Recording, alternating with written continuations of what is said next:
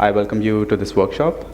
My name is Sheraf Kanasad. I am an assistant professor in the Department of Economics at LUMS, and I will be coordinating and moderating today's session. The purpose of this workshop is to engage dialogue on issues related to Pakistan's public finances and specifically federal taxes. As you are all aware, we have 3 sessions: income taxes, sales taxes, and custom duties. And we want to engage dialogue on those issues and hopefully come up with recommendations for the upcoming budget and inform public policy in Pakistan.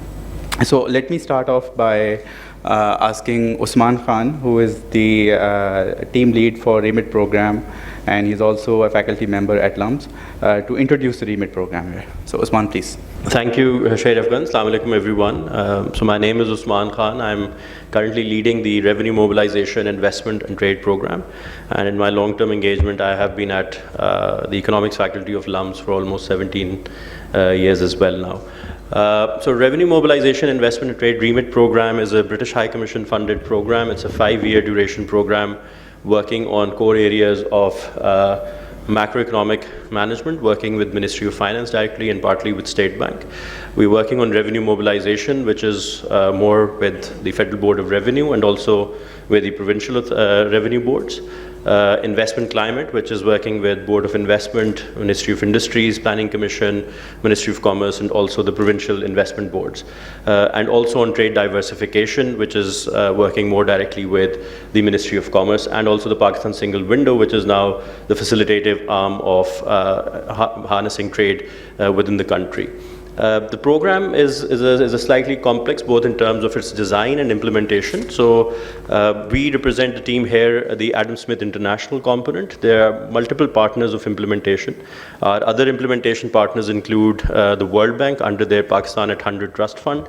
We also have the IFC as one of our implementing partners, the International Trade Center as one of our partners. But additionally to these multilaterals, we also have 3 UK departments working with us in supporting our implementation. So one is the Her Majesty's Customs and Revenue department, then the Government Communication Department of the UK, and also the Business Industrial Department of the UK government. So we also have 3 UK government departments that are supporting the implementation, and we play an overall coordination role of those departments with our counterpart agencies here. So by design, REMIT sort of look at very core economic issues of economic governance, working with the institutions of economic governance and looking at some very strong structural reforms. So for example, the workshop that we've designed today talks about the issue of income tax collection. We all know that the collection has been, the tax to GDP ratio has been stagnant, and there are a number of reasons, some well documented, some not that well documented. But what we need to do is to actually closely synergize the knowledge that we have and actually do these sort of engaging sessions where we have the private sector, we have people from the government, we have people from academia to actually look at the specific problems and try to actually resolve them rather than just take reform at a very periphery level. So rather than doing that, we want to be much closer to that. The sort of convening power that the program actually enjoys is we have been able to actually establish, so the program actually reports to a steering committee which is headed by the finance minister. And the steering committee includes the federal secretaries of finance, it includes chairman FPR, includes secretary Ministry of Commerce, secretary Industries, secretary Board of Investment, deputy chairman Planning Commission, governor State Bank, and also the British High Commission as part of that. So that particular group is our steering management group, where we can actually take back some of the critical issues on which decisions are required and actually bring about that change. So we look forward to today's engagement. I won't take much of this time. These are just introductory remarks, and then we have 3 planned sessions. So I welcome you all again on behalf of the REMIT program, CDPR, and other colleagues that are here, and I wish we have a good working session today. Thank you very much. Thank you, Usman. I will now request Dr. Hamid Atiq Sarwar, who is a career civil servant, has served at various places in the government of Pakistan. He was a member policy a few years ago, and he is a tax lead on this REMIT program. So I'll request Hamid Saab to kindly introduce the tax part of the REMIT program. Thank you, Sharif Khan. As Usman has explained that Pakistan is a country which faces perennial issue of low tax GDP ratio. Not only low tax GDP ratio, but also that we are not able to finance our expenses. So it's about 11% collected by FBR, 1% collected by the provinces. It totals to 12%, 3% is non-debt, which is already visible to everybody through TV talk shows and everything. So today's sessions, session 1 will be income tax, session 2 will be the sales tax, and session 3 will be customs and tariff. We are not looking at the budgetary changes that are, it's not a pre-budget seminar as such that what the government should do in this budget, but we were looking at the medium term, where should we go and how do we progress from here to it. Not the very ad hoc issues or very the short-term issues, but the long-term vision of Pakistan, of a self-Pakistan with budgetary deficit within the limits of 4%. This has been a dream from last so many years, but somehow the budgetary deficit situation is worsening every year. So we have very distinguished people here sitting. Shabar Zaidi Saab is here. I'm thankful to him. Madam Seema, Madam Rubina. Shafaqullah Saab will be joining us. So we'll day-long workshop. We'll discuss the forward direction, the future direction of Pakistan in the field of taxes. Over to Sharif. Thank you, Hamid Saab. Now I will request Ms. Gulilay Khan, who is a faculty member at LUMS, and she is a gender and inclusion expert on REMIT program, to say a few opening remarks on the gender focus of the REMIT program. So Gulilay, please. Assalamu alaikum. On behalf of REMIT and UK, thank you so much all for joining us today on this very important and a very hardcore topic of reforming Pakistan's taxes. But I guess that the one thing that we all should be really focusing is on not just revenue generation, but also inclusive growth and inclusion, because we have seen, especially post-COVID, that there is a very strong, evidence of disproportionate impact of fiscal policies on women.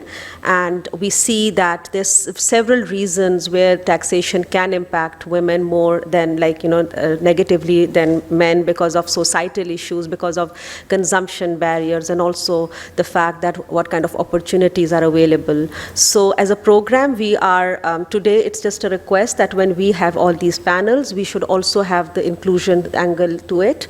As a program, we have an Economy for All group, which works with top-notch businesses and top government and other private sector councils to work for gender equality in the two main areas of our program, which is revenue mobilization and investment climate. So for our investment climate, we are looking at probably having more a better investment climate and policies for women entrepreneurs and women-owned businesses.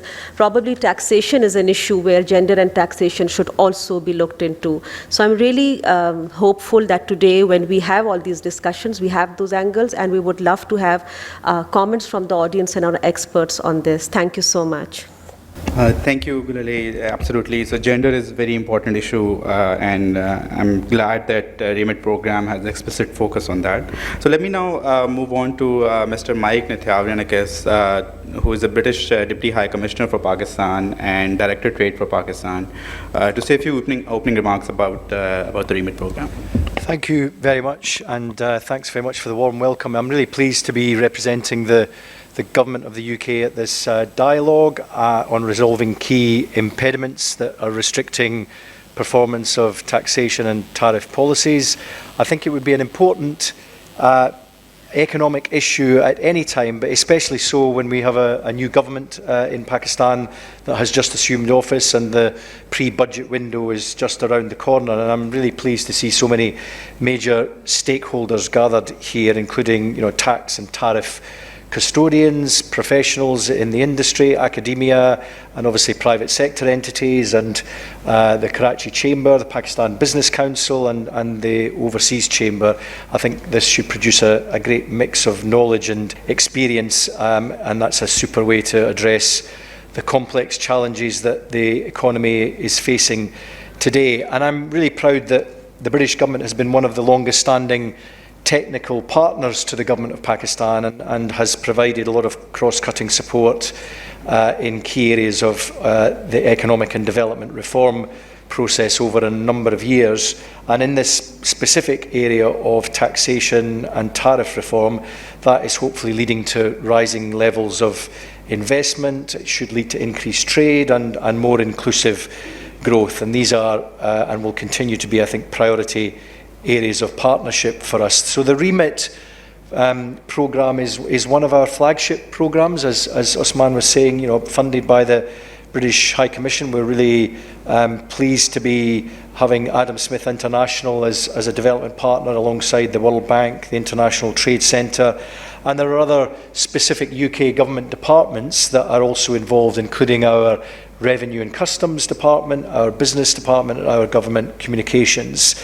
And the programme is really striving to support the government of Pakistan in implementing reforms that we hope will contribute to macroeconomic stability and improve conditions for higher and sustained growth by strengthening revenue mobilisation reforms, addressing investment climate challenges, and facilitating trade diversification. And we all know that Pakistan's exports are going up, but they're not going up nearly as quickly as your imports are going up, and there's too much focus on textiles, which is a very successful sector, but needs to diversify into other areas. And frankly, when I look at Pakistan, I think there's enormous opportunity in agri-tech, pharmaceuticals, IT-enabled services. There should be other sectors that should be supporting the export market.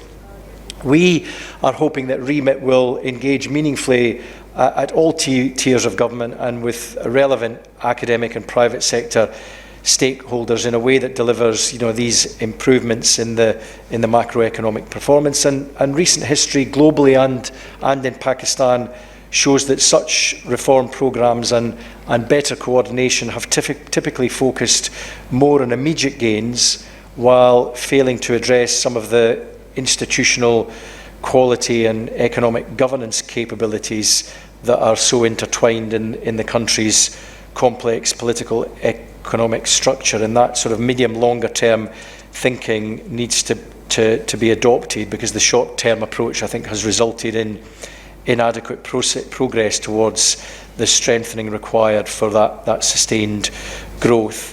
And learning from these perhaps previous mistakes or shortcomings, we hope REMIT stands well placed to apply a sort of new and innovative approach which focuses on reforming institutions of economic governance and to do so in a sustainable way. And this support to strategic initiatives like tax and tariff policy and procedures is a really good example of where we can not only contribute as immediate partners, but also help in developing and supporting implementation of medium-term reforms.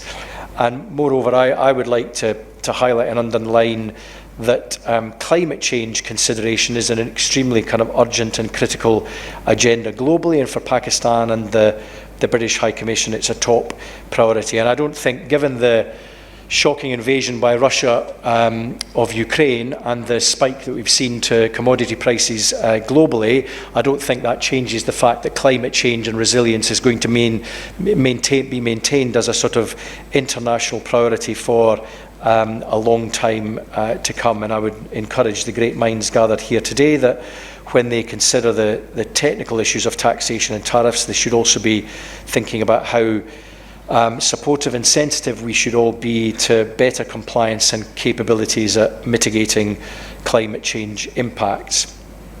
I can't emphasise enough that tax collection obviously is an essential source of revenue to foster economic growth and development, as governments clearly need these sustainable sources of funding for social programmes and public investment. And given the kind of the burgeoning balance of payments crisis and the the downward pressure on foreign currency reserves, the more tax revenue that can be brought in clearly is very good. And that critical dilemma that Pakistan faces, where on one side of the government is accumulating a huge fiscal deficit, yet on the other the FBR estimates a huge tax gap, it suggests that if ambitious efforts are made and reforms driven through, these opportunities can be realised and larger revenue streams can be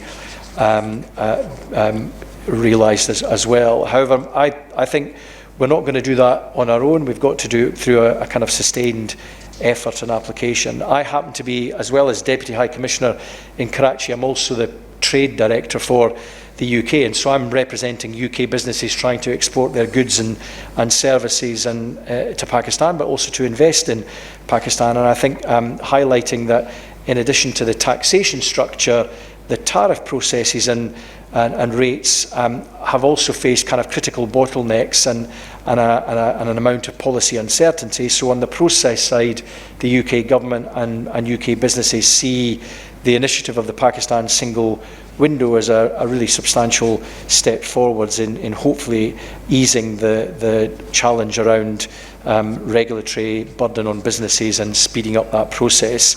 But on the tariff policy side, obviously Pakistan needs to, we think, continue to maintain excessive reliance on import tariff revenues. A more consistent and attractive approach on tariff can, I think, substantially help in not only increasing trade but also attracting foreign direct investment, which has been a perennial problem for Pakistan, and into therefore productive capabilities and technology transfer. And while speaking about UK PLC as a whole, I can confidently predict that if these policy issues are addressed and resolved, then the country, I think, has significant potential to enhance its trade and investment landscape. And we see that increasingly when companies make the effort to come to Pakistan. They can see that there is a significant level of opportunity here and a sophisticated business environment in which they can plug in, whether they are exporting, investing, looking for joint venture partners, or planning to bid for public or PPP tenders in the country. And so that kind of predictable taxation and regulatory structure is really critical to bringing international companies here who are looking to the medium and long term, not just a quick project and then departure. So the taxation structure obviously is a really important element of that. And assembling the right stakeholders and getting them to debate how a problem-driven approach can be the most efficient way to start making progress is really important in all of that sphere. So I would like to just close by saying I'm really happy that REMIT, in partnership with FBR, CDPR, Pakistan Business Council, other international and local chambers and other key stakeholders, I'm pleased that you've come up with this very meaningful activity, and I wish the participants a very successful afternoon, and look forward to hearing what some of the key insights are that are discussed and agreed today. So best of luck with the dialogue. Thank you very much indeed. Thank you, Mike. Now I will request Mr. Ehsan Malik, who is the Chief Executive Officer for Pakistan Business Council, to say a few opening remarks about today's workshop. Assalamu alaikum. Good afternoon. This is, I believe, the second session of REMIT. You had one in Lahore. So welcome. Pakistan Business Council is the country's preeminent business advocacy body. We have over 90 of the major investors in Pakistan. They are both large multinational companies, as well as most of the large local groups. So we, in a sense, have a vested interest in ensuring that the key pillars of REMIT actually work. Because if they don't work, all the burden of that comes onto our members. My first declaration of interest here is that we have a very, very vested interest here. Having said that, the three key pillars that are being addressed by REMIT, which is revenue mobilization, investment, and trade, are absolutely critical, and these are great deficiencies as they exist in Pakistan today. Revenue, not in the context of what you do in terms of building roads and infrastructure, etc., that's important, but in uplifting the socio-economic well-being of people in Pakistan. If you benchmark against any socio-economic parameter, Pakistanis rank poorly versus most of the other South Asian countries. And I think we will agree that South Asia cannot be a model from a global point of view in terms of socio-economic development. So not only does South Asia have to do better, but we in Pakistan need to be doing significantly better. When it comes to investment, we know that the investment to GDP ratio in Pakistan, sadly, is half that of the other South Asian countries. And again, there are lots of other countries beyond South Asia that have a higher investment ratio. So countries like Vietnam, for example. So we are lacking investment, and then we need to have a set of policies that direct capital towards investment. The third pillar is trade, and we are acutely aware of the trade deficit that Pakistan is suffering and has been suffering and keeps suffering for the last almost 75 years of our existence. So 23 IMF programs later, we are really no better.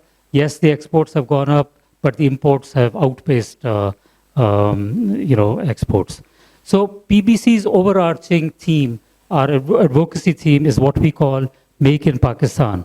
So Make in Pakistan is all about reversing the premature deindustrialization of this country. Manufacturing as a percentage of GDP in Pakistan has been steadily going down. A country like Bangladesh, it has been steadily going up. What happens to the trade balance of Bangladesh? So trade balance of Bangladesh is significantly better. What happens to the trade balance of Vietnam? Vietnam, by the way, as a percentage of GDP, the imports are 103%, but the exports are 106%. So that 3% difference is their trade surplus. Our imports as a percentage of GDP are approximately 17%. Our exports are only 10%. So we have a 7% deficit. So there's a lot to be done in terms of getting the manufacturing in particular going, but equally not to ignore agriculture, because if you don't grow more, you will import more. And that is exactly what we've been doing. And similarly, services. There is a significant scope for enhancing the service capability of Pakistan. So having said that, let's start laying some monsters on the table. What is it that we want to achieve as a result of the fiscal policy? Because without a sound fiscal policy, you will never have a level playing field. You will continue the systems and processes and the conditions of the economy will continue to prevail at the current level. So a fiscal policy really needs to be simple, predictable, and supportive of growth. If it supports the growth of business, there will be additional tax revenues that will come forth. So we at PBC start off with that overarching theme. It has to be simple, it has to be predictable, it has to be supportive. Why does it need to be predictable? Because planners make investment decisions based on certain policies. If they are not predictable, and if you withdraw exemptions, as indeed we have done, or Pakistan has done in the recent past, it upsets plans, it puts off investment, and that is not something that is productive. The fiscal policy should also promote investment. It should promote scale. It should promote consolidation. It should promote competitiveness. It should promote wider shareholding. Unfortunately, our current policies fail to tick most of those boxes. The investment tax credit that was available for investing in plant and machinery was withdrawn because some of the people were misusing it. The group tax regime, which was developed as a result of consultation with the FBR or the FBR's predecessor, was again changed significantly. Intercorporate dividends are taxed at multiple levels, and listing, which was incentivized previously, is no longer incentivized. So that is something that needs to be reversed. We need to have realistic and separate tax revenue targets. Today, the FBR is given one usually unrealistic target, and that's a holistic target. There is no accountability of how much tax comes from new taxpayers and how much is generated by existing taxpayers. So we advocate that there should be two separate targets. They should, of course, both be realistic.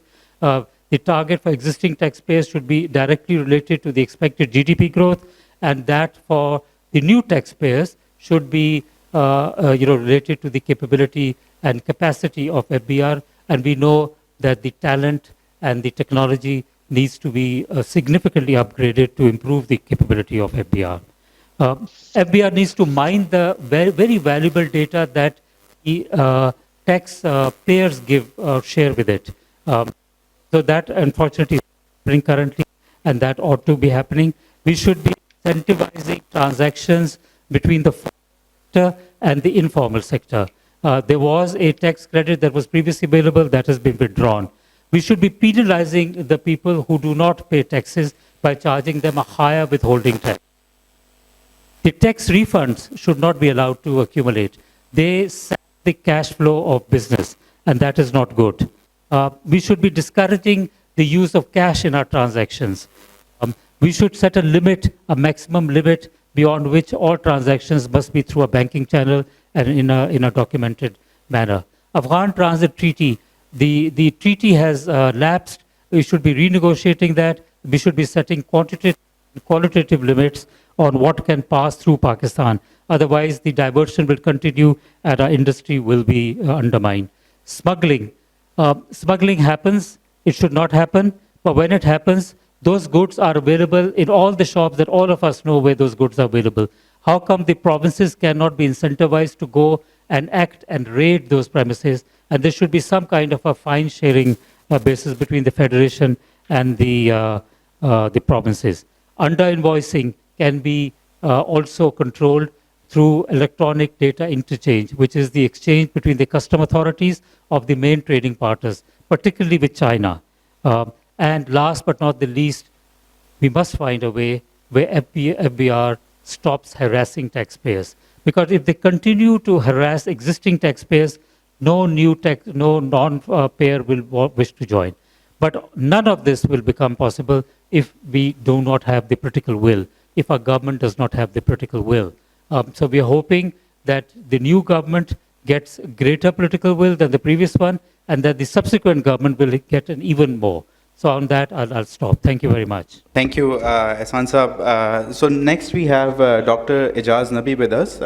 We all know Dr. Ijaz Nabi is the chairman of CDPR.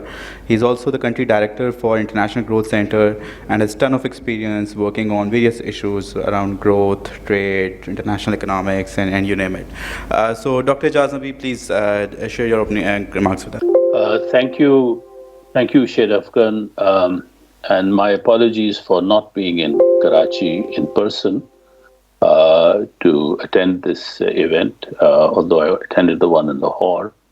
Long-standing commitments required me to be in the United States. So I'm delighted to have the opportunity to say a few words. A theme that runs through today's discussions is the theme of fairness. And this picks up on what Mr. Ehsan Malik was just saying. FBR should not harass people unduly. There's an element of harassment whenever we pay taxes, whether fair or not. But FBR should not harass people unduly, which means that people who should be in the tax net should actually be paying their taxes. Fairness requires that the whole tax burden shouldn't fall on the few who have been already captured in the system, and not on those who should be in the tax net but are not paying their taxes. And I think that's a theme that will run through the three sessions that we have today. Let me give you some broad macro numbers. I won't give you too many, but just a few to understand the significance of taxation for us. According to the IMF estimates, next year, our external borrowing requirement will be $35 billion. It's jumping up largely because of amortization, which is the spikes in the payment of loans that we have taken.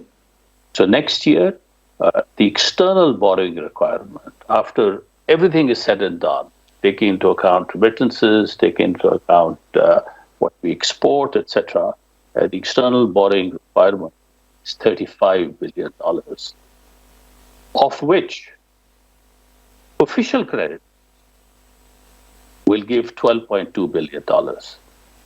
And what that means essentially is when official creditors step in, it means that foreign taxpayers will be helping us out. Keep that in mind. The following year, the external requirement, financing requirement, goes up to $42 billion. And the official creditors, which means taxpayers outside Pakistan, will be paying $12.5 billion of that.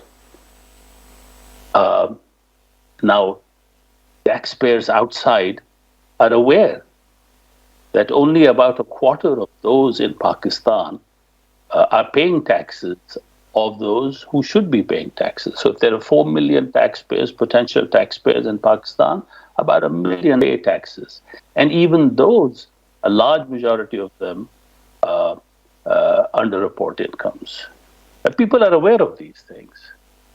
And so fairness in the international arena requires that we change this number. And here's a very simple calculation will tell you that what FBR and what the government of Pakistan and what REMIT project and those of us who are working on this project, what we are trying to do is not impossible. Essentially, our tax to GDP ratio has been stuck at about 11% of GDP for many, many years, regardless of how many technical assistance operations have been conducted.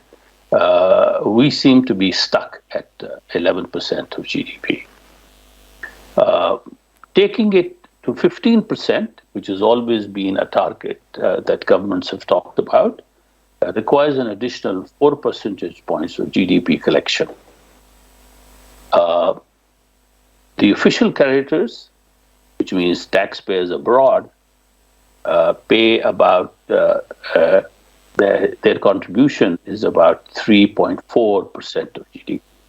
So if we were to increase our tax ratio from 11 to 15%, that's more than what the external taxpayers are paying for us. And I think it's only right and fair that we try and make an earnest effort to reach the tax to GDP ratio of 15%. As I said, regardless of whether it is personal income tax or it is sales tax, the thrust of the discussion, the thrust of reform is to try to bring in all of those people who should be paying income tax, personal income tax and sales tax into the tax net. That is central to the principle of fairness, whether it be Pakistani taxpayers or taxpayers abroad who are paying for us. We've been hearing a lot about sovereignty in political speeches from both sides of the divide, the current divide in the country. Frankly, it's a lot of hot air if we are not paying for our own needs. People of Pakistan are rich. The government is poor. And when the government is poor, that results in, at the end of the day, it results in balance of payments crises. And these balance of payments crises extract a lot of price cost among private players as well. Therefore, there's no escaping the need for us all, those who should be in the tax net, should actually be contributing towards tax revenues. I'll just stop at that. I wish I were there in person to listen to the rest of the discussion and contribute to it, but I'll have to live with the long distance attendance. Thank you very much. Thank you, Dr. Nabi, for your great remarks. Now, let me just thank all the panelists for their opening remarks. So please, round of applause for them, and then we're going to start our next session. So I will request the panelists for the next session on income taxes to please come onto the stage, and we will begin right away.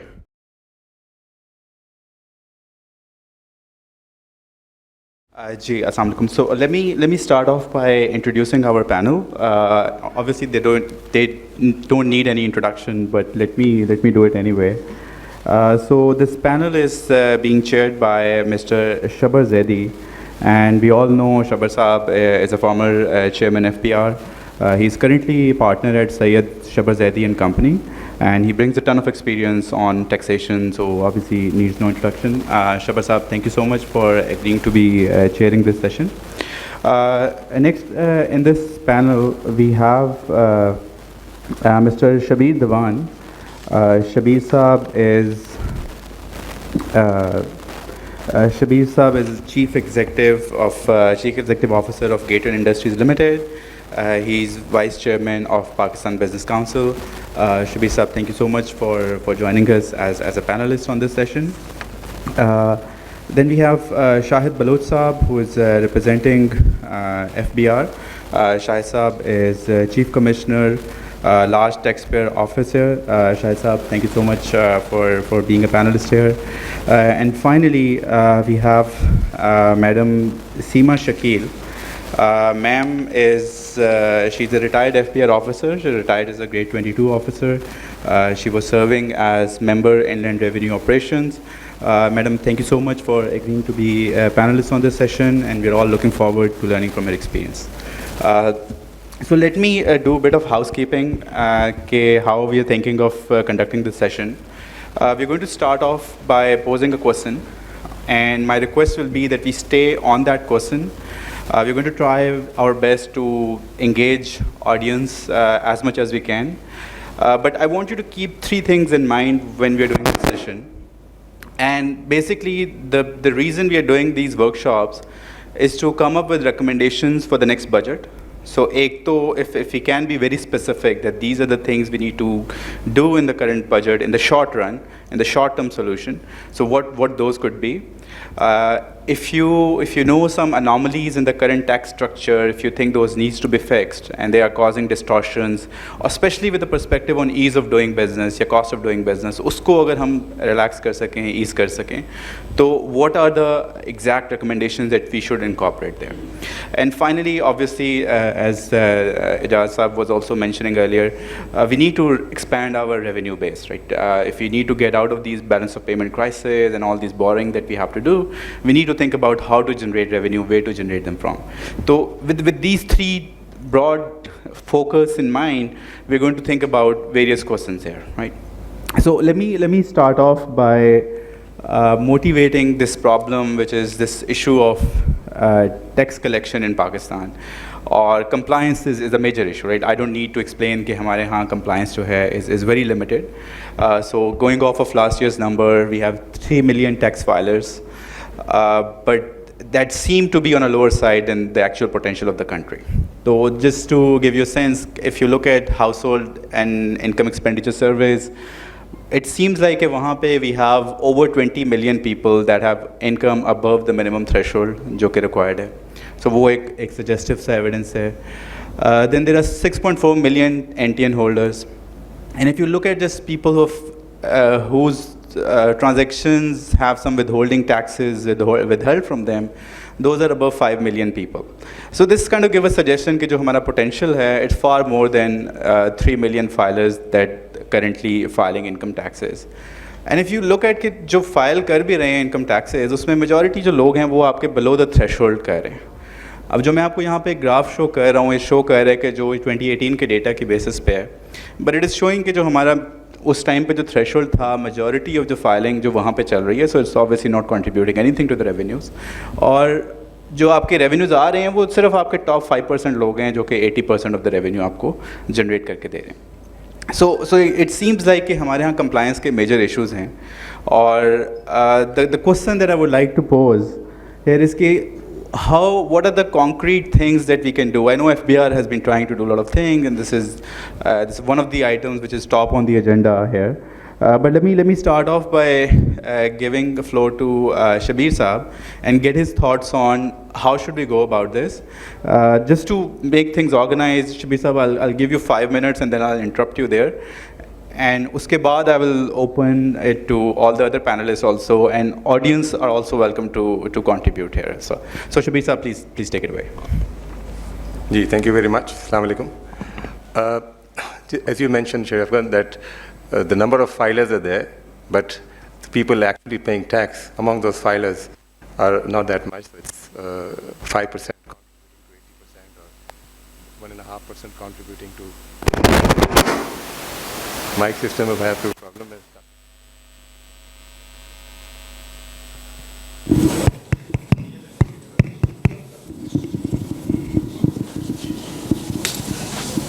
Yeah, so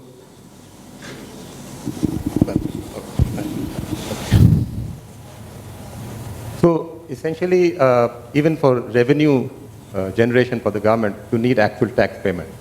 So one of the things that in Pakistan we have, even though we say that the filers are less, we allow in a lot of places a non-filer to purchase high value asset, not even lower value, high value asset with a payment of a certain slightly higher amount of advance tax.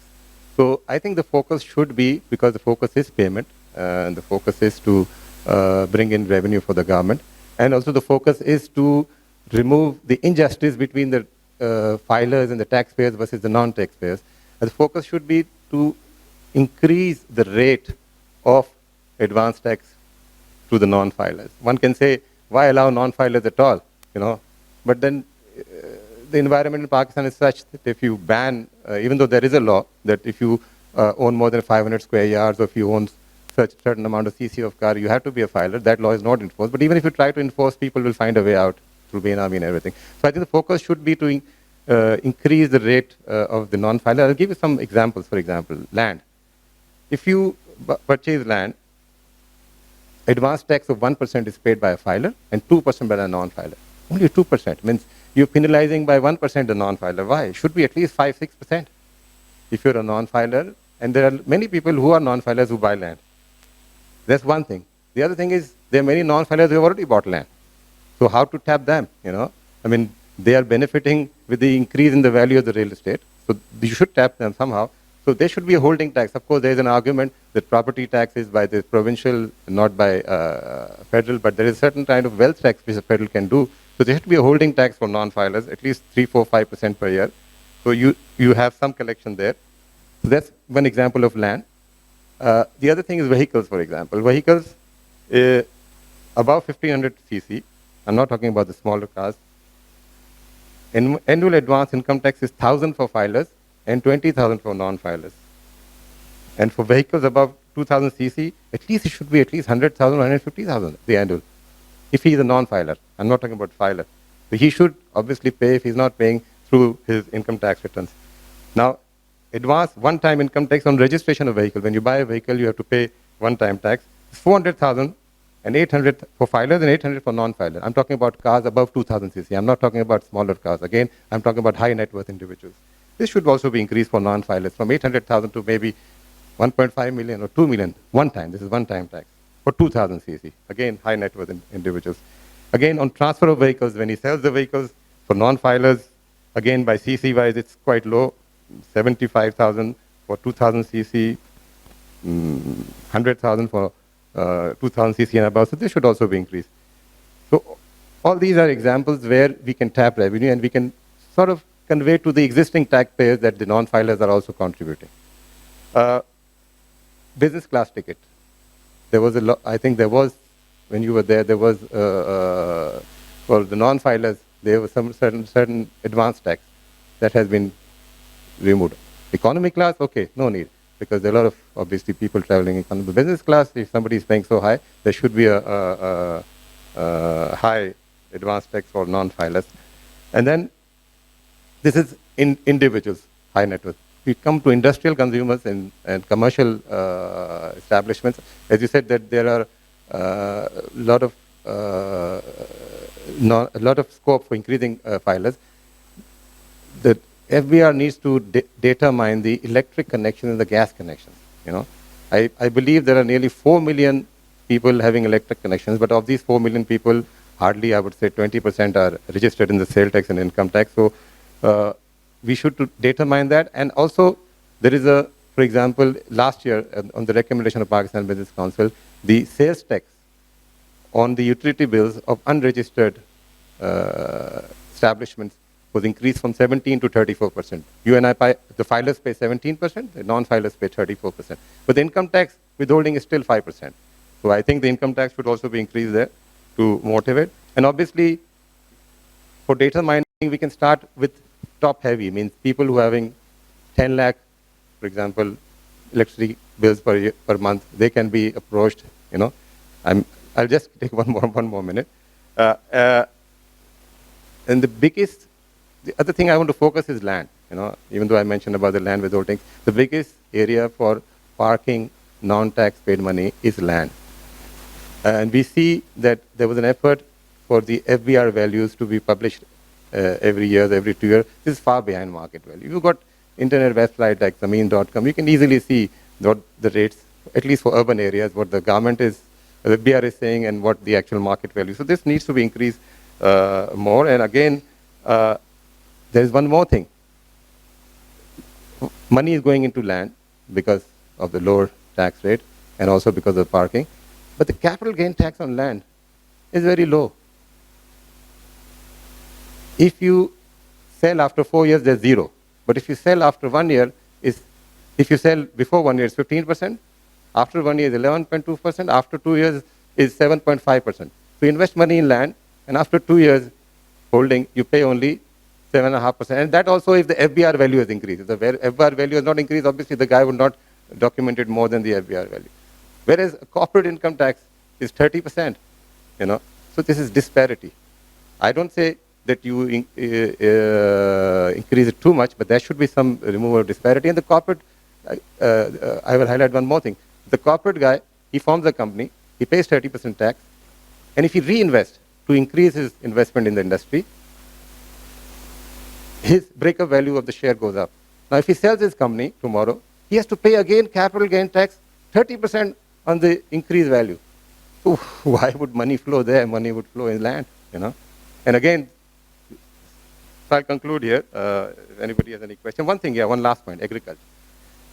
Agriculture. Everybody says we should tax agriculture. There is already taxing agriculture through province. You know, the province is supposed to collect tax, but as far as I know, there is a lot of places where the provinces are not collecting. So the federal government needs to step in.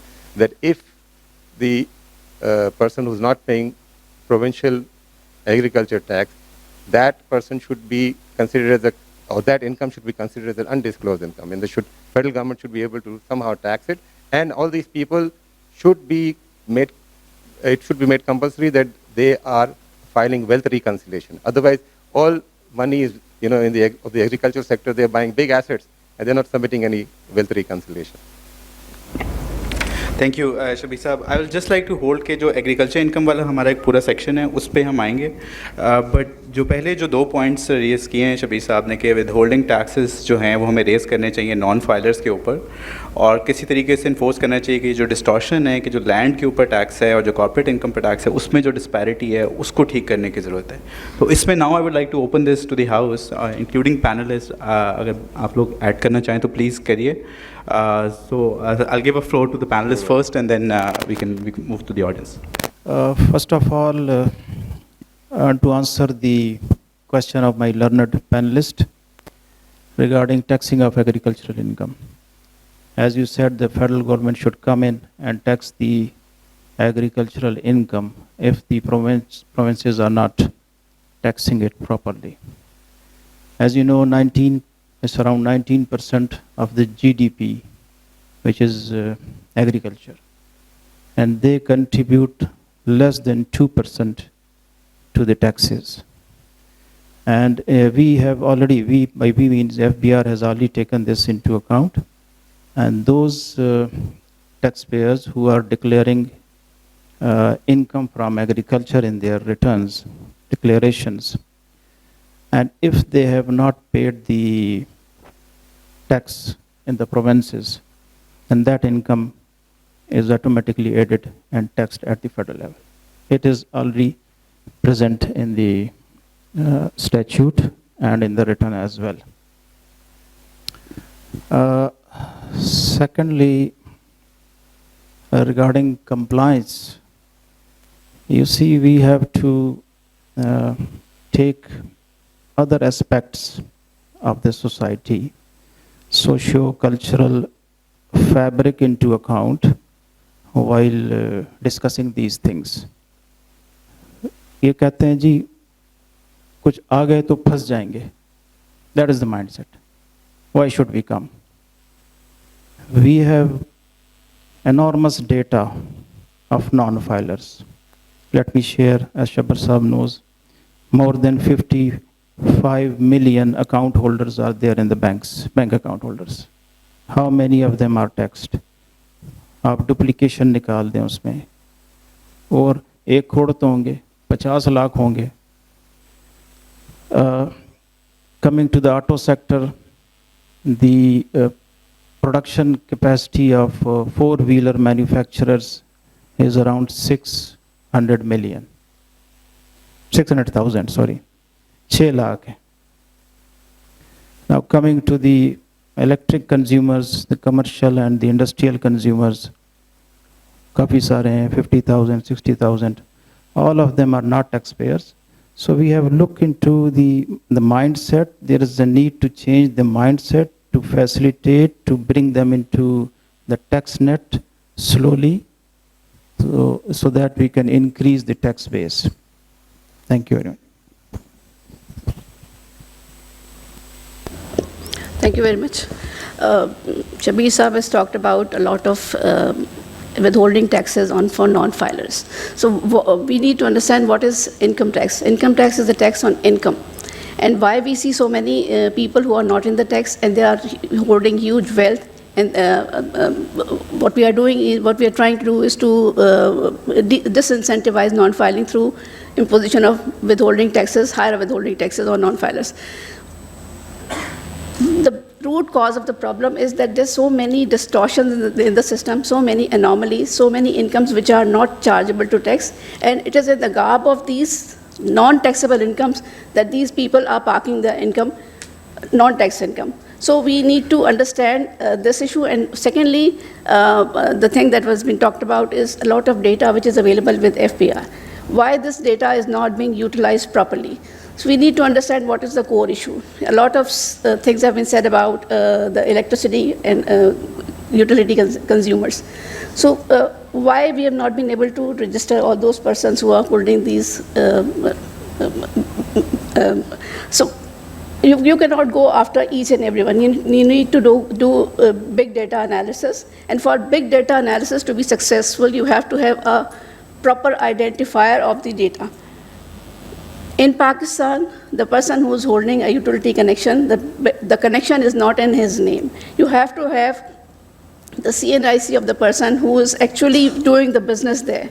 Whereas the utility connection is in the name of maybe Dada, Pardada, or maybe somebody who's holding the property. So whenever the notice is sent to that person, he either does not receive it or does not reply it. So we cannot go after all those persons. It's time the government should realize that it's not just a project of FBR to increase the number of filers or increase the taxpayers, but it's a government of Pakistan project. So many custodians of data, they need to be pulled in and need to clean their data. Utility companies must, like for instance, when you are holding a telephone connection, it's in your name. Whenever a person moves from that premises, that connection is discontinued, and again it is installed in the name of the person who's currently holding this. So that the same thing can be done in the case of utility, like electricity and gas connection.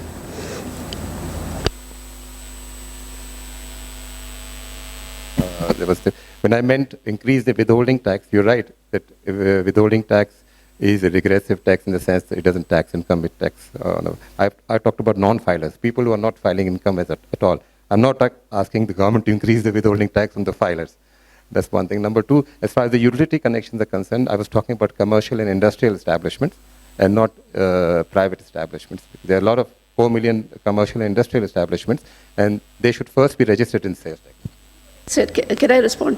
This is what I said, that utility connection is not in the name of the person who's actually doing the business. So need to clean that database, what I'm saying is. And secondly, the cost of non-compliance, you want to say something? Make it more difficult for person to non-comply rather than imposing more taxes. Bismillahirrahmanirrahim. Let me state one principal issue which we have to decide. When we were in the, myself, Hamid and Seema were in the board, we deleted the term non-filer. Because in my view, there cannot be a person who is non-filer. It's conceptually a wrong concept. If you are, either you are taxable or non-taxable. When you are saying someone is non-filer, you are saying that he is a thief, but I am accepting he's not a thief. So there is this misperception should be immediately removed. There cannot be any category of non-filer. It's a conceptually, contextually is a wrong concept. It is nowhere in the world. So firstly, you should be clear that there is nothing like non-filer.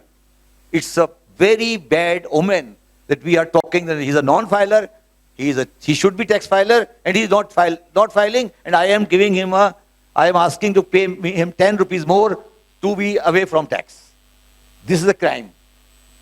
This is a crime. Let me be very clear. And when we, myself, Shima and Hamid, we were in the board, I made it sure that this word should not be in the ordinance. And we transferred it to other schedule. So first, as a Pakistani, we should decide that we are ready to give space to these criminals. They are criminals. Simple as that. That you should be filer and you are not filing and you say, I am non-filer. So a person who is a non-filer is a criminal. That's the first thing you should decide. So all discussion on this matter, I will not be participating in this, first thing. If somebody say that this non-filer should be increased and filer should be increased, this is, in my view, is a no-go for me. So just for my understanding, अगर तुम भी निकाल देते non-filers, तो हमारी जितनी economy है जिसमें non-filers मतलब for the lack of other we word, removed it completely in 2019. उनसे आप कह रहे हैं कि transaction करना ही बंद कर दें. No. What I'm saying is a person who's filer should be asked to file. What is the category? And as long as they don't file, वो. Personally, what is mean non-filer? What does it? I will ask someone, what does non-filer means? What is the definition of a non-filer? Yes, some people would say that he is non-filer, but I think it's more Pakistan needs. Yeah, no, this is what I'm saying. Economic, ये जो पाकिस्तान की, no, this is the concept that Pakistan की. No, let me be clear. There's no concept that in Pakistan we can do this and in Pakistan we cannot do this. That's the concept. Any person who's required to file, so let us have a same rate. Let us same rate, and that the withholding tax should not be a basis for the second thing. The withholding tax should not be a basis for collection of taxes. Let's first be clear on this. As Seema is saying, withholding or collection of tax in advance is not tax. You are receiving somebody else's money. There may not be any income. So you are going in a very wrong tangent. Firstly, you say withholding tax, advance tax, final tax, and then you are trying to bring in income tax. So this is a no-go. And I can assure you, this will always be no-go. Sir, लेकिन voluntary लोग pay नहीं करते. Let me complete it. Then, as you have said, that how to increase the income tax compliance and bring high tax for individual into the tax net. In 2019, we brought a very simple concept that whenever you purchase anything for more than 50,000 rupees, you give your identity card. Why this provision is not implemented? Can anybody tell me? We are all wasting our time. ये कर दें, इस तरह कर लें, उस तरह कर लें. Simple logic. That whenever somebody buys something, it is 50,000, increase to 5 lakh. Increase to 50 lakh. I say increase to 5 crore rupees. Why is not there? So my perception, I have been looking this thing for last 40 years. These seminars, these discussions are actually divergence. They are not giving any result. They are actually diverting from the real cause. We are discussing on things we should not discuss. We are spending our times that this is a short-term measure in Pakistan and let us consolidate this. This we have been doing for last 40 years or last 70 years. So the question is, your first objective is, you have written on your head, that how to bring that high net worth in tax. As rightly said by Shapir, what he will do? He will buy the car, he will buy the jewelry, he will buy the plot, he will buy the clothing, he will buy high net worth goods, he will buy from anything. So simple as that, when he goes to buy, ask him to give the identity card, that's all, finish. Finish it. Why this provision of law, which we introduced, which actually were drafted by Hamid, is not implemented in Pakistan? That you are asking someone to give your identification where from you are buying. And let me give another aspect of it. When we brought this law, who was opposing it? It was not the person who was buying it. The person who was selling it. So why the sellers were interested? I am selling the thing. Why the shopkeepers and wholesalers and retailers, they were all against what we brought in? Why? They had no interest, because they are the person who are actually channelizing this whole money. Now comes the second thing, as Seema has rightly said. Can I comment on that? You allow me?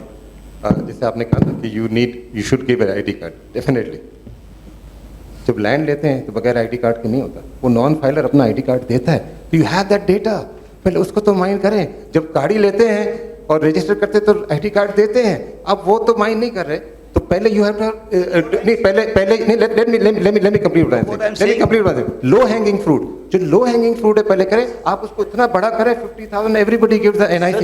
No, I am not saying 50,000, make it 5 lakh.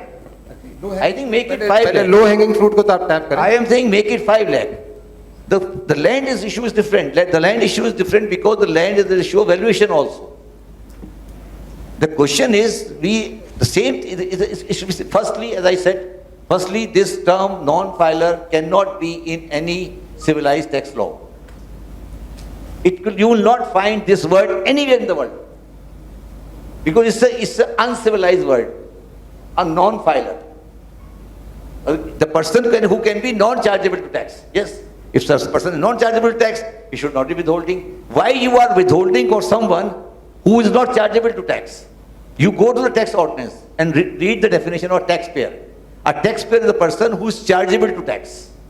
If a person is not chargeable to tax, I am buying something from property from my inheritance, I am not chargeable to tax. Why should I withhold tax?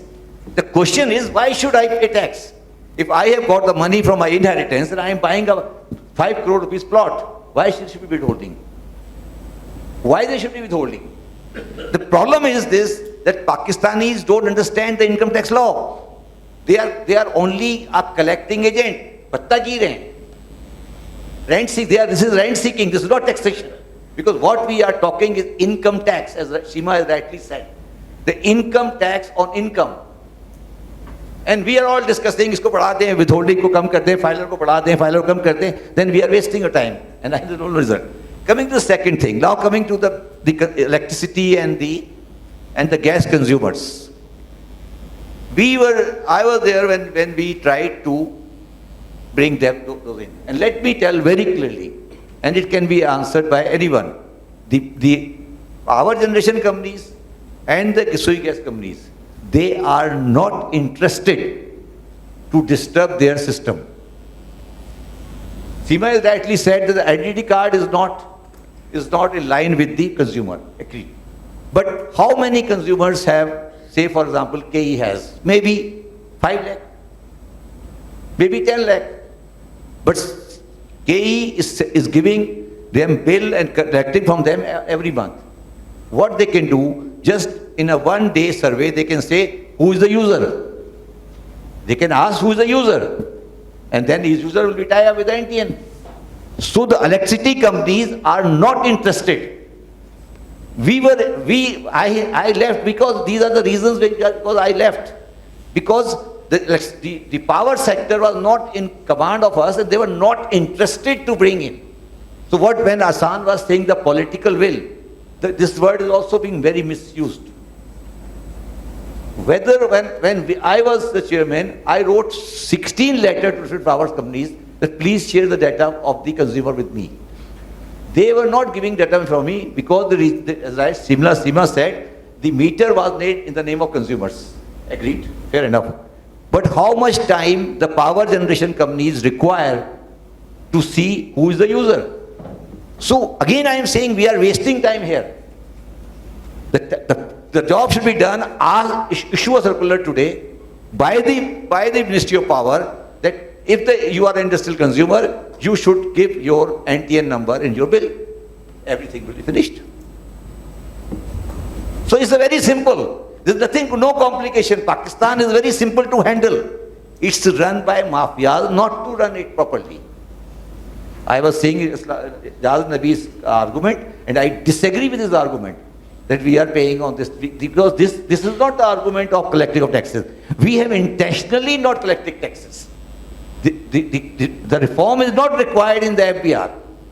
Let me again reiterate, the reform is not required in the FBR. The reform is required in the people who have the business data to integrate with the FBR, as Seema has rightly said. The electricity consumers, why does can there be industrial consumer who doesn't have NTN? Can there be a commercial consumer who doesn't have NTN? So why the NTN is not prescribed in the commercial consumer's bill? Should be simple. It's a one-day job. So the question is, we are wrongly discussing wrong things. And unless these fundamental things are cleared, I am giving you 2-3 tips. I am giving you one: commercial consumer. Can there be a commercial consumer who doesn't have an NTN? Should there be any consumer who should be an NTN? No. So how much time KE will require to have NTN on the bill? 1 day. But they don't want it. Now coming to second part. How much the effort will the bank will require when they relate the NTN with the payment of check of more than 10 million rupees? You say that whenever the check is of 10 million rupees, you have NTN on the check. Simple as that. So what I am trying to say, that if you want to reform tax, don't reform the FBR. Now the FBR is irrelevant. The relevant is the data from which the FBR, the economic transactions need to be linked up with the FBR. What we are doing, we are playing with the very small number of nucleus of the information in the FBR and playing around with that. And our advisors are asking to play around with the same bowl again and again and again. And as a person who has done this whole thing in the last 40 years, and all my colleagues are here, it's a very, very easy job. And that's what we were doing. Just let people think, 50,000 का limit आप identity card का नहीं रखें, 5 lakh का रखें.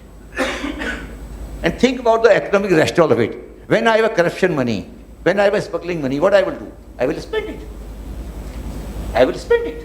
And let me give you from a gender point of view. Lady was talking about the gender. When I introduced this law of identity card, a call came from me from Peshawar.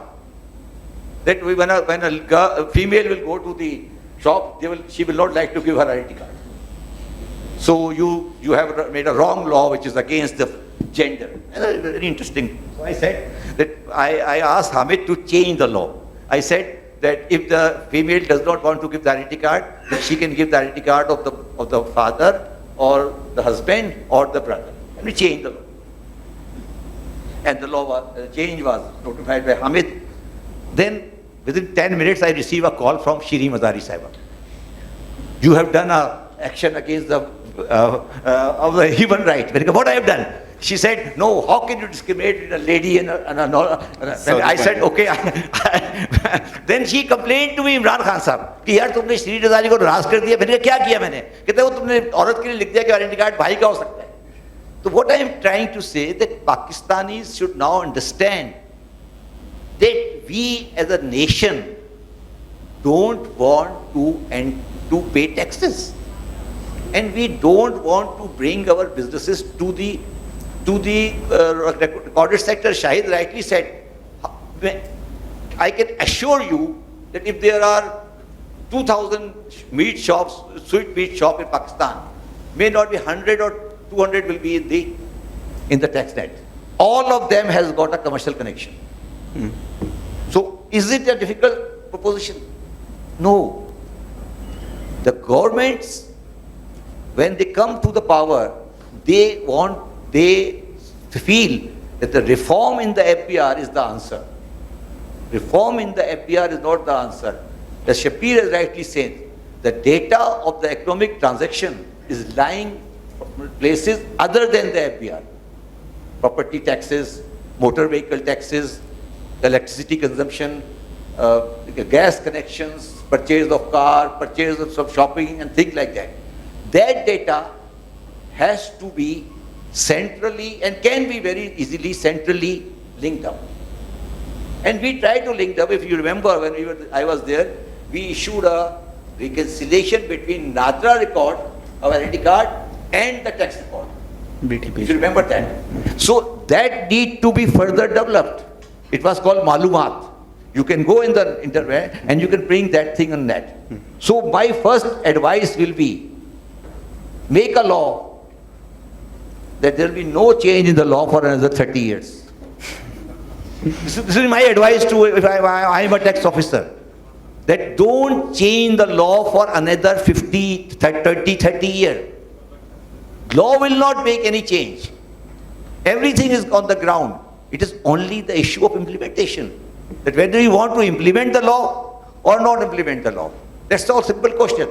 As said by people कि आपने जी land में non filer क्यों रखा हुआ है?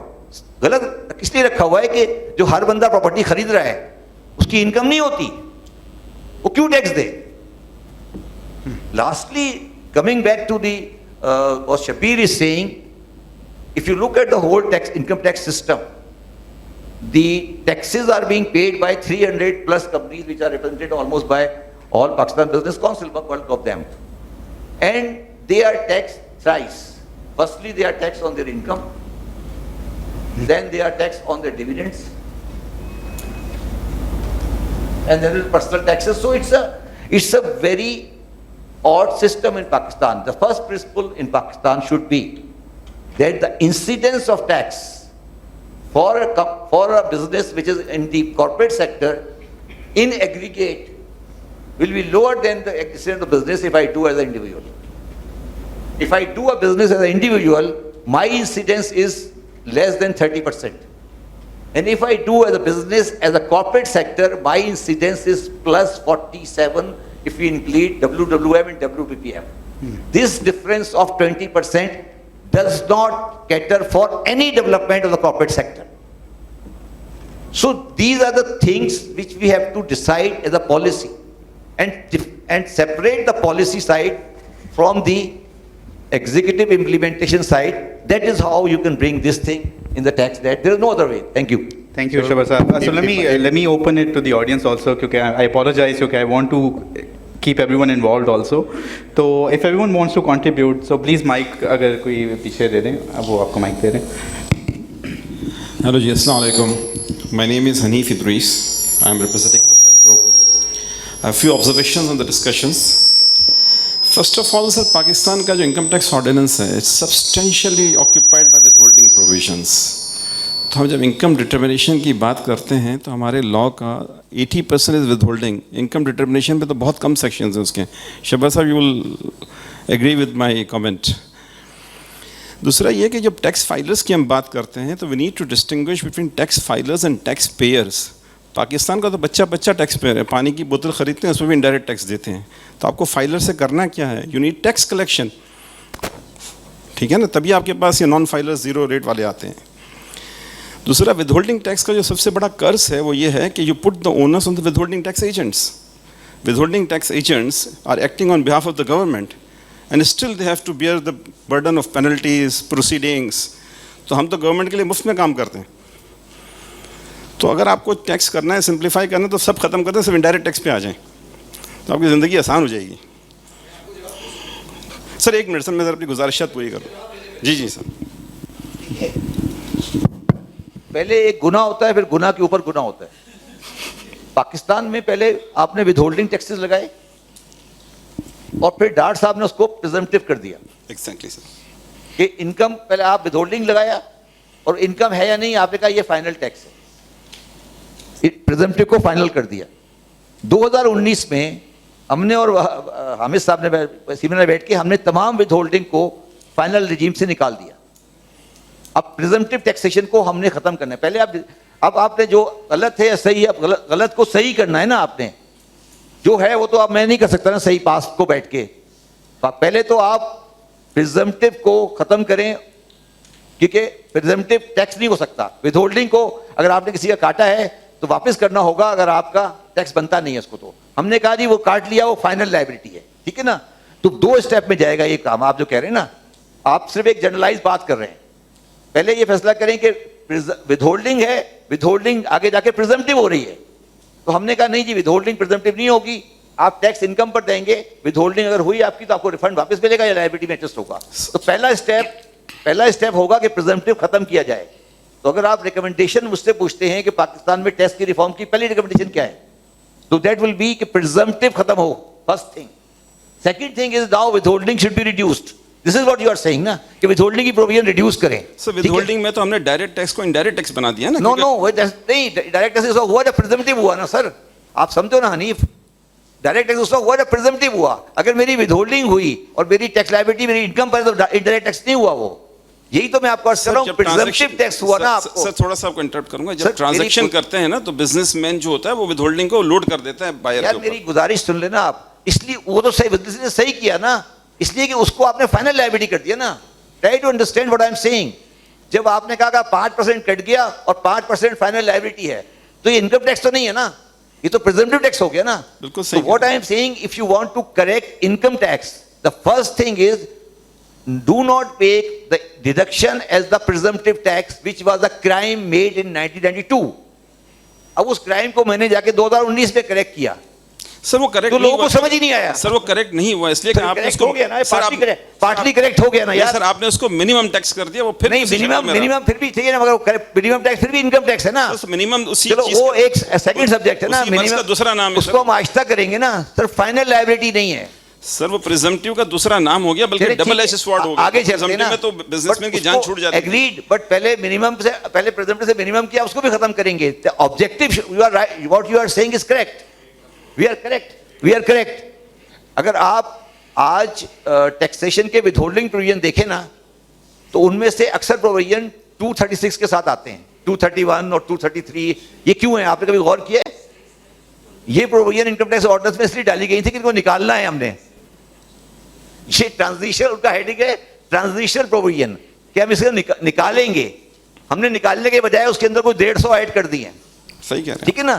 تو question is let us do correction, but that correction should not be based on income tax collection targets. اگر آپ یہ شبیر دیوان والی بات مان لیں گے کہ فائلر اور نان فائلر کریں گے, تو پھر آپ 10 اور ایڈ کر دیں گے. پہلے آپ پرنسپل پہ ایگری کریں. کیا کا پرنسپل کیا ہے؟ پرنسپل یہ ہے کہ کوئی بھی انکم پریزمپٹیو یا منیمم ٹیکس نہیں ہوگی.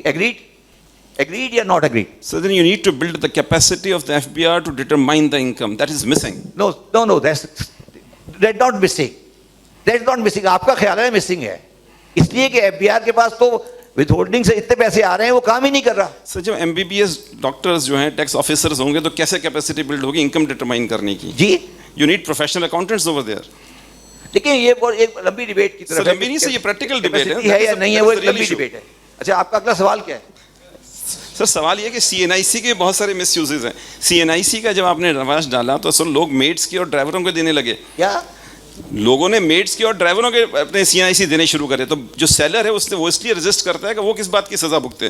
بائر خود شاہی. جب میں آپ کو صرف یہ کہہ رہا ہوں نا کہ جب آپ کوئی چیز خرید رہے ہیں, اپنا CNIC دینے میں کیا تکلیف ہے آپ کو؟ کون نہیں دے گا؟ خریدنے والا ہی نہیں دے رہا سر. کون نہیں دے گا سر؟ خریدنے والا ہی نہیں دے رہا. نہیں دے رہا نا. ان کا کہنا یہ ہے خریدنے والا اگر دیتا بھی ہے نا, تو سیلر کے پاس کوئی مینز آف ویریفیکیشن نہیں ہے. کیونکہ کتنے ہمارے بائر ہوتے ہیں. اچھا, آپ نے شناختی کارڈ لے لیا. نہیں, میری بات سنیں نا, میں تو وہاں پہنچا ہی نہیں نا. آپ نے تو لا اپلائی نہیں کرنے دیا نا مجھے. The question is, वो लॉ तो कभी अप्लाई नहीं हुआ चंदा. अभी तो आपने मुझे लॉ को अप्लाई करने की बारी नहीं आई. आप सारे चोर इकट्ठे हो गए ना, आपकी बातें कर सारे चोर इकट्ठे हो गए. देखिए वो तो लॉ कभी आज तक पाकिस्तान में अप्लाई नहीं हुआ. अभी अप्लाई होने से पहले ही आप लोग को रोक दिया, इसलिए कि सारी रिश्वत की कमाई, करप्शन की कमाई, सारे कमीशन सामने आ रहे थे. मैं आपको फिर एक बात कह रहा हूं, हम पिछले 40 साल से एक बात कर रहे हैं. We have been constantly saying कि हम एनटीएन को रिलेट करेंगे टैक्स के साथ. यही कह रहे हैं ना. तो when you are making a transaction of and you are not ready to give identity card, and the person who is complaining is not the person who is buying, person who is selling. Because they said to me, and Ahmed is there, and we did a negotiation, they said कि जी हमारा तो सारा काम ही 2 number है. हमारा काम, seller हमारा 2 number नहीं है, हमने टैक्स नहीं देना है. You know, if you look at the whole history of that concept, जब मैं लेकर आया तो किसने हड़ताल की? Wholesaler, retailer. क्यों? मैंने कहा जी क्यों हड़ताल कर रहे हैं आप? उसने कहा जी हमने टैक्स नहीं देना अपने मार्जिन के ऊपर. कंज्यूमर तो दे रहा है, वो तो टैक्स देके मुझे अपने पैसे देके जा रहा है 17%. मैंने आगे नहीं देना ना, इसलिए उसने हड़ताल कर दी. मेरा सवाल आपसे है कि आप अगर आज बैठकर बिल्कुल पेशेंटली सोचें कि पाकिस्तान में आपने ये काम करना है जो आपके सामने ये लिखा हुआ है, इस पे उसका तरीका आप मुझे बता दें, सिवाय उसके जो मैंने किया था. मेरी राय में तो आप सिंगल स्टेज सेस टैक्स ले आएं और सारे टैक्सेस खत्म कर दें. ठीक है, थैंक यू. मैं थोड़ा सा कोशिश करूंगा कि हम इंडिया का single stage cess tax model में स्टडी करना चाहिए, और पाकिस्तान में सिंगल स्टेज सेस टैक्स लाएं. ना इनपुट का झगड़ा, ना सेल्स टैक्स में हम जाएंगे जी. सेल्स टैक्स हमारा पूरा सेशन है, इनकम टैक्स उस पे हम बात करेंगे. मैडम सीमा आप ऐड करना कुछ चाह रही हैं तो काइंडली. देखिए, यू नीड टू अंडरस्टैंड कि विद होल्डिंग का कॉन्सेप्ट है क्या और क्यों आया था. जैसे शब्बर साहब ने कहा कि ट्रांजिशनरी प्रोविजन थी बिकॉज लार्जली अनडॉक्यूमेंटेड इकोनॉमी है. तो आइडिया वाज टू टैप कि ये ट्रांजेक्शन रिकॉर्ड हो जाएगी और इसको ग्रेजुअली फेज आउट किया जाएगा. और इसी को जिस तरह आपने सेकेंडली बात कही है कि जी फेक CNIC दिया ना, उसी के रिस्पॉन्स में एक बेनामी की लॉ आई थी कि अगर इसी में कोई बेनामी ट्रांजेक्शन रिकॉर्ड है तो they will be taken care of in the बेनामी ट्रांजेक्शन प्रोविजन एक्ट. तो ये आप समझें कि अगर ये पूरा साइकिल को आप डिरेल कर देंगे तो obviously will not go anywhere. तो उसके अगर स्पिरिट में उसको इम्प्लीमेंट किया जाता और चलता रहता तो ये चीज़ ऐसा ऐसा फेड आउट होती है. जो आप बात कह रहे हैं वही रिजल्ट निकलना था. अच्छा, मैं थोड़ा सा ऑर्गेनाइज करना चाहूँगा. इस वक्त जो मुझे समझ आ रही है कि प्रिजम्पटिव टैक्सेस नहीं होने चाहिए, विद होल्डिंग टैक्स प्रिजम्पटिव नहीं होने चाहिए, जो आप एक रिकमेंडेशन दे रहे हैं, ये आपने ऑलरेडी एड्रेस कर लिया हुआ है.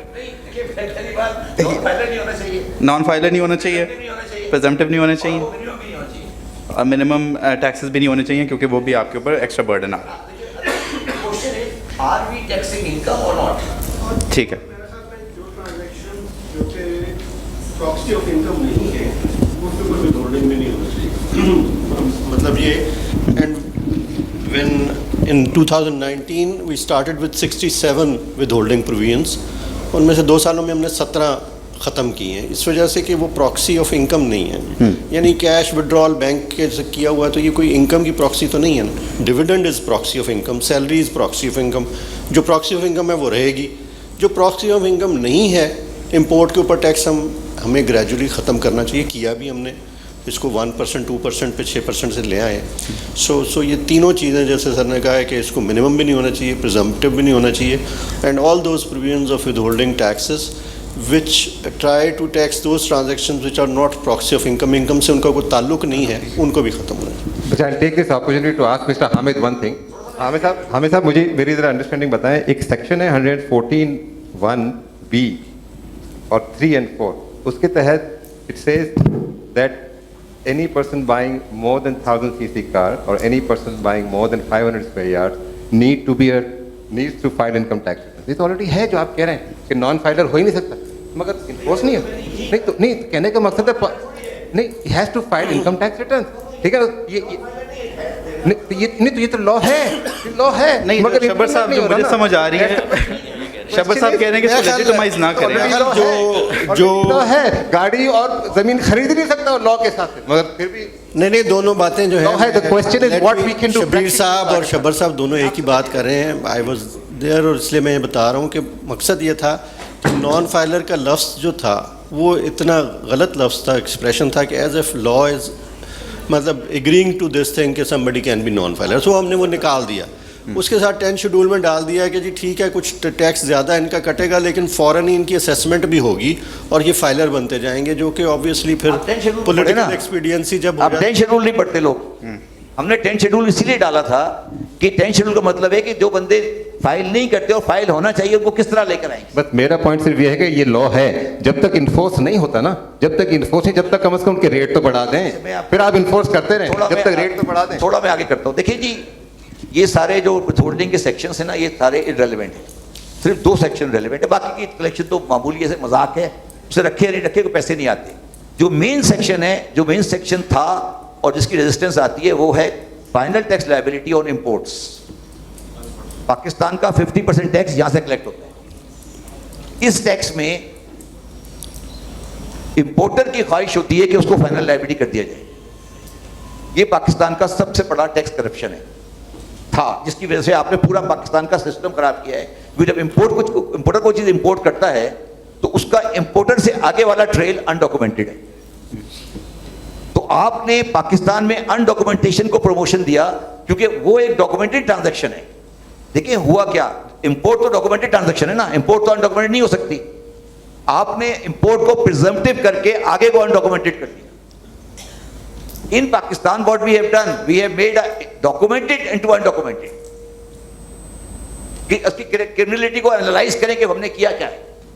ہم نے کیا کیا کہ ایک ڈاکومنٹڈ ٹرانزیکشن تھی امپورٹ کی جو کہ 50% آف پاکستان ٹیکس کلیکشن ہے, اس کو آپ نے انڈاکومنٹڈ کر دیا بائی میکنگ پریزمپٹیو. کہ جی سن لینا, ریورس نہیں, میں آپ کو ریورس کر دیا اس کو, میں نے اس کو ریورس کیا اور جا کے اس کو میں نے منیمم کر دیا. That was also not 100% correct but the right thing. If you want to actually increase the tax base, then you have to do assessment of the importers. مجھے شاہد بیٹھا ہوا ہے یا یہ بیٹھی ہیں, آپ مجھے بتائیں کہ کتنے امپورٹرز کو آپ نے کبھی انکم پہ ٹیکس کیا ہے. دیکھیں وہ تو سامان امپورٹ کر کے لا رہا ہے نا, اس کو کوئی گھر میں تو نہیں بنا رہا. وہ جو 10,000 5,000 بیل کمپیوٹر جو چیز کر رہا ہے امپورٹ کر رہا ہے نا, اور وہ ڈاکومنٹڈ ہے, اس پہ ٹیکس دے کر آیا ہے. وہ اس کی اگلی ٹریل کو آپ نے انٹینشنلی کیا نان ڈاکومنٹڈ, کیونکہ آپ امپورٹر سے ٹیکس لینا نہیں چاہتے تھے. تو ابھی بھی اگر آپ ٹیکس کو بڑھانا چاہتے ہیں, ٹیکس بیس کو بڑھانا چاہتے ہیں, کیونکہ وہ پاکستان کی ٹوٹل ٹیکس کا 50% ہے, تو آپ امپورٹر کی سیکنڈ اسٹیج کو کسی طریقے سے this is what I am trying to say, کہ ہمارے پاس اتنے یہ لو ہینگنگ فروٹ کہتے ہیں نا, یہ بڑے چھوٹے, یہ لو ہینگنگ فروٹ نہیں ہے, لو ہینگنگ فروٹ یہ ہے, بٹ آپ اس کو ہاتھ نہیں ڈال سکتے کیونکہ امپورٹرز کی لابی بہت اسٹرانگ ہوتی ہے. سر میں لاسٹ کوشچن لوں گا اسی ٹاپک پہ, and then we'll move on please. My name is Neon merchant and I am from merchant law associates. سو شبیر دیوان صاحب, آپ نے بہت اچھا کمپیریزن ڈرا کیا between filers and non filers, اور may be more robust approach by mister Shabbar Zaidi کہ وہ کرمنلز ہیں. My question is with regard to the filers who just get registered, get the NTN, but don't pay taxes. When it comes to filing returns, they file nil. So what is the percentage of these people, persons, and what is the government doing about it? And because they get away with, showing that they are filers, but they are not paying any taxes. So this is my question. شاہد بل کرے میرے حساب سے جو NTN holders ہیں 50% plus are not paying any tax, right? Am I right? This is a fact. This is a weakness. At least 50% of people who have got NTN, national tax number, are not paying any tax. But I haven't seen any action against them. تو سر کیا کریں پھر ان کا, کیا کرنا چاہیے ان کا؟ یہ کہ if I can give the numbers, اس وقت کمپنیز جو کہ nil return فائل کر رہی ہیں وہ 37,306 ہیں آؤٹ آف 50,000 ٹوٹل فائلنگ میں سے. 37,000 کمپنیز زیرو ریٹرن دے رہی ہیں. Out of 78,000 association of person 31,000 zero return دے رہی ہیں. 16,81,000 جو انڈیویجول ہیں بزنس والے, ان میں سے 3,44,000 نیل پہ ہیں, اور سیلری والوں میں بھی حیرت ناک ہے کہ 11 لاکھ میں سے 2,56,000 نیل پہ.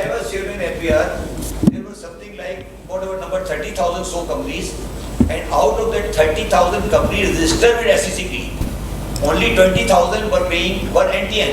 10,000 a company with a registered with SECP were not filing returns. So the question, when I am reiterating what I am trying to say, and I called the chairman SCCP and said, what is this? Why don't you disqualify this company? आप इनको company में क्यों रखा हुआ है आपने जब ये कंपनी रिटर्न फाइल नहीं करती? तो उसने कहा जी अगर आप कम कर देंगे तो मेरी परफॉर्मेंस नीचे चली आएगी. You know, this is, if you remember the meeting we had.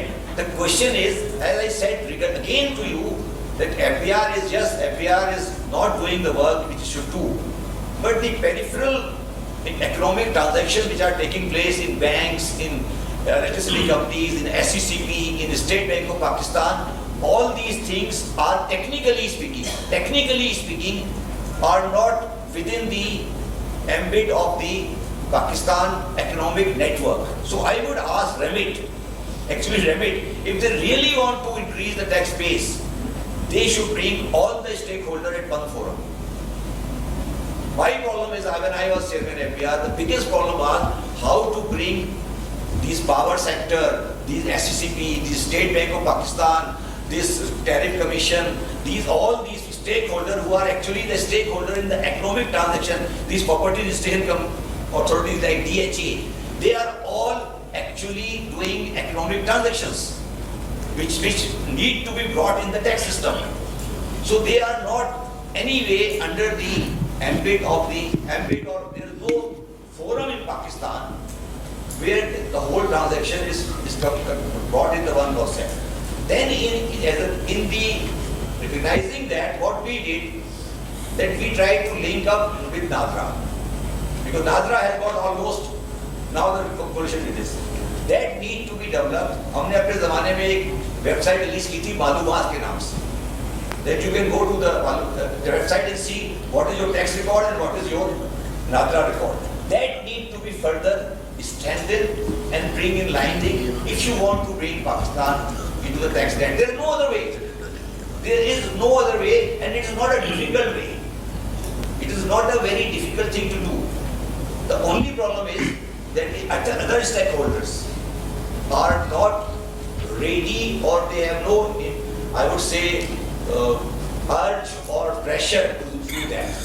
Sir इसको मैं थोड़ा सा अगर पॉलिसी की साइड पे लेके जाना चाहूँ तो व्हाट विल यू सजेस्ट कि एफबीआर का काम नहीं है इनको लेके आना, तो who is supposed to bring them all together कि हम power generation company, the simplest thing power generation company should do, they have, suppose Gujranwala electric supply company, they may be having how many industrial connections?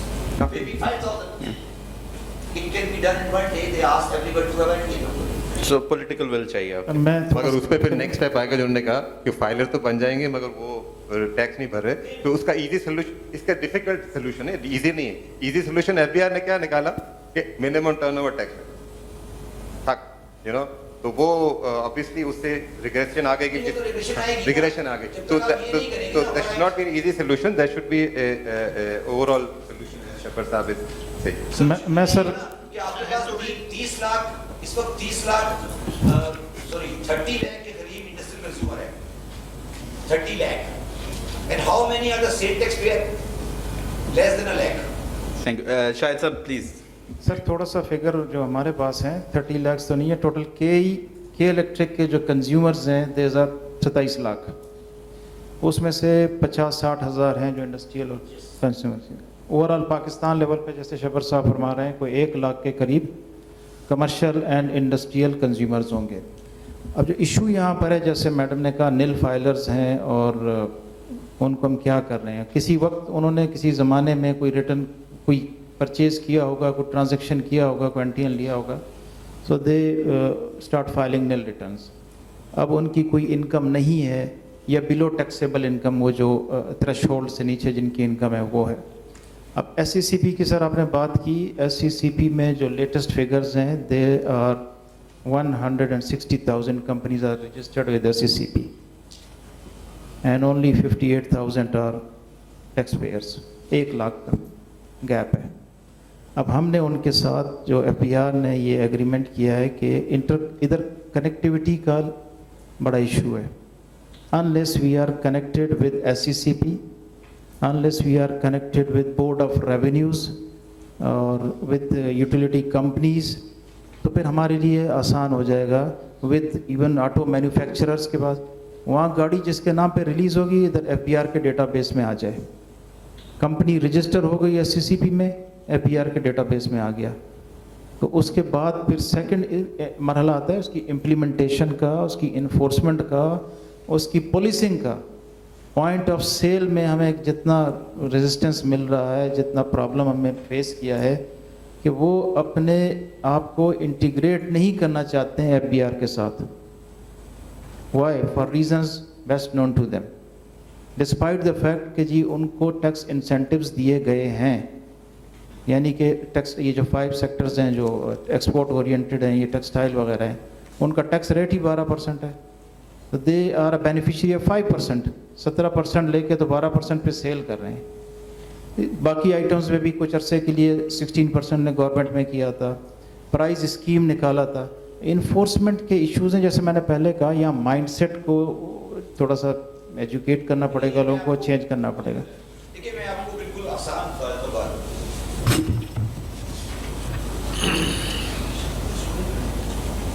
دیکھیے پاکستان میں کافی عرصے سے کوئی بھی government ایسی نہیں آئی جو politically strong who,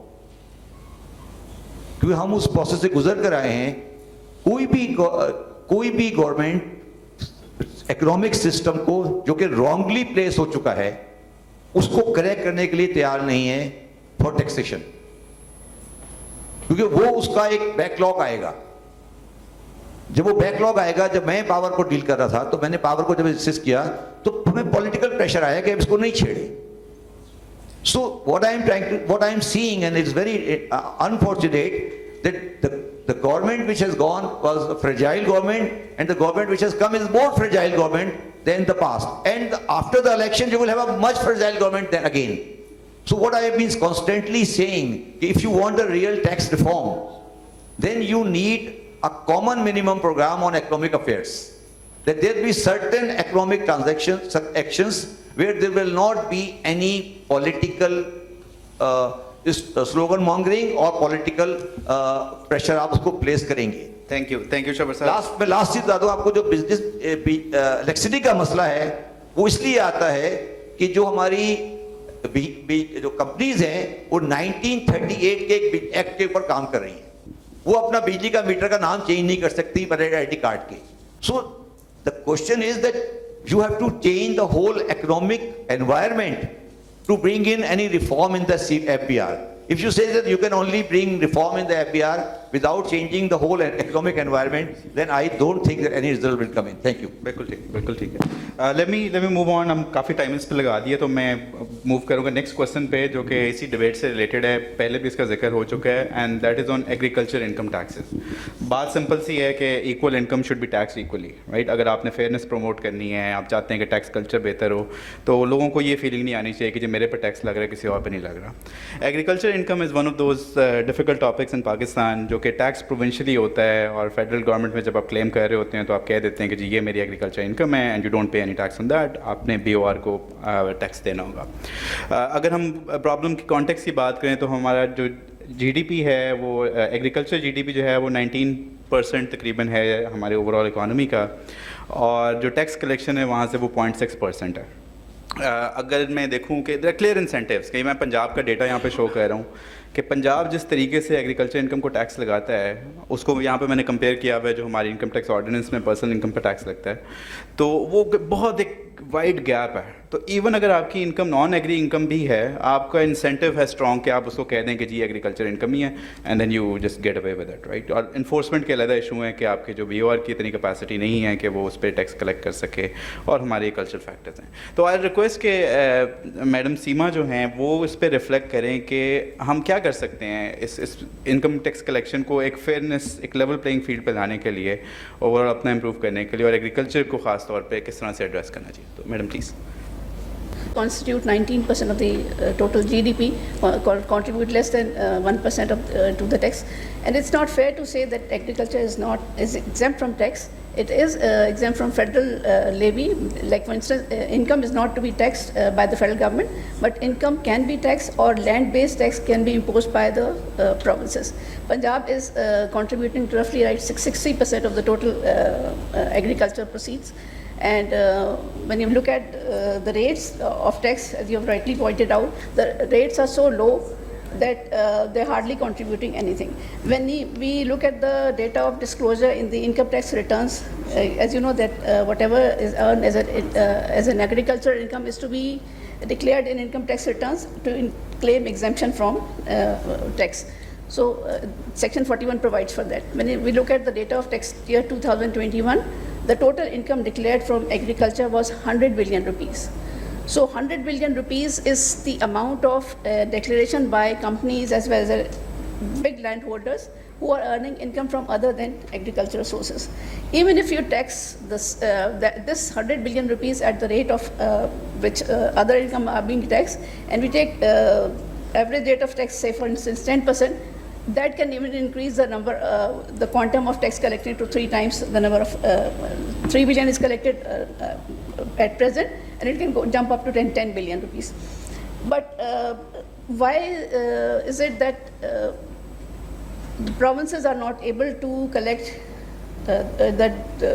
what is due? Number one, as you said, that the rates are so low, and the provinces don't have the capacity. The tax collection at the provincial level is fragmented. Different taxes are collected by different agencies, and they don't have the human resource and the technical capability to collect those taxes. And secondly, fiscal effort is lacking at the provincial level because of the 7th NFC award. The provinces are not really pushed to increase their tax collection. So this is high time that they realize that the increase in revenue is not just the need of the federation, but also the need of the provinces. The more you increase the size of the pie, the more will be your share. So one thing that can be done is to maybe let's take it up into the CCI and just decide whether this can be outsourced to the federation to collect those taxes. And in turn, federation can keep a certain percentage as collection charges because they are more equipped to collect taxes. They can keep certain percentage as service charges and then give it back to the provinces. But for that, we'll have to complete the process of devolution. Whatever is collected from the provinces or from the areas must go back to that particular area for its development. Then only we can incentivize the collection from that particular sector. So devolution process has to be complete. Whatever you collect from a certain point of collection may go back in the form of services and infrastructure projects to that area to incentivize the payers of the tax. Now, when we talk about agriculture, we will have to look at the broad-based definition of agriculture. It's not just the farm income, which is inclusive of agriculture income. The land rent plus the downstream sale of agricultural produce is also constituting agricultural income.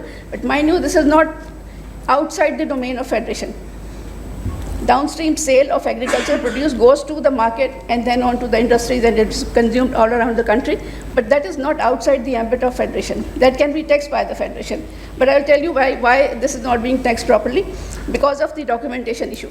When you keep one sector of the economy outside the ambit of taxation, the entire proceeds are not documented. When it's not documented, it's very difficult to capture the chain of proceeds that are going downstream to tax those.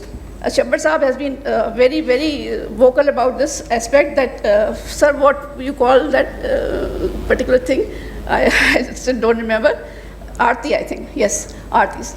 These proceeds are going and they are earning millions of rupees in commission. But that is not tax. Why? Because this is not documented. And then another aspect of this agricultural taxation is 50% of the agriculture constitutes livestock sales. That is also within the, that can also be brought into the federation level.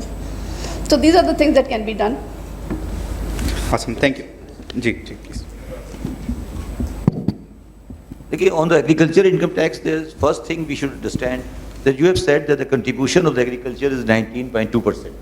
I think this is, as far as the agriculture produce is concerned, is correct figure. But if you take the wholesale and retail trade business, which is actually the trading in the agricultural produce, then that adds something like another 20%.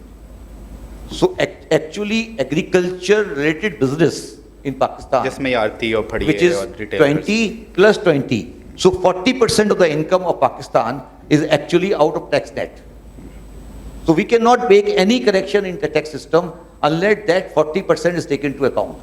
As Seema is rightly saying, the cultivator sells at 20 rupees, but in the market is still at 40 rupees. The differential 40 is also not taxed because none of the agriculture, marketing, wholesale, retail is taxed anywhere in Pakistan. But legally उसको FPR कर सकता है tax. नहीं, what I am trying to say that we are saying agriculture income tax. But what I am saying, I am talking about the income related to agriculture sector. So the trading in the sector, that's a very, very major component, and that is one of the main reason of the price hike in Pakistan. Because those people in between, actually they are making, so first presumption we have to make correct, that agriculture is 19.2, agriculture is 19.2, but the agriculture-related economic activity is around 45% plus. And that is totally outside the taxation system of Pakistan. So I always say that taxation in Pakistan is an urban issue, it's not a rural issue. The whole rural economy is out of the tax net. When you are saying inclusive, the inclusive means then you have to bring that 45% of the economy in the tax system. Otherwise you will never have, because your incidence of the urban economy is increasing and your incidence of rural economy is decreasing. And that is why the urban economy is actually suffering and is not developing. So whenever we make a tax calculation on the agriculture's income, we should always take agriculture economy, not agriculture income tax, first thing. The second thing is that, rightly said by Seema, that since it's income taxation, without changing the constitution, that should be outsourced to the people who are collecting the income tax, and then they can pay to the provincial government as the case may be, because there is no sense in having income to be taxed at two levels. The same person we can collect as an income tax on a separate head and then give it to the provinces. There should not be any agricultural tax income tax department by the provinces. Federal government should collect it and give it to the provincial government. तो sir ये क्यों नहीं होता है? तो बड़ा simple सी solution है. तो why has it not happening? Because of political reasons. Lastly, and very importantly, under the present Pakistan law, anyone who takes the credit of the agriculture income, when he prepares a wealth statement, then he has to reconcile that increase with the agriculture income tax paid in Pakistan. This is a law. That if I take the credit that I have earned, I have made this wealth from the agriculture income, then I have to show the credit of the agriculture tax actually paid to reconcile with that. Okay? And Hamid chala gaya jaise, I will tell you the interesting story. And on this issue, I and Hamid Saab issued notices to a person in Multan that आपकी जो wealth statement है उसमें agriculture income credit नहीं मिल रही आपके wealth के साथ. Next day there was something like 45 MNAs from South Punjab and said, sir, इसको notice को वापस ले लें. This notice can, so just for this last thing, there is a column in the wealth statement, there is a provision in the income tax ordinance that if you take the credit of the wealth statement for agriculture income, then your income agriculture income tax paid should be reconcilable with that. And I can assure you that out of the 342 MNAs, 120 will be disqualified under this provision of law. Because their wealth statement which they have filed is coming for agriculture income and there is no agriculture income tax paid. We have checked it, we know everything about it. So what I am trying to say, that agriculture income tax is a subject which has not been taken seriously by the federal government as well as by the provincial government. I am talking about the federal government provision where we don't allow credit, but we never check it. हमने कभी check नहीं किया कि आपने wealth statement में 50 करोड़ की increase ली है तो एग्रीकल्चर इनकम की क्या आपके एग्रीकल्चर इनकम से रिकंसाइल है. मैंने एक नोटिस दिया था, हामिद बैठा हुआ है मुल्तान में, उसके बाद हमारे पास पूरी एमएनए की टीम आ गई, उनका साहब ये तो नहीं हो सकता.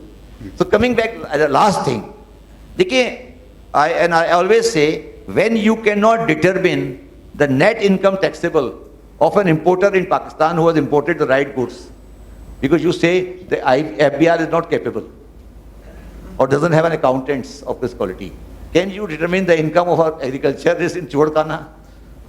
So that's the second last subject, that we always say कि agriculture income को tax कर दें. But even in Japan, even in many, many other countries, it is not easy to actually tax agriculture income, because in agriculture income there is a labor use and things. There are many, many issues. If you are knowledgeable in economics, you know about it. So we have to also see that what should be the basis of taxing the agriculture income, and there is a lot of research on that subject. We are not using that research, where there is a concept of PIU and other things, because otherwise if you ask that agriculturist should keep the accounts and वो मुझे बताए कि उसने साल में ये debit आया और ये क्रेडिट आया, जब हम पाकिस्तान में इम्पोर्टर से नहीं ले सकते तो एग्रीकल्चर से कैसे लेंगे? So this is a subject, agriculture income. It's not a political subject, it's a practical subject. That is a very difficult proposition at the initial stage to tax agriculture income on income basis. That is why if you look at the agriculture income being collected, it is all minimum tax. And I give you another illustration. I filed in 1993 or 94 agriculture income on the income basis to Mr. Jahangir Tareen in Lahore as a consultant. Then the envelope was returned to my office in A. Ferguson, and that person said, "Sir, ये आपने गलत file कर दिया, ये क्या है?" You know, and this, I said, "What?" They said, "Sir, ये हमने कभी आज तक किया ही नहीं net income basis पर." So I still doubt that there is any person in Pakistan who is actually paying agriculture income on the income basis. It is all being paid on the minimum tax which is provided in that law. So these are the issues of agriculture tax. Sir इसमें मैं थोड़ा सा focus shift करना चाहूँगा कि exact अब करना क्या चाहिए. जैसे आप बता रहे हैं कि लॉ तो एग्जिस्ट करता है और उस पर इन्फोर्समेंट नहीं है और MNAs की कॉल्स आ जाती हैं, ये सब कुछ होता है और इनकम असेस करना मुश्किल है. तो एक जो मैं सोचता हूँ कि जो BOR है पंजाब में, दे आर डूइंग डिजिटल गिरदावरीज. वो हर जगह पे जाके देख रहे हैं कि इस प्लॉट पे कितनी क्रॉप होगी, इस प्लॉट पे कितनी क्रॉप होगी. सो इस तरह की चीज़ें आपको लगता है कि कैन हेल्प इंक्रीज और get a better measure of किस लैंड ओनरशिप है ना, वो आपको रिलेट नहीं करती इनकम के साथ. ये भी वो औरतें, बच्चे, बीवी, उसका बेनामी और नामी, you know, it will be very difficult कि आप ये कहेंगे ये प्लॉट ऑफ लैंड रिकॉर्ड में किसका है और एग्रीकल्चर किसकी होती है. That's a very, it's not a easy thing. Just वो ठेके पे दी हुई हैं लोगों ने आगे सोचा. ठीक है, अगर थोड़ी सी डिसअपॉइंटिंग लग रहा है कि कुछ कॉन्क्रीट चीज़ नज़र नहीं आ रही, but let me open it. आप कहते रहे कि इतने टेस्ट करेंगे, प्रैक्टिकली नहीं होगा. Practically it's a very very difficult proposition. यानी इंडस्ट्रियलिस्ट पे मिनिमम टर्नओवर टैक्स लग सकता है, एग्रीकल्चरिस्ट पे नहीं लग सकता. मगर वो सब बिल्कुल ना होने के बराबर है ना. वो तो कोई 2,000 रुपये 3,000 रुपये इस तरह होता है कोई एकड़ों के ऊपर जाके, तो वो तो ना होने. देखिए मैं आपको again what I am trying to say कि आप एग्रीकल्चर इकोनॉमी, देखिए द प्रॉब्लम इज कि टैक्स जो है, पहले ये फैसला कर लें कि टैक्स का सब्जेक्ट जो है वो लॉ का सब्जेक्ट है या इकोनॉमिक्स का सब्जेक्ट है. पहले फैसला कर लेना कि टैक्स सब्जेक्ट इकोनॉमिक्स का सब्जेक्ट है या लॉ का सब्जेक्ट है. This is the subject of economics. Firstly if you want to really do the agriculture income tax, then you have to first decide the agriculture economy, how it runs. What is the size of economy, how it runs, who is earning the income, whether it's relatable or not. Unless you do this thing, आप कोई ad hoc measures करते हैं, that will not be a right measure. For example, आप कहते हैं जी cotton पे मैं tax लगा देता हूँ 5% हर बेल के ऊपर, और उसके बाद सब्सिडी दे देते हैं. So what is the point? You know, unless and until you remove all the subsidies on agriculture, you remove all these things, then there will be no economic sense of taxing agriculture. But this is my personal view. आप theory में बात कर लें, मगर reality में agriculture income tax से कोई recovery मैं एक्सपेक्ट नहीं करता. It's a real sense. Let me open it to the house. अगर कोई ज़रा ज़्यादा होपफुल हो कि हम एग्रीकल्चर से कुछ कर सकते हैं तो प्लीज़ ऐड करना चाहिए. वो एंड में प्लीज़ माइक दीजिए.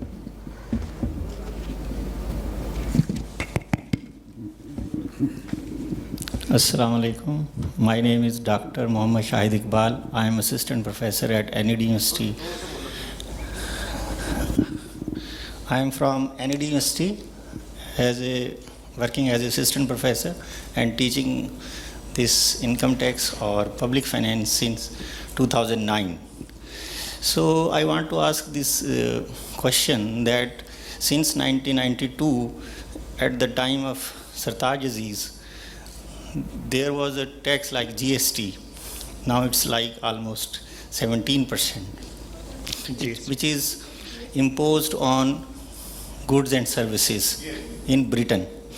But now we change the name and introduce as a GST, General Sales Tax in Pakistan. Sir मैं थोड़ा सा सॉरी आपको इंटरप्ट करूंगा यहाँ पे. No, let me complete this. That we are paying as a citizen 68% indirect taxes, which is very much regressive in its very nature. But on the other hand, billions of earners are not paying any tax. They are out of tax net. This is a regressivity. This is a crime against the poor people. On the other side, on the macroeconomic aspect, if you see all regressive tax are recessionary in its very nature. So how do we can expect that the tax base will increase and we will be able to inclusively increase the all society? We are creating parity. People are unable to pay or feed their basic needs, and this tax, indirect tax, is being imposed on even medicines, basic necessities. In Britain, that was introduced in early 80s on demerit goods, not basic necessities. Try to understand that this is a policy issue. This is not a technical issue. Thank you, sir. So I won't let you respond to this. So छोटा सा बिल्कुल छोटा. ये पहले आपका percentage जो है medicine पे कोई टैक्स नहीं. तो लास्टली जो टैक्स का इंसिडेंस है इनडायरेक्ट टैक्सेस का वो सबके ऊपर बराबर है. एग्रीकल्चर के ऊपर फर्क क्या है दोनों देश में? सर नहीं वो सेल्स टैक्सेस की बात कर रहे हैं तो वो फिर हमारा पूरा नेक्स्ट सेशन उस पर है. सब उस पर मैं चाहूँगा कि हम नेक्स्ट सेशन में ज़रा वेट करें तो उस पर हम बात करेंगे. अभी एग्रीकल्चर इनकम टैक्सेस पर कोई बात करना चाहें तो प्लीज़ अपना हाथ रेस कर लें. वहाँ पे प्लीज़ माइक दीजिएगा.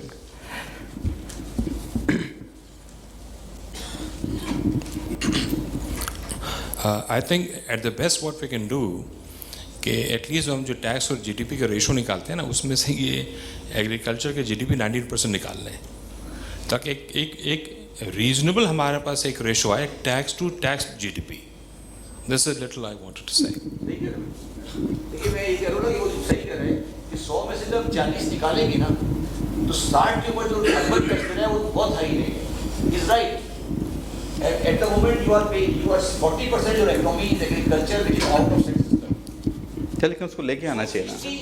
The whole taxes, so the tax to GDP ratio is much higher, but the incidence is on a particular sector. This is what he's saying, and I agree with it. ठीक है. चलें फिर मुझे recommendation तो कोई नज़र नहीं आ रही यहाँ पे वैसे कॉन्क्रीट की. अगर इसको इम्प्रूव करना है तो हम क्या कर सकते हैं? एक चीज़ मेरे ख्याल से जो आरतियों वाली आप बात कर रहे हैं मे बी वो वहाँ पे थोड़ी इन्फोर्समेंट बेहतर की जा सकती है कि जो मार्केट इकॉनमी है फ्रॉम द प्रोडक्शन फॉरवर्ड. तो बट चलें let me move on to the next question that I have. जी जी.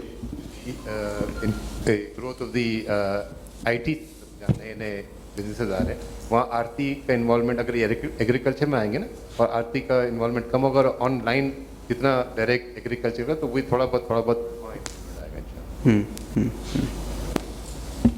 ठीक. आई थिंक ये जो स्टार्टअप्स वगैरह शुरू हो रहे हैं ताज़ा वगैरह उनकी वजह से वो इम्प्रूवमेंट आएगी. अच्छा जी नेक्स्ट क्वेश्चन जो है वो हमारे पास टाइम इतना ज़्यादा नहीं है. We only have last 5 minutes. लेकिन मैं एक बड़ी जल्दी बात करना चाहूँगा कि पर्सनल इनकम टैक्सेस जो हैं उस पर बात की जाती है कि ये हमारे यहाँ इतने ज़्यादा नहीं है, इतने प्रोग्रेसिव नहीं है. और इस वक्त IMF की एक रिकमेंडेशन आने वाली है कि जी आप जो आपकी मिडिल क्लास है जिसके पास ऑप्शन नहीं है वेट करने का, सैलरी से कट जाते हैं मेरे जैसे लोग, उनके ऊपर टैक्सेस बढ़ाने चाहिए क्योंकि हमारे यहाँ एवरेज जो उन पर टैक्स लगता है यानी कि 72% जो आपकी आवाम है वो 5% से कम टैक्स दे रही है. तो रेवेन्यू जनरेशन इंपॉर्टेंट है. हमें रेवेन्यू रेस करने हैं कहीं से भी करें. तो ये आपको एक नज़र आता है कि ये एक आपकी जो मिडिल क्लास है इस पे आप जो अभी कोई 5 या 10% दे रहा है उसको 20, 25, 30 पे ले जाएं. और अभी भी जो हमारा टैक्स लॉ है उसमें जो 35% जो हाईएस्ट टैक्स रेट है वो बहुत थोड़ी सी प्रोपोर्शन है आवाम की उसके ऊपर एप्लीकेबल है. मेजॉरिटी जो आपकी आवाम है वो as far as income taxes are concern, हम सिर्फ इनकम की बात कर रहे हैं इस वक्त, वो बहुत कम पे कर रही है. तो इस पर रिकमेंडेशन या एक सोच ये कि इसको बढ़ाना चाहिए. जो कि एक बैकलैश आता है आपकी मिडिल क्लास से, वो कहते हैं कि जी हमारा ऊपर और निचोड़ी जो पहले हमसे ले रहे हैं. तो इस पे मैं ये डायरेक्ट करना चाहूँगा सवाल को शाहिद साहब आपके लिए, आप इस पर अगर रिफ्लेक्ट करना चाहें. और टाइम थोड़ा कम है तो आई लाइक कि हम रिकमेंडेशंस पे आएँ कि इस पर क्या करना चाहिए और बजट में हमें क्या चीज़ें इनकॉर्पोरेट कर सकते हैं. सो उस पर मैं ज़रा फोकस करना चाहूँगा. सर देखिए इस वक्त 2 किस्म के पर्सनल इनकम टैक्स हैं. एक तो पेरोल टैक्स है दूसरा पर्सनल बिजनेस टैक्स है, जो AOPs का और हमारा पर्सनल इंडिविजुअल का इनकम टैक्स है वो एक ही स्लैब है। तो 8 स्लैब हैं ये पर्सनल इनकम टैक्स के और 12 स्लैब हैं इस वक्त हमारे पास पेरोल के। The maximum is where 75 million जो किसी की इनकम है तो वो इफ़ेक्टिव टैक्स रेट उस पर जो आता है वो 54% आता है। अब IMF की डिमांड, इसको हम ऑफ एंड ऑन कभी 4 स्लैब पे भी लाए हैं, 6 पे भी लाएँ, 8 पे भी लाएँ। तो अगर ये है कि इसको ग्रेजुअली थोड़ा सा किया जाए, 8 से 6 पे ले आएँ और 12 से 8 पे लाएँ, तो फिर ये एक प्रपोज़ल है कि इसकी। दूसरा ये मार्जिनल जो इनकम टैक्स हैं इसको थोड़ा हाई करें, इसको मार्जिनल टैक्स रेट जो स्लैब में आ रहे हैं, ये एक प्रपोज़ल है इसमें। थ्योरेटिकली आप सही कह रहे हैं, theoretically what IMF is saying is right, but practically things are very different. Everybody who is paying a documented salary, like government employees, the school teachers, everyone, they are under the lowest slab. So they are paying taxes, which is 5%, you are saying. The people who are on the higher slabs are paying, they are on a top slab. The middle slabs are not there, that is what the IMF is saying. The unfortunate part is that there is a very high prevalence of the undocumented salary sector in Pakistan. So what IMF saying is theoretically correct, but practically incorrect. Because that middle tier in the unorganized sector is not being paid from the formal economy. So that is that you don't find that cluster. You don't find people getting 3 lakh, 4 lakh, 5 lakh people, which is a middle tier management in the informal sector in the system. So that number is cluster is very less. The lower number is all people in APR things are there. And the top are there already, the chief executives, they are already there. So the middle tier, one of the reason of this lesser in the middle tier is the not availability of the unorganized salary sector, informal economy, which is contributing. So that is why, I would personally not recommend any tinkering in this thing, because that will not result in any substantial, neither increase the revenue, nor, so it's not a very recommendable position that we again increase that middle tier salary, because those who are already paying are already in the system. So that's my view on this system. और the aim is revenue collection, इसलिए वो कह रहे हैं तो why tax these people? वही मैंने कहा कि जब तक छब्बर साहब की बात है, जब तक वो इन्फोर्स नहीं होता लॉ के, आप प्रॉपर्टी और गाड़ी नहीं खरीदते, आप रेवेन्यू वहाँ से जनरेट करें, नॉन फाइलर से करें, क्योंकि जितने भी एग्रीकल्चरिस्ट हैं वो गाड़ी भी खरीदते हैं, ज़मीन भी खरीदते हैं, सब कुछ करते हैं, तो you have to tap that. बिल्कुल सही। चलिए जी, with that we are out of time, but अगर कोई एक क्वेश्चन हो हम ले सकते हैं ऑडियंस से, वहाँ से प्लीज़ माइक दीजिएगा। अगेन चूँकि टाइम बहुत शॉर्ट है, हमने अगर आपको याद हो 1979 के ऑर्डिनेंस में आपको सैलरीड इंडिविजुअल को बहुत सारे रिबेट्स मिल रहे थे शब्बर साहब, चाहे वो लीगल एक्सपेंसेस पे हों, पर्सनल मेडिकल एक्सपेंसेस पे हों, प्रोफेशनल बुक्स पे हों। इस 2001 के ऑर्डिनेंस में हमने एक ब्रॉडनिंग ऑफ टैक्स बेस का विंडो, ब्रॉड टैक्स बेस के विंडो हमने खुद बंद कर दी है। घर बैठे आपको जो इन्फॉर्मेशन मिलनी थी कि जो पर्सनल मेडिकल एक्सपेंसेस पे लीगल, मैं रिपीट कर दूँ, आप रिपीट करूँ दोबारा, जो हमने ब्रॉडनिंग ऑफ टैक्स बेस की विंडो थी हमारे पास 1979 के ऑर्डिनेंस में, in the shape of medical rebate, जो आप पर्सनल खर्च, जो अपने पॉकेट से आप खर्च कर रहे थे, जो लीगल एक्सपेंसेस पे आपको रिबेट मिल रहे थे, जो भी आपके इन्वेस्टमेंट्स के रिबेट थे, माँ से 2-3 रिबेट्स के हमने सारे के सारे रिबेट्स बंद कर दिए हैं। पॉइंट इज कि अगर वो रिबेट्स हम दोबारा री अलाउ कर दें तो आपको घर बैठ के आपको एक कंप्लीट इंफॉर्मेशन मिल जाएगी उन तमाम हॉस्पिटल्स की, उन तमाम लीगल एक्सपेंसेस की, जिनके पीछे हम ऑलरेडी ये सारे स्टेप्स ले रहे हैं। This is one thing. दूसरी बात जो शब्बीर साहब ने इन्फोर्समेंट की बात की ना, देखें सैलरीड इंडिविजुअल की पूरी जो क्लास है, executive class, that is the most easy to make them compliant. एक 3 साल पहले हमने एक सजेशन दी थी कि आपकी अपनी रिस्पेक्टिव कंपनीज में जो सैलरी फाइल नहीं कर रहे हैं उनके ऊपर 2% एक्स्ट्रा टैक्स लगा दें। These are 2 observations I have. ठीक है, थैंक यू जी। So with that we will conclude this session. I will request a round of applause for all our panelists, please. So thank you so much, all of you. This was really insightful. And with that, we will. जी. जब आप broadening the tax base की बात करते हैं ना, तो उसको policy के साथ रिलेट करें। आपका पाकिस्तान में 30 बिलियन रुपीस का एक्सपोर्ट होता है। 30 बिलियन रुपीस का आप एक्सपोर्ट करते हैं पाकिस्तान में। सर, जब एक्सपोर्ट प्रिजम्पटिव टैक्स पे होगा, तो एक्सपोर्टर को क्या इंटरेस्ट है किसी डॉक्यूमेंटेशन का? तो क्या इंटरेस्ट है कि किसी की सैलरी डॉक्यूमेंट करेगा, किसी का एडवर्टाइजिंग डॉक्यूमेंट करेगा? तो पहले तो जब आप पहले ये डिसाइड करें कि आपको डॉक्यूमेंटेशन के साथ टैक्स कलेक्ट करना है या आपको रेंट सीकिंग करनी है। जब आप 32 बिलियन डॉलर की एक्सपोर्ट कर रहे हैं और उसको आप ये कह रहे हैं कि जी आप 1% कलेक्शन दे दें, आपको कोई ज़रूरत नहीं है कि सैलरी बुक करें, आपको कोई इनकम बुक करें, कोई चीज़ रिकॉर्ड नहीं है, कोई रिकॉर्ड रखने की ज़रूरत नहीं है, ठीक है, fair enough. So then that side of economy is totally out of Pakistan economy. Agriculture is out of economy, export is out of economy, tax economy. So then what you are talking about Pakistan tax, it is the base. आप इसको conceptually देखें ना, आपने पाकिस्तान में system को इस तरह design कर लिया है कि पाकिस्तान की दो बल्क निकल गए हैं, एग्रीकल्चर साइड निकल गई है, एक्सपोर्ट साइड निकल गई है। तो जब दो साइड बल्क निकल जाएंगे तो आपका सब्सटेंशियल इंक्रीज कभी नहीं होगा। ये 2-3 करेक्शंस आप करेंगे, एक्सपोर्ट को आप 1% को खत्म करें, जीरो करें, और इसको प्रिजम्पटिव करके जो इंडिया में वो करें zero rate, but everybody has to file the accounts. Thank you. Thank you, Ji. Thank you so much.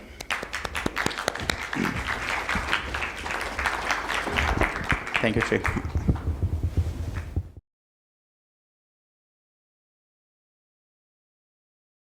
Welcome everyone again.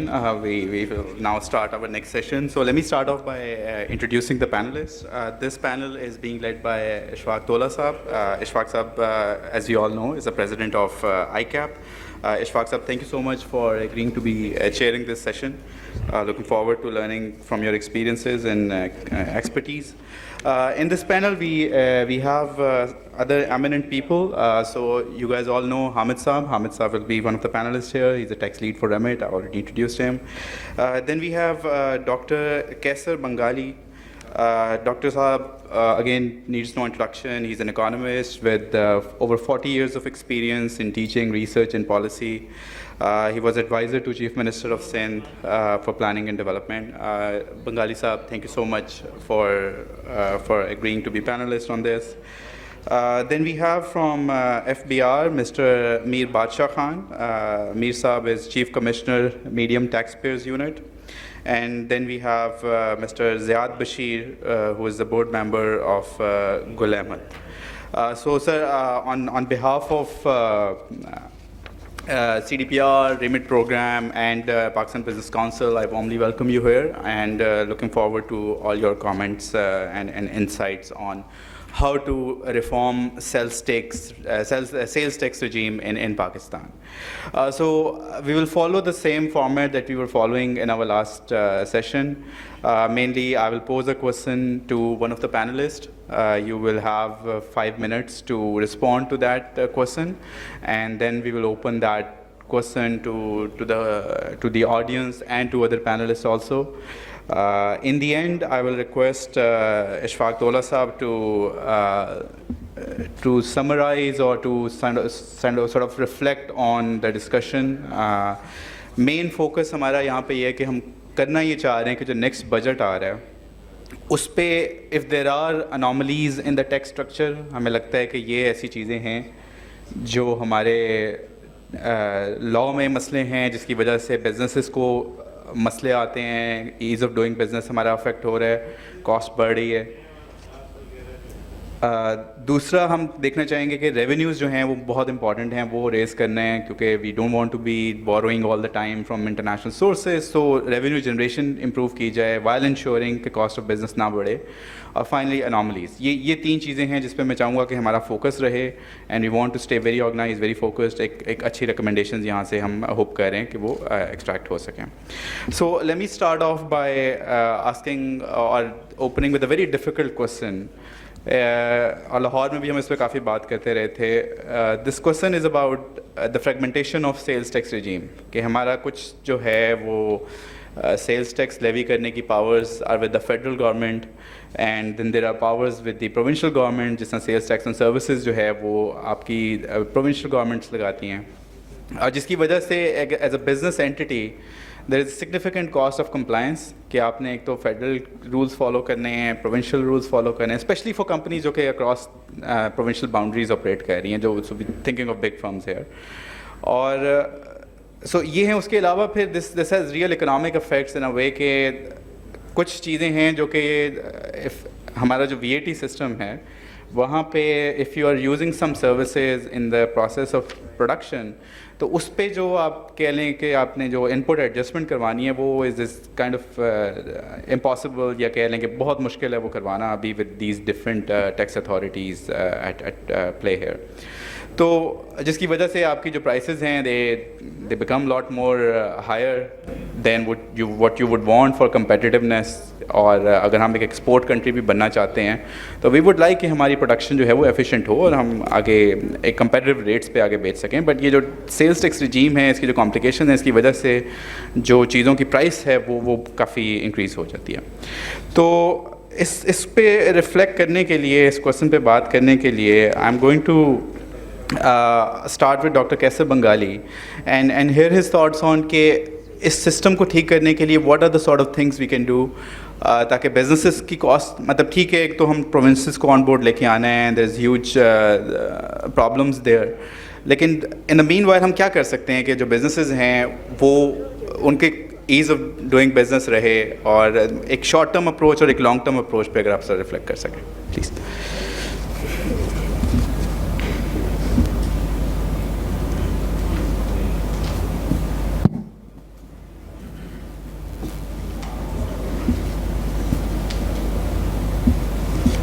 If I come directly to your question, لیکن اس سے پہلے میں کانٹیکسٹ اپنا دینا چاہتا ہوں.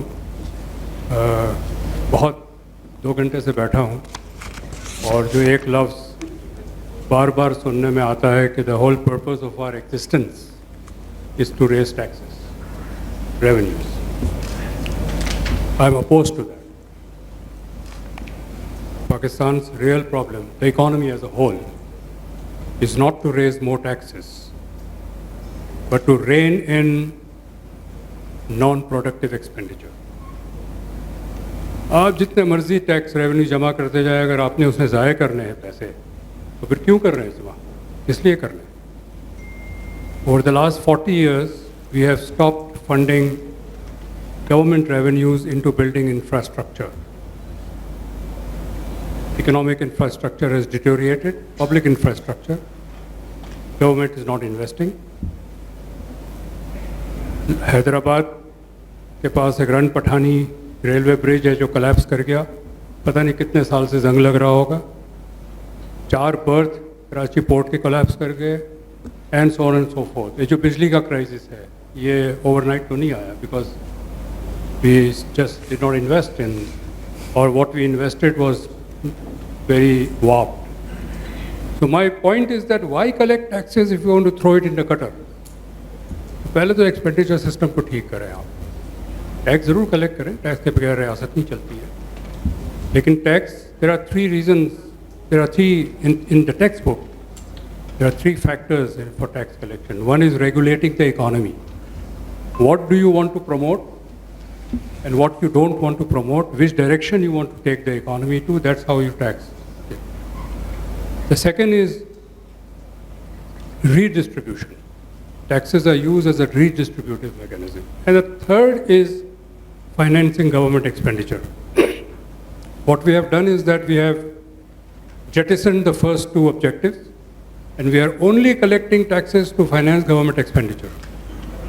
For example, again, the textbook says that import tariffs must be low on raw materials and high on finished products so that you have value addition here.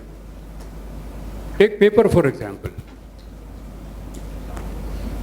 Books are imported duty free and paper is taxed. So Urdu کے قاعدے اب باہر سے چھپ کے آ رہے ہیں, printing press یہاں پر بزنس لوز کر رہے ہیں. So I think the bigger question is to set our priorities right. I think Shabar Zaidi was consistently pointing this out, that the issue is not really FBR or taxes. The issue is what is the structure of our economy, where it is, and what we are trying to do. That's my overall comment. Now, coming to the specific question, I was a member of NFC that split goods and services into taxes. And after the NFC, we spent, myself and the rest of the provinces and the federal government, 10 months dealing with the issues of reconciling these two systems. We came to an agreement which is known as the Record Note. It was signed in October 2010. Several issues were resolved. I find today, after 10 years, I was not involved with these issues, so I wasn't aware what was happening, that many of the issues have been opened up again and are in dispute. The basic issue, one point that I would say is that it's a matter of trust. All provincial tax authorities, services tax authorities, they don't trust FBR. There's a relationship of suspicion that FBR is out to pick our pockets.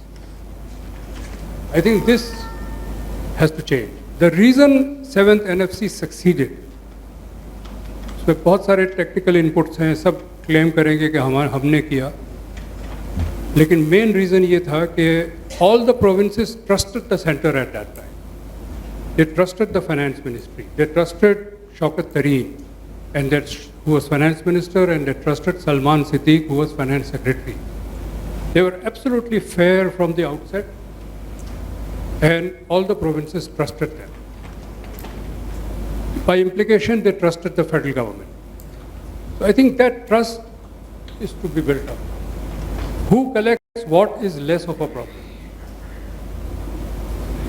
The 10 months of negotiations that I was involved in, first of all, the NFC, the 7th NFC negotiations took place over 5 months. We had 16 meetings in those 5 months. 7 of them were official NFC meetings, the rest NFC met as a committee. And not once there was, कभी ऐसा नहीं हुआ कि किसी ने किसी पे इल्ज़ाम लगाया हो या आंखें निकाली हो या चीखा हो. It was harmony from day 1 to the last day. Again, because there was a level of trust. And nobody was trying to take advantage of the others. Once that is established, and it is up to the federal government to establish that. Any one of the province cannot establish that. I think that can be done. The problems are very small. ऐसे नहीं है कि जिस पे एक national crisis खड़ा हो जाएगा. लेकिन ये अगर जो I am not giving my view, but जो सिंध का finance department का view ये है कि everything FBR proposes have to be seen with suspicion because this is a way of taking our revenue away. This impression has to be addressed and it has to go away. And I think the same is with the taxpayer, the business community. वो जहाँ phone आता है FBR से फौरन ये होता है कि अब ये हमें कोई चूना लगाएगा. You know, that has to change. I think there has to be a more business-like attitude. It's not. I think this is what I would like to say. I have more to say on this, but I'll come on it later. बिल्कुल ठीक है. So we can open it to the house, so we can have more thoughts on this. If anyone from panelists would like to add here, Hamid sir. So generally, the tax base, the sales tax or VAT tax base all over the world is not fragmented. It was fragmented only in few countries. I'm talking about the developed countries. The undeveloped countries, which are behind Pakistan, only has the VAT. So only Australia, Canada, and India mainly, and Pakistan had this problem. Somehow Australia and Canada and India has solved it. We have not solved it, but it is not causing those much problems because the size is very small. The provincial sales tax collection is 300 billion right now, 15 billion by KP, 5 billion by Balochistan, and 140 billion each by the two bigger provinces, that is Sindh and Punjab. whereas the overall sale tax and FET collection on goods is about 2,500 to 26 or 700 this year. That will be the number. So they are only 10% of the total sales tax collected.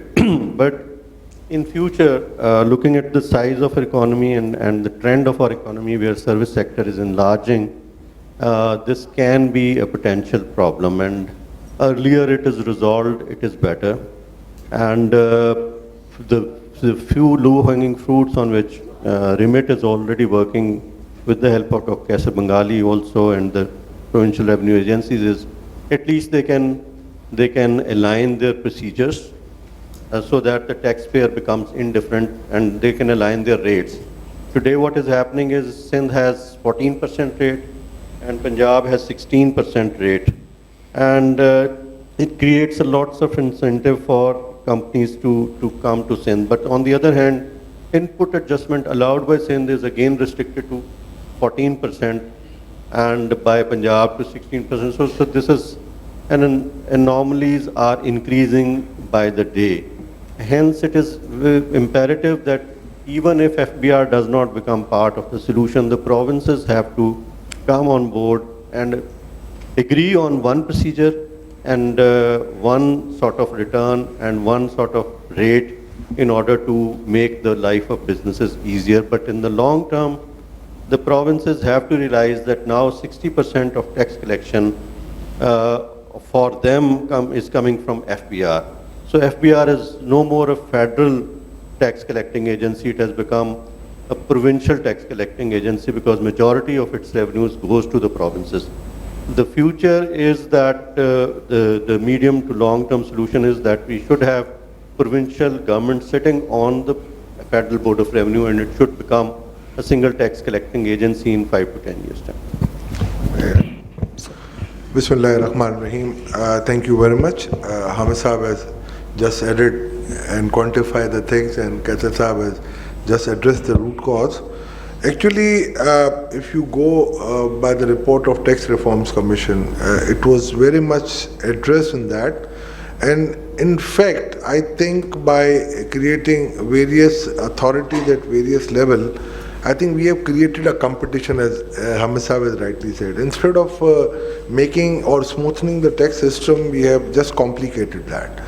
And unfortunately, we have tried to resolve it in 2018.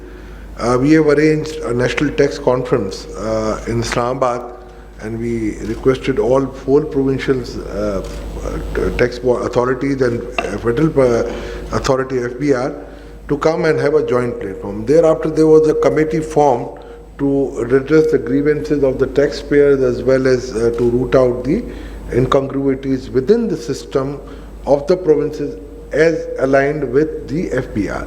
But unfortunately that system is also not working. And the main root cause, if I correctly spell it out, is basically the concept of origination and termination. This is the root cause. 3 provinces are saying that termination is the name of the game, and Sindh is saying that origination shall be the name of the game. In that regard, we have formed a committee in Ministry of Petroleum, and they have agreed upon a mechanism on distribution of oil tanker income.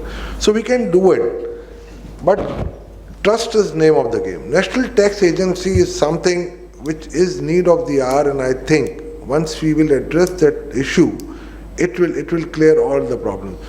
Beyond that, until we make a national tax agency, I think in my humble view, we should make a clearinghouse, a company over and above the FBR and all the provincial regulators or authorities. I think that should be a clearing company like State Bank of Pakistan or maybe a like NIFT. One window operation for all the taxes, and immediately those shares shall be transferred to those provinces which they require. So it will facilitate the businesses as well, and it will go for a very much ease of doing business to the businesses. Thank you. Thank you. So sounds like a जो suggestion है वो कि national tax agency हो जो कि ensure करे कि there is harmonization, there are rates, similar rates or compliance burden now, one return ho. And these are the things that we have been discussing or FBR have been implementing. So I would now like to open it to the audience also and get their thoughts. What would you suggest? कि कहाँ पे challenges हैं and why are we not able to move there, and in the immediate run हम क्या कर सकते हैं? So if anyone from audience would like to add here. देखिए, मैं इसमें दो चीज़ें हैं. एक तो सेकंड शेड्यूल को हार्मोनाइज करना ज़रूरी है. हर सूबे का अपना अपना सेकंड शेड्यूल है, वो पॉसिबल नहीं है. इसी तरह इसको लॉ को एक ही होना चाहिए था. जैसे हमारे यहाँ ट्रांसफ़र ऑफ प्रॉपर्टी एक्ट है, रजिस्ट्रेशन एक्ट है, और बहुत सारे ऐसे एक्ट हैं जो कि फेडरल गवर्नमेंट ने लेजिस्लेट किए और बाद में अडॉप्ट किए प्रोविंसेस ने. तो जो टीदिंग इश्यूज़ हैं वो सब इसमें रिजॉल्व हो जाएंगे जब लॉ एक होगा और हार्मोनाइज होगा सेकंड शेड्यूल हमारा. जी, मैं ख्याल सही कह रहे हैं. यही बात हमने भी कही है कि जी जो टैक्सेबल सर्विसेज हैं उनकी पॉजिटिव लिस्ट होनी चाहिए और सारे सूबों की एक जैसी होनी चाहिए और फेडरेशन उसमें ना आए, और सिमिलरली रेट एक जैसा हो और लॉ एक जैसा या एक प्रोसीजर उसका एटलीस्ट जो है कि ऑडिट कैसे होना है. किसी के शो कॉज नोटिस में 50 दिन है, किसी के 70 दिन. That creates a lot of confusion. तो ये हार्मोनाइजेशन, इससे किसी को नुकसान नहीं हो रहा. ये तो इसी साल हो जाना चाहिए. बिल्कुल सर. आप कह रहे हैं ना, तो वो उस पर बड़ी एक्सरसाइज की है. 2017-18 राशिद इब्राहिम साहब ने की, फिर आसिफ हारून ने की, फिर मैंने बहुत की. इस पर अभी भी हो रही है. But you see, I mean to bring all of the stakeholder at the platform and make them agree, the basic concept of origination and termination has to be decided first, and then we have to create a sense of taxability rather competition amongst the provinces. Law is there, law is fine, but the issue is trust. That's rightly said by अगर national tax agency होती है, जो मैंने खुद ने इस पे sales tax पे काम किया था टैक्स रिफॉर्म्स में, ये सारी चीज़ें हमने दी हुई हैं, बुक्स में सारी चीज़ें मौजूद हैं. IMF एग्री करता है, वर्ल्ड बैंक एग्री करता है, but the issue is that my these 4 stakeholders are not agreeing to it. Great. Anyone from panelists, if you would like to add, we can take your input, but otherwise I would move to the next question, if that's okay with everyone. Okay. Charan ji, let me move to the next question. और उसमें I want to now switch to the informal economy, और इसका कुछ reference हमारी जो last session था वहाँ पे भी आ रहा था कि पाकिस्तान में हमारे बहुत एक मेजॉरिटी ऑफ बिजनेसेस हैं जो कि आउटसाइड द डॉक्यूमेंटेड सेक्टर हैं. Right, we don't need convincing on that, ये सबको पता है. और इट लुक्स लाइक कि बहुत से बिजनेसेस एक सक्सेसफुल ऑपरेशन रन कर रहे हैं, they making profits, specially retail sector में. The transactions worth millions of rupees done every day, जो कि बिल्कुल अनटैक्स जा रही हैं. अगर मैं एक एस्टिमेट यहाँ पे दे रहा हूँ कि जो रिटेल सेक्टर है हमारा, वो इट इज़ एस्टिमेटेड कि वो हमारे जीडीपी का कोई 18% है. सो ऑलमोस्ट 18% हमारे जीडीपी का जो है वो रिटेल है. लेकिन अगर हम टैक्स देखें वहाँ से कितनी कंट्रीब्यूशन हो रही है टू द टोटल एक्सचेकर, वो 1% के करीब है आपकी. सो बिल्कुल ना होने के बराबर वहाँ से आपको टैक्स आ रहे हैं. तो सो द क्वेश्चन इज़ कि ये इतनी ज़्यादा जब अनडॉक्यूमेंटेड इकॉनमी है, it is going to disincentivise even documented economy को. क्योंकि मैं अगर एक बिज़नेस रन कर रहा हूँ और मैं डॉक्यूमेंटेड बिज़नेस हूँ, मैंने कम्पीट करना है इनफॉर्मल बिजनेसेस के साथ जिन्होंने ये 16% या 17% टैक्स नहीं चार्ज करना. तो मेरी प्राइस जो है वो टैक्स पे करने की वजह से वो ऑलरेडी 17% हायर है, और मेरे लिए नुकसान है, और मेरे ऊपर एक इंसेंटिव है कि मैं इनफॉर्मल इकॉनमी की तरफ मूव कर जाऊँ. तो so this has been a challenge कि इनको किस तरीके से हम अपनी इनफॉर्मलाइजेशन है जो इकॉनमी की उसको कम करें और डॉक्यूमेंटेड इकॉनमी की तरफ जाएं, लेवल प्लेइंग फील्ड्स मिले डॉक्यूमेंटेड बिजनेसेस को. तो इस पे बात करने के लिए I direct this question to Zyad sahab. Zyad Sab, I know you have been working on this with FPR also, so how would you suggest what are some of the concrete things that need to go into thinking about the retail sector in the informal? First of all, what I'd like to say is, to put it into context, is that tax is actually the byproduct of a flourishing business. It is not the main product. In Pakistan, somehow we have made it the main product. A business is not even born and we start to go after them and how do we tax them and how do we take something from them. So we need to, when a baby is born, you need to let it like kind of walk, grow up, and then you put it into school, and then you kind of make it work, and then you earn something from it. हम तो यही देखते हैं अभी, retail का हम बात कर रहे थे, how to tax retail in Islamabad, and as soon as e-commerce came about, oh wow, this is e-commerce, how do we tax this? तो पैदा ही नहीं हुआ था बच्चा, वो सोच रहे उसे tax कैसे ले लें. So we need it to grow. We need to let these things grow. We need to let them flourish a bit. Now the main problem to me when you look at it is there's an issue with continuity of policy. एक government आती है, दूसरी आती है, तीसरी आती है, and they keep scrapping everything, good and bad, that the previous governments have done. There's a lot of good that previous governments do, but the new government that comes just kind of scraps everything. And I think if you keep doing that, the trust element goes of the business, because people have to invest, and when they invest according to a policy which comes. And if there's no continuity of policy, then they say, why should we enter the net? So let's just stay out of this net, because at least there's no questions asked. If we come into the net, हमें accounts भी देने पड़ेंगे, audit भी होएगा, शायद 2 बार होएगा, 3 बार होएगा. There'll be a lot of harassment, a lot of things. So there's a big trust deficit. The people at the FBR think businessmen chore hai, businessmen say कि FBR corrupt hai. So there's a big trust deficit. We need to bridge this deficit. Yes, there are bad apples on every side, but that's a small amount. Businessmen होंगे 10% chore, probably yes. FBR में भी शायद 10% corrupt होंगे. But that doesn't mean that you blame everyone and say ये सब चोर है और ये सब corrupt है. So I think we need to work together to first of all bridge this trust deficit, which is in place. Soft skills need to be improved. When you go to the FBR or the LTOs or the RTOs or the lower levels, it's very scary because those new officers which have come are the ones who are actually very aggressive. The more you go up the FBR and जितना आप देखते हैं वो mature होते जाते हैं officers. In fact, when you meet the senior officers, grade 20, grade 21, they're very mature people and वो आपसे अच्छे से बात करते हैं. But the junior officers which are all there, which are the ones who are the first kind of interaction with new businesses which come, they're extremely aggressive, and that scares a lot of people from entering into this tax net. So I think that's a barrier in itself, and that's something the FBR has to reflect and see how they can impart training on people over there, and kind of teach them how to address the businessmen. Now, when you talk about how do you get people into the net, we've tried, like you said, I've been working with the FBR through the Retail Council, and we've tried to implement this point of sale terminal system, which we've introduced, for retail and to get them to come in. Now that a couple of ways, you either incentivize the people who integrate into the system, or then there's enforcement on the other side. So there's incentivization and or policy interventions on one side and enforcement on the other side. Enforcement, I don't believe we have the number of people to enforce the population and the people we have here. So the best way I would say is to do it is to incentivize and make policy interventions. So we worked a lot with people like Hamid Saab and Shabbar Saab, I don't know if you're still here, and we basically said that if you integrate with your point of sales terminal with your shops, you'll get a preferred rate of sales tax. So for example, let's say that the person who integrates with the system will pay 10%, the one who's non-integrated will get, let's say, pay 17%. So you have this, a bit of a cushion to kind of compete with the people who are undocumented. But the problem is not that. People just look at this 17% and they say this is what is making you uncompetitive. It's not the 17%, it's everything which goes along with that. There's SESI, there's PESI, there's EOBI, there's corporate tax, there's duties. I mean, when you put all of this together, it's actually nearly 40% plus. And those guys are paying nothing and you're paying 40%. So it's not just the sales tax. Yes, sales tax is a big chunk, it's a huge amount, and that difference of 7% does help.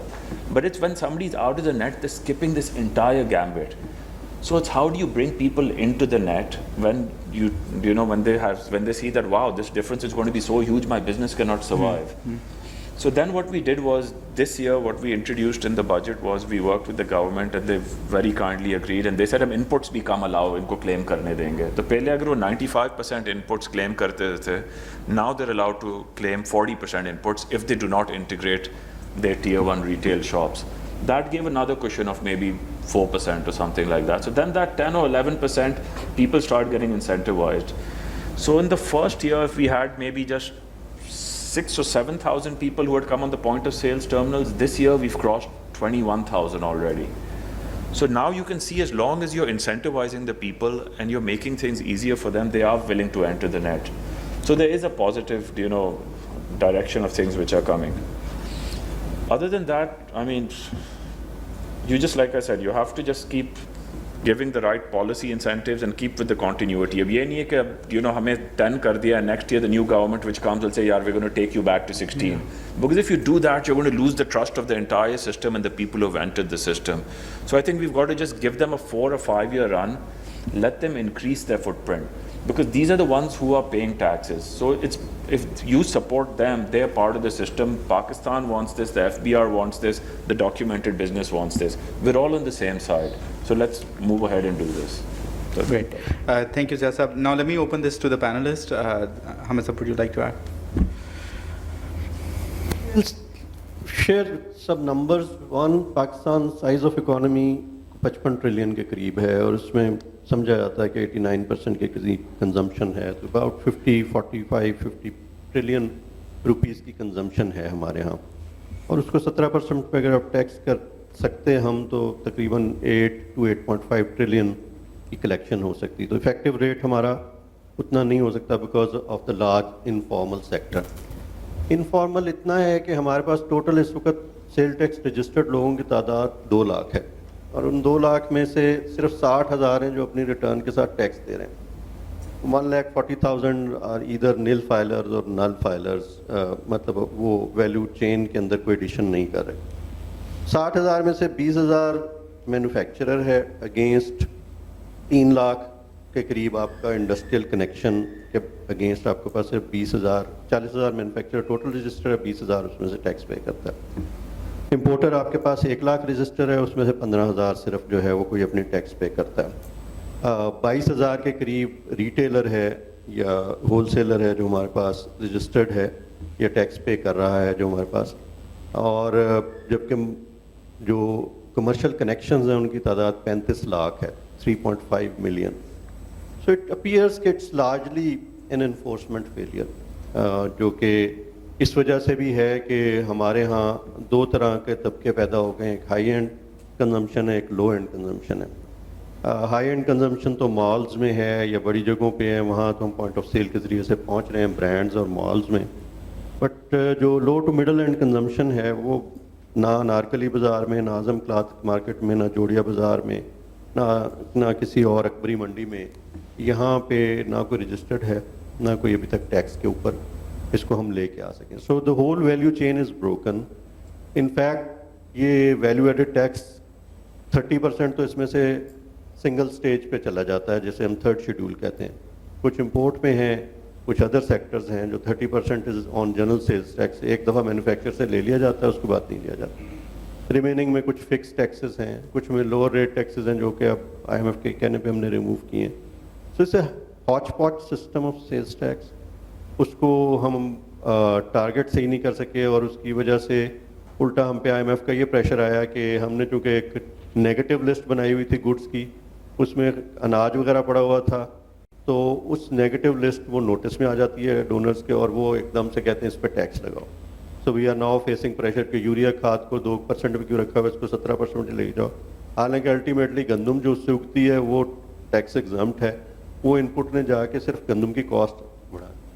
So I think there are both policy failures and is a huge enforcement failure, which is because the reason कि इतने लोगों को हम 14,000 tax के FBR के लोगों से police नहीं कर सकते. But the IT is giving us this opportunity to watch the transactions and somehow bring them into tax net. So POS, track and trace and other जो value chain के हैं, वो शायद फ्यूचर में एक रास्ते खोल रहे हैं. अगर FBR उसको जल्दी पकड़ लिया उसने तो होपफुली ये टैक्स ज़्यादा सबसे मेन टैक्स बन सकता है. जी, इफ हामिद साहब रिकॉल्स, शायद आप नहीं थे उस वक्त, we have perform a study in 2015 single state sales tax, and I was honored to present that to the IMF and the entire panel. They agreed to it that the country like Pakistan needs such type of taxation system where you can put a tax, just generate your revenue and do away with that. But then they said that we have got the system of VAT prevailed in 166 countries and we cannot exclude you from that. तो वो खैर वो तो बात अलग गई. during the course of our analysis and performing the litmus test, उसको जब देखा हमने, तो वो पाकिस्तान में वो 80-20 थ्योरी भी फेल हो गई और वो 90-10 पे आ गई. 10% of your registered sales tax people are contributing 90% of the tax. First 80 जो companies थी, they are contributing almost 90, और बाकी जितनी भी थी वो नीचे आके माशाल्लाह 10% करती थी. और effectively speaking, जब हम effective tax rate देखते थे ऊपर, तो that was 17%, और जब हम नीचे बिल्कुल आखिरी पे आते हैं तो 3.78 हो जाता है weighted average. तो meaning that instead of getting some value addition, we are literally throwing this money away in the frauds. Number one, the potential is very high. As Zaid said, competitiveness is name of the game. If, as you rightly introduce, कि जी मैं इस दुकान से खरीदता हूँ तो 17% plus है, उस दुकान पे जाता हूँ तो 17% लेस है. और ये जो डिसइंसेंटिव आप कहते हैं ना इनपुट का, आप प्लीज अलाउ एनीवन कि जी आप ना लगाओ पीओएस, और अगर आप पर फोर्स ना करो कोई भी नहीं लगाएगा. आपको you have to prevail upon. दूसरी बात, जब हम डायरेक्ट टैक्स में मैं सुन रहा था, although I came very late, कि 20% of your economy, which is agriculture economy, is not contributing much towards the direct taxation. This 18.5% of retail is also not contributing much. तो if we go by the books, और अगर मैं इसको दिखाऊं जैसे जफ़र ने कहा कि जी इसको हम क्यों नहीं अलग कर देते, तो जफ़र इसके हिसाब से 17.25% आपका टैक्स टू जीडीपी रेशियो हो जाएगा. ये पूरी मैंने इसकी एनालिसिस हमने काफ़ी की है इस पर. But the issue is, as Hamid Saab has said, that in retail sector we cannot finger them or finger point them कि जी इनकी वजह से टैक्स नहीं आ रहा, बिकॉज कि थर्ड शेड्यूल का टैक्स वो ऑलरेडी पे करके मैन्युफैक्चरर दे रहा होता है, इंपोर्ट का जो विदहोल्डिंग टैक्स है वो इंपोर्टर पे करके दे रहा होता है. सो उनकी इतना हम पिन पॉइंट नहीं कर सकते उनको. ये जो पीओएस का था, इसमें भी थोड़े से माजरत के साथ, ये भाई ने तो बहुत मेहनत की, इनकी टीमों ने भी की, मैं इसमें भी कोई चीज़ हमें शेडी नज़र आ रही थी, और इस पर काफ़ी रिसर्च आई, न्यूज़ मीडिया रिपोर्ट्स भी आई, और इसी तरीके से ये मैं खुद लिस्ट दे के आया बिहार को. None other than the chairman मैंने दिए, कि मैंने कहा देखिए ये सिर्फ एक मार्केट की मैं आपको लिस्ट दे के जा रहा हूँ कि यहाँ पर ये टोटल 15 लोग हैं जिनको आपने रजिस्टर किया हुआ है, बाकी सबसे बड़ी बड़ी दुकानें लेके बैठे हुए 2-2 मीटर डिवाइड करके. You are not bothered. तो आप ना तो एग्रीकल्चरस्ट लॉबी को पकड़ सकते हैं टैक्सेशन रिजीम में आने के लिए, ना आप इस शटर पावर को लग सकते हैं. टर्की के अंदर 7,53,000 कंपनीज हैं जो कि रजिस्टर्ड हैं, एंड एवरी खोखा even unless you are operating from your home, you must and you shall register yourself for sales tax.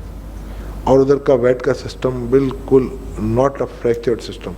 ये जो फ्रेगमेंटेशन हमारी हुई है प्रोविंस की और इसकी, इंडिया ने 10 साल की मेहनत के बाद, उसको मैं कहता हूँ 17 हमले सोमनाथ के हुए, उन्होंने अब यूनिफॉर्म किया. They have a single return, they are giving something to the, ये एक लेजिस्लेशन है इनका पूरा.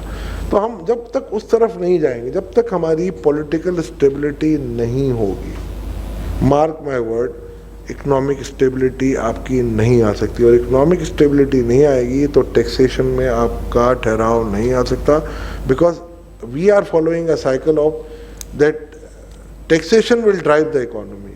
No, economy has to drive the taxation. जब तक इस प्रिंसिपल पे हम नहीं आएंगे ना, कुछ नहीं होना.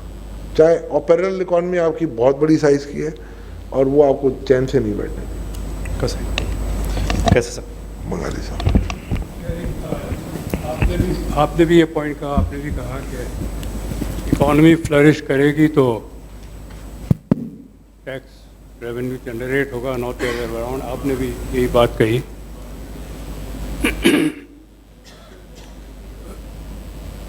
तो जो टैक्स जनरेट करता है वो बेसिकली कमोडिटी प्रोड्यूसिंग सेक्टर करता है.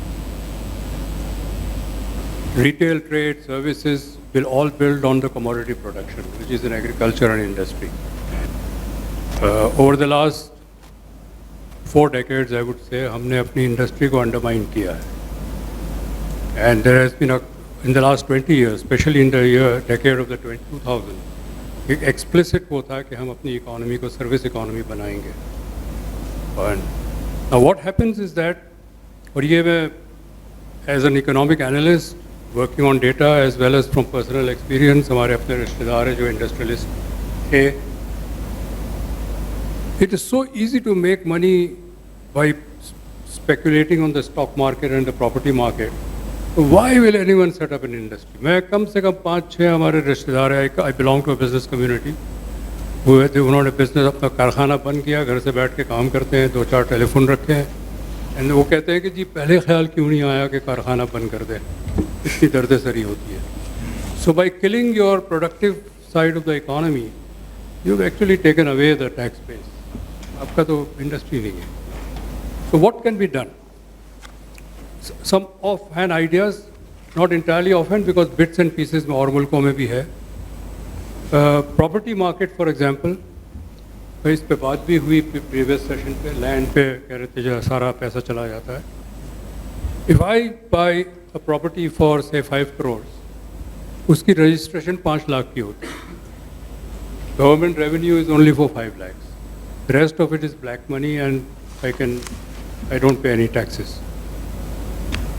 Why can't we have a system, and I'm thinking out of the box, where this transaction gets onto a public website and you allow a period of time, say 20 days, 30 days, any third party can bid, say 10% more or 15% more, and it will be his first right to buy that property. It's called the right of first purchase. तो मैं अगर 5 करोड़ की property 5 lakh में register करता हूँ, somebody will buy it off me for 5.5 lakh, तो मैं कभी उसको अंडर इनवॉइस नहीं करूँगा. So you just do away with the under invoiced part of the economy. Same with imports. जो import में under invoicing है, that has killed our industry. For more than 30-40 years we've been tracking it.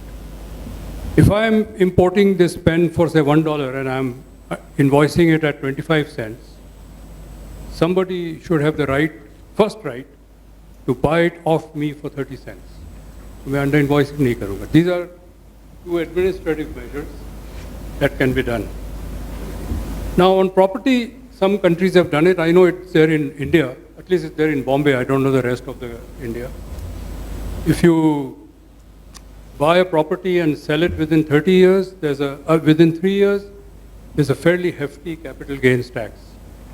So I think the provision of right of first purchase plus capital gains tax if you are selling your stock for before 6 months or selling your property before 3 years or so, these measures will actually tighten up the leakage of resources from the formal economy. Mm-hmm. And once you do that.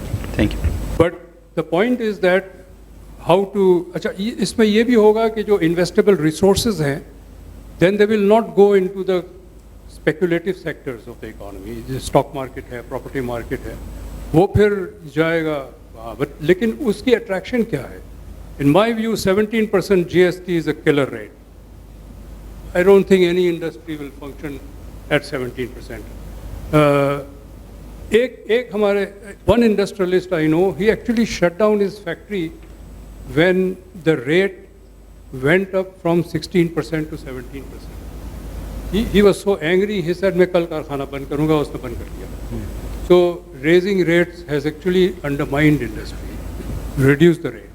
जैसे फाक साहब ने कहा कि आपका lower and पे तो 3% 4% है. Actually Hafiz Pasha has done a study, he said the effective tax rate आपका 5% है.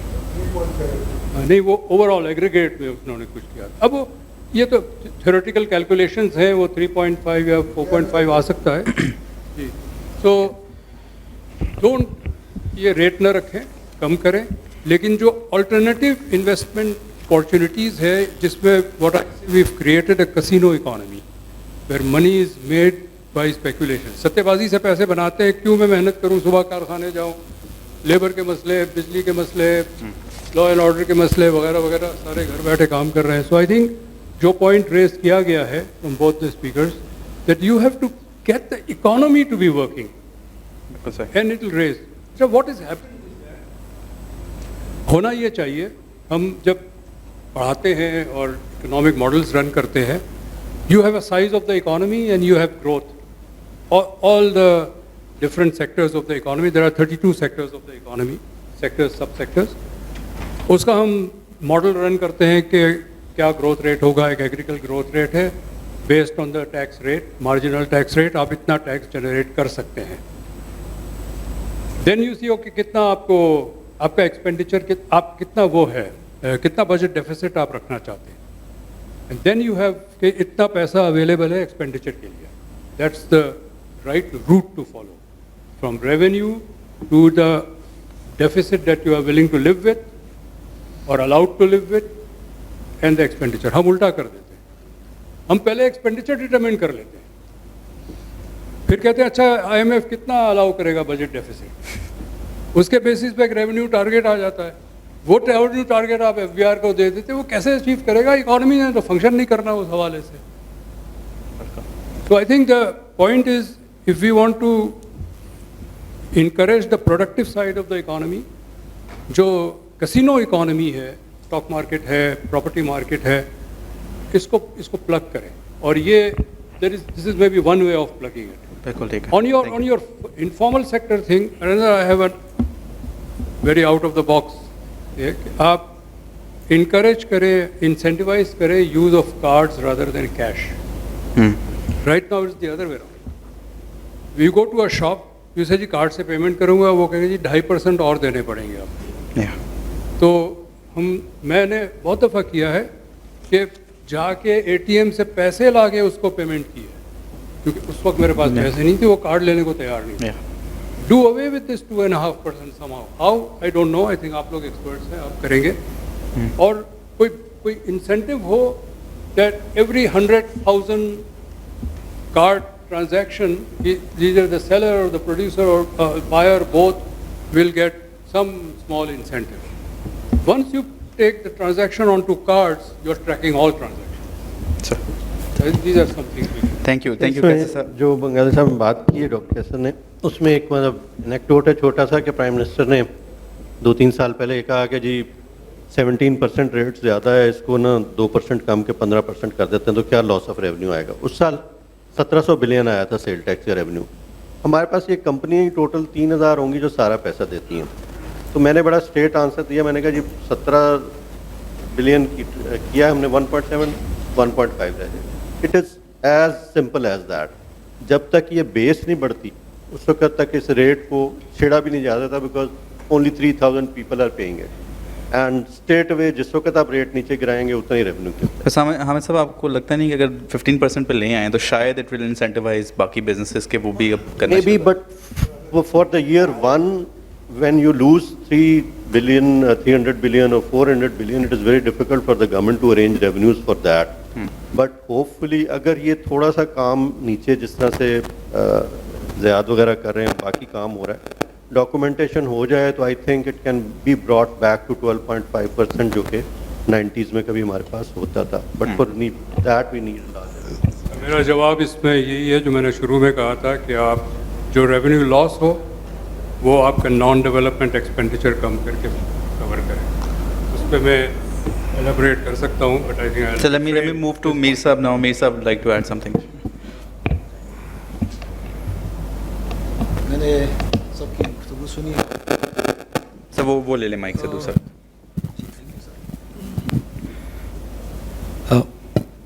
اس میں میری اپنی جو سمجھ ہے وہ یہ ہے کہ it has to be a wholesome approach. صرف آپ کا ایک جو اس وقت ہمارا لیگل سٹرکچر ہے سیلس ٹیکس کا, اس کو اگر ہم میئر کریں جو انٹرنیشنلی ایکسیپٹڈ پرنسپل ہے آف سیلس ٹیکس, اس میں سب سے پہلا پرنسپل ہے وہ یہ کہ ایک اسٹینڈرڈ ریٹ آف ٹیکسیشن ہونا چاہیے سروسز, گڈز اور سروسز کے لیے. ایگزیمشنز کم سے کم ہونی چاہیے. ڈومیسٹک زیرو ریٹنگ بالکل نہیں ہونی چاہیے. صرف ایکسپورٹ پہ آپ کی زیرو ریٹنگ ہونی چاہیے, ڈومیسٹک آپ کی زیرو ریٹنگ نہیں ہونی چاہیے. یہ ہونا چاہیے. دوسرا یہ ہے کہ آپ کا جو ٹیکس کا ریٹ ہے وہ میں ان سے ایگری کرتا ہوں کہ اگر ہم نے اس کو بڑھانا ہے, ریٹیل سیکٹر کو ٹیکس میں لانا ہے, تو اس کا جو ریٹ ہے ہمارا سیلس ٹیکس کا اس کو کم کرنا چاہیے. اس کے ساتھ ساتھ ایک اور جو بڑی ضروری بات ہے جو overall these 26 years of my service میں نے جو دیکھی ہے وہ یہ ہے کہ ہماری جو کاسٹ آف نان کمپلائنس ہے وہ بہت کم ہے.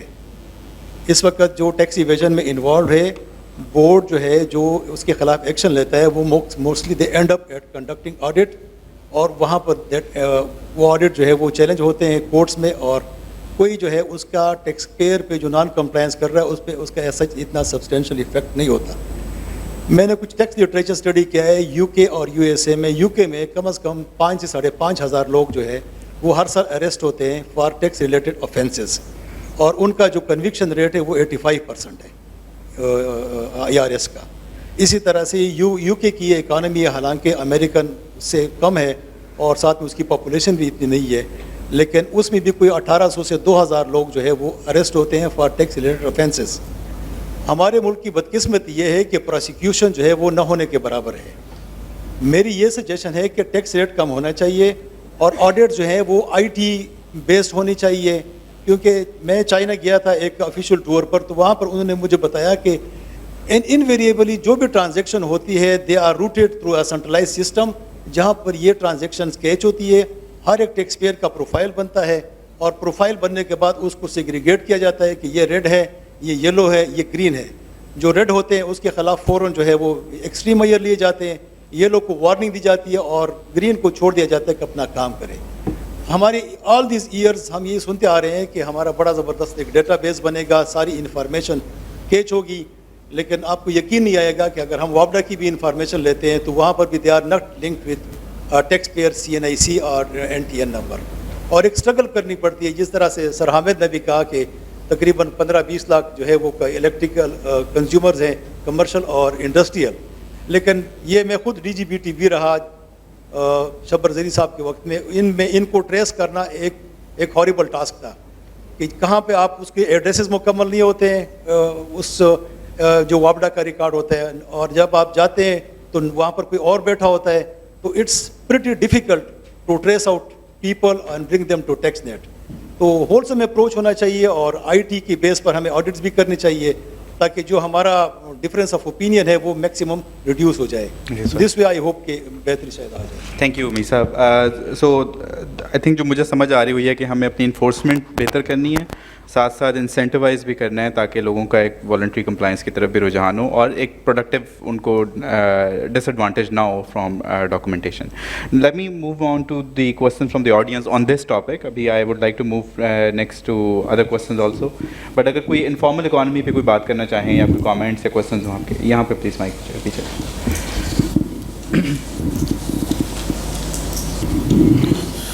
انفارمل اکانومی میں جو گریز سیکٹر ہے, ریٹیل سیکٹر یا دوسرے, اس میں اگر آپ دیکھیں تو اسٹیٹ بینک کا رول بھی بنتا ہے. اگر کرنسی ٹو ڈپازٹ ریشو ہم نکالیں اسٹیٹ بینک کا, تو وہ کچھ خاص سیزنیلٹی کے ٹائمز میں جو ہے وہ اسپائکس کرتا ہے. اور جو ہمارے کی ایسیٹس ہیں جیسے کہ گولڈ ہے, اور اس میں اور جو جب ایمنسٹی دی جاتی ہے تو ایسیٹس کس طرف موو کرتے ہیں, اسپیشلی کیش بیس اکانومی میں.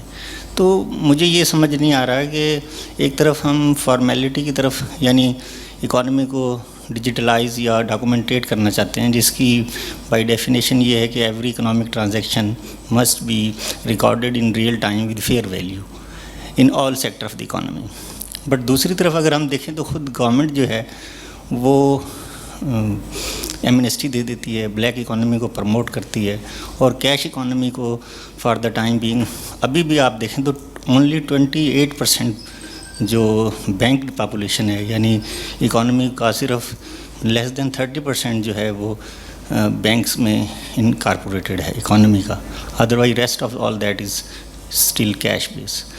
دوسری طرف ہمارے دونوں شولڈرز پہ انڈیا اور چائنا, ان کا جو ICT کا سیکٹر ہے کس طرح سے انہوں نے کنیکٹ کیا ہے اور ایک سوشل موومنٹ چلائی ہے انہوں نے کہ کیش لیس اکانومی کی طرف جائیں. اور دوسری طرف جو ہماری خود پاکستان کی ہے کہ ابھی ہم یہ بھی سن رہے تھے کہ 5,000 کا نوٹ جو ہے اور اس کے اوپر بڑا کوشچن مارک ہے, یہ اکانومی کو کس طرف لے کے جا رہا ہے, اور جو ہماری کرنسی ڈینومینیشنز ہیں ان کی پوزیشنز کیا ہیں. تو مطلب کیش ٹو ڈیمانڈ ریشو یا کرنسی ڈیمانڈ ریشو اسٹیمیٹس کر کے بھی اگر ہم دیکھیں ٹیکنیکلی تو پچھلے 20 سالوں میں 30 سالوں میں اکانومی کے اندر فارمیلٹی کی بجائے انفارمیلٹی بڑھی ہے.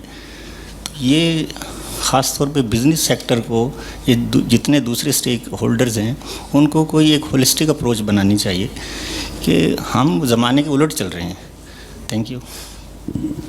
اس میں اگر تھوڑا سا بعد میں میرے بعد میں 2 منٹ میں بات کر لوں.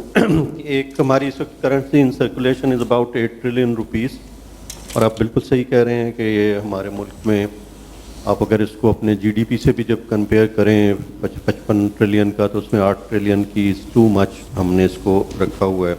اور اسٹیٹ بینک نے آبویسلی کچھ اچھے کام کیے ہیں. 40,000 کا بانڈ اور 25,000 کا بانڈ اب جو بیرر بانڈ تھے وہ ختم ہو گئے ہیں اور اب نام لکھ کے صرف وہ ہو سکتا ہے. بٹ یہ جو دوسری چیز ہے جو شروع میں بھی بات ہو رہی ہے کہ اکانومی پہلے آئے گی یا ٹیکسز پہلے آئیں گے, اس میں یہ پرابلم ہے کہ انڈیا جب ڈی مانیٹائزیشن میں 2017 9 نومبر کو گیا ہے تو they last 3% of G D P in their growth. اب ان کی تو 10% یا 9% پہ چل رہی تھی تو وہ گر کے 6% پہ آ گئی. ہماری 43% پہ رہی ہو تو ہم 0 پہ کیسے جائیں. So these things have been debated at the highest circles کہ جی 5,000 کا نوٹ بند کریں یا نوٹوں کو بدل دیں یا کچھ کر دیں. But what you seeing is right کہ ہم اس کو کیش سے جتنا بھی اس کو لوگوں کو بینک اکاؤنٹ, ابھی ایک بینکنگ کا اکاؤنٹ کا ایکسپوجر 32% ہے. کراچی لاہور سے باہر نکلیں تو 5% شہروں میں ایکسپوجر, سارا کیش پہ ہم کام کر رہے ہیں. سو in the medium to long term we need to move away from the cash and to the plastic and documented economy. That is a must. لیکن اس وقت جو سچویشن ہے وہ اکانومی میں ہمیشہ پرابلم آتی. باقی تو اللہ صاحب اس پہ اس میں میں آپ کو بتاتا ہوں جو آپ نے بات کی ہے نا وہ اس پہ بہت ریئلائزیشن ہوئی اور اس پہ بھی try to work out tax reforms commission میں ہم نے اس میں کافی کوشش کی. اور یہ میں آپ کو 2-3 چیزیں بڑی پرٹیننٹ میں بتاتا ہوں کہ پچھلے 3 سالوں میں آلموسٹ 20 to 30% آپ کی منی ان سرکولیشن بڑھی ہے وچ از اے لیتھل سائن. فائنینشیل انکلوژن آپ کی نہیں ہے. میں اس وقت آنا نہیں چاہ رہا تھا, چلے اب آپ نے چھیڑ دیے داستان تو میں آ جاتا ہوں. فائنینشیل انکلوژن کے اوپر ہم نے بہت کام کرنے کی کوشش کی اور جس میں میرا خیال اسٹیٹ بینک بھی کام کر رہا ہے, آئی کیپ بھی کام کر رہا ہے اور ایس ڈی پی آئی بھی ہمارے ساتھ کام کر رہی ہے. بٹ دا ایشو از کہ جب تک آپ کی 70% آف دا پاپولیشن جو کہ آپ کی رورل پاپولیشن ہے اور جو ایگریگیرین اکانومی ہے اس کو جب تک آپ فائنینشیل انکلوژن میں نہیں لائیں گے اور جب تک ان کو آپ فارم ٹو مارکیٹ اپروچ نہیں دیں گے, ان کو جب تک آپ سافٹ ٹرم کی لونز نہیں دیں گے کیونکہ آپ کی ایگریکلچرل لون کم ہوئی رہی ہیں اور آپ کی ریٹیل سیکٹر کی جو لونز ہیں وہ زیادہ ہو جاتی ہیں. یہ چیزیں. دوسرا, جن کنٹریز کا ہم ایکسپیرینس اٹھاتے ہیں سب سے پہلا ایکسپیرینس آپ نے اٹھانا ہے اور سب سے جو روبوسٹ پلاننگ تھی آپ کی وہ ٹرکی کی تھی. ٹرکی نے کیا کیا کہ every 3 year they make a parallel economy action plan اور اس پہ وہ انویسٹ کرتے ہیں. They incentivize people to come into the mainstream economy اور جب وہ لے کے آتے ہیں اس اکانومی میں تو وہ ان کو ایک ٹیکس ریٹ پہ لاتے ہیں. ان لاسٹ جو 3 years کا جو ان کا پروگرام ہے اس پہ دے آر اسپینڈنگ $723 billion اور ان کا یہ رزلٹ ہے کہ ہم 5 سے 7% اپنی پیرلل اکانومی کو کرب کر کے ہم مین اسٹریم اکانومی میں لائیں گے. آپ نے ایمنسٹی کی بات کی. ایمنسٹی مجھے ٹرانسپیرنسی والے جو ہے نا عادل صاحب وہ کہتے ہیں یہ سلطان ایمنسٹی ہے. ایمنسٹی کا مسئلہ پتہ ہے کہ ہمارے ساتھ سب سے بڑا مسئلہ یہ ہے کہ ہم نے خود نے ونڈو کھولی ہوئی ہے. یہ کمپلشن ہے یہ ہماری کہ اب ہمیں ایمنسٹی دینی ہے. ایک تو کیش اکانومی اتنی بڑی ہے, دوسری آپ کی پراپرٹی آپ اٹھا کے دیکھ لیں. The real difference between your market value, میں یہ کوئی ایک علاقے کی بات نہیں کروں گا, real difference is almost 3 times. اور اس 3 ٹائم میں آج میں اپنے گھر ایک بیچنے گیا اور میں خریدنے گیا تو لینے والے نے مجھے انکار کر دیا کہ میں وائٹ منی نہیں لوں گا اور جس نے میرے سے اپارٹمنٹ لیا اس نے بھی منع کر دیا میں نہیں لوں گا. تو یہ جب تک ونڈو آپ نہیں کم کریں گے, اور جو میں پہلے کہہ چکا ہوں economy has to drive tax not tax economy. آپ کو یہ دیکھنا پڑے گا, آپ کو لوور ٹیکس ریٹس کرنے پڑیں گے اور آپ کو انسینٹیوائز کرنا پڑے گا. دوسرا اس کو کرب کرنے کا سب سے بہترین طریقہ جو کہ کیش اکانومی کو جنریٹ کرتا ہے وہ آپ کی آئی ٹی بیس سولوشن ہوں گے. یہ technology will deal with it. Like I can say trace and track ہے. سنس 2016 میں لگا ہوا ہوں اس کے پیچھے کہ ٹریس اینڈ ٹریکنگ ہونی چاہیے, اور ڈفرینٹ لیول پہ آ کے یہ رکتی ہے. کبھی کورٹوں میں چلی جاتی ہے, کبھی کیا ہوتی ہے, کبھی ایف پی آر اپنی رجیم چینج کر دیتا ہے, کبھی ہوتا ہے اس پروجیکٹ پہ چلے جاؤ, کبھی ہماری جو لابیز ہوتی ہیں لائک آئی کین سمپلی سے ٹوبیکو لابی ہے آپ کی, وہ کبھی نہیں چاہتی ہے کہ اس کو ٹریک کرو. Not only the tier 2 people, tier 1 also they don't want. جب ہم کرنے لگے تھے تو وہ بنگلہ دیش ماڈل لے کے آئے تھے, اسٹیمپ کرا دو. ہارون اختر صاحب میں نے ہی کیا تھا وہ ڈیل. تو کیا ہوا اینڈ میں؟ اب ہمارے جب اتنے بڑے بڑے کارپوریٹس اور کنگلومریٹس اگر مجھے کہیں گے کہ جی میں ٹریس اینڈ ٹریک نہیں کروانا چاہ رہا, اور پھر ہماری بزنس ایسوسیشنز پھر ہمارے ساتھ آتی ہیں, کہتی ہیں کہ نہیں جی ان کو فیسیلیٹیٹ کریں, تو یہ بھی غلط ہے. ہمیں سب طرف دیکھنا پڑے گا اگر آپ کو معیشت کو ٹھیک کرنا ہے, ٹیکس نظام کو ٹھیک کرنا ہے, اور یہ فراڈ کم کرنے ہیں جو پیرل اکانومی یا دوسرے جو ہم بات کرتے ہیں. تو we have to have a one voice, that voice is Pakistan first. Taxation has to be improve, اور یہ نہیں ہونا چاہیے. ایف بی آر کو بھی سدھرنا پڑے گا کہ اگر ایف بی آر کا افسر کوئی آتا ہے, بادشاہ صاحب سوری معذرت کے ساتھ, تو لوگ کہتے ہیں موت کے فرشتے کو گھر کا دروازہ دکھا دیا. یہ نہیں ہونا چاہیے. ایک اور last but not the least, ایک ہمارے بہت اچھے انڈسٹریلسٹ ہیں اور پی بی سی کے چیئرمین بھی رہے, ثاقب شیرازی صاحب, از اے ویری گڈ فرینڈ. ایک سیمینار میں انہوں نے ہمیں سے بڑی اچھی تقریر میں بات کی کہ somebody asked me from abroad that how difficult it is to do business in Pakistan. He said, no, not at all. It is not difficult to do any business in Pakistan, but that he put a caveat, unless you are a filer. So that caveat is very important for the business community, and it is demotivating factor for people to come to the net. آخری چیز میں کہوں گا, ایک Amnesty میں لڑ کے لایا تھا آئی ایم ایف سے, جو کہ آج تک کبھی پاکستان میں کوئی ایمنسٹی آئی ایم ایف نے اوکے نہیں کی, تو ان لوگوں نے ہم آنکھ بند کر لیں گے. وہ ریٹیلر, وہ جو بزنس مینوں کی جیتے نا چھوٹے کاروبار, 0.25% ٹیکس. ہمیں صاحب 0.25% tax, no question asked for 4 years. Declare as much as you can. اور اس کے بعد کوئی چیز آپ سے نہیں پوچھے گی. Simple form, half pager form of your wealth tax and half page form of your income tax. When we address, سارے جتنے بھی میر صاحبان جتنے بھی تھے سب آتے تھے, روز ہمارے ساتھ بریانی بھی کھاتے تھے, ایف بی آر میں ہم بیٹھتے تھے. وین اٹ واز کنکلوڈیڈ, جب سیمینار ہم کرنے گئے اور جب ہم نے وہاں دیکھا کہ جی کیا پوزیشن ہے, تو ڈار صاحب بیٹھے ہوئے تھے, فائنانس منسٹر تھے, ہارون اختر بیٹھے ہوئے تھے, نثار صاحب چیئرمین تھے, اور طارق پاشا ایسے ہوتے تھے, اور میں تھا. تو یہ سارے بلش تھے. کوئی کہتا تھا 20 لاکھ ریٹرن آئیں گے, کوئی کہتا تھا 5 لاکھ آئیں گے, یعنی لاکھ سے کم کوئی نہیں تھا سوائے میرے. میں نے کہا 20,000 بھی نہیں آئیں گے.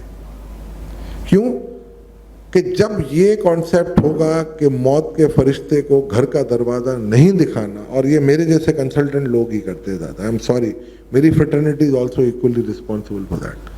یہ چیزوں کو آپ آٹومیٹ کریں. میرا خیال ہے آپ کو واقعی یہ 7-8 ہزار نہیں, یہ آپ کی اکانومی جو ہے 10 سے 15 ہزار کی ہے, جو کہ آپ کو ریئل ٹرم میں اگر آپ گرے اکانومی کو ذرا پیرل اکانومی کو اوپر لائیں تو یہ آ سکتے ہیں. Thank you, Ashfaq Sahab. Let me move to our next question, which is also a very important one, and that has to do with audits. تو audits جو ہیں ان کا 2 مقصد ہیں. ایک تو یہ کہ وہ ڈیٹیکٹ کر سکیں جو اگر ایویژن ہو رہی ہے, اور دوسرا یہ کہ فیوچر کی جو ایویژن ہونی ہے اس کو ڈیٹر کریں, کہ لوگ out of threat of audit avoid کریں نا.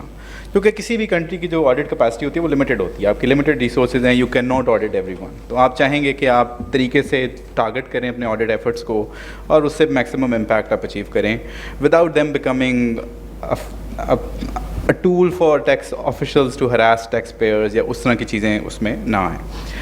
تو مشکل سوال ہے. F B R has been experimenting with random audits, parametric audits, third party audits کا بھی ذکر ہوا لاسٹ ٹائم. آئی تھنک وہ ایم ایف کی کوئی ایسا ڈسکشنز چل رہی تھیں. ابھی بھی we are trying to move towards parametric audit, risk based audits جن کو کہا جا رہا ہے. تو I would like to direct this question to Mir sahab to reflect آن کہ اس ایفرٹ میں, اس ڈائریکشن میں ہمیں کیا کرنا چاہیے, اور اف یو کین بی میر صاحب مور concrete towards کہ next budget میں کیا کر سکتے ہیں اور how should we be going about this? So, please.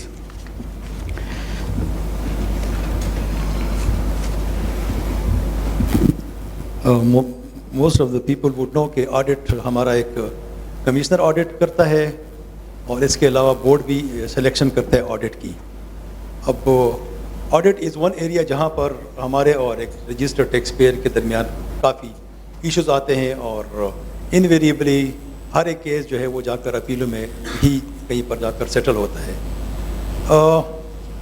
Audit میں ایشوز کیوں زیادہ سامنے آتے ہیں, کیوں اتنی لیٹیگیشن ہوتی ہے؟ میرا خیال میں it has to do with the number one جو ہمارا ایک اس وقت لیگل جو فریم ورک ہے, جس طرح سے بھی شروع میں میں نے بات کی کہ اس میں جو بیسک پرنسپلز ہیں آپ کے ویٹ کے, جتنا آپ ان سے ڈائیورٹ ہوتے ہیں اتنا آپ پرابلمز جو ہے وہ سسٹم میں انٹروڈیوس کرتے ہیں.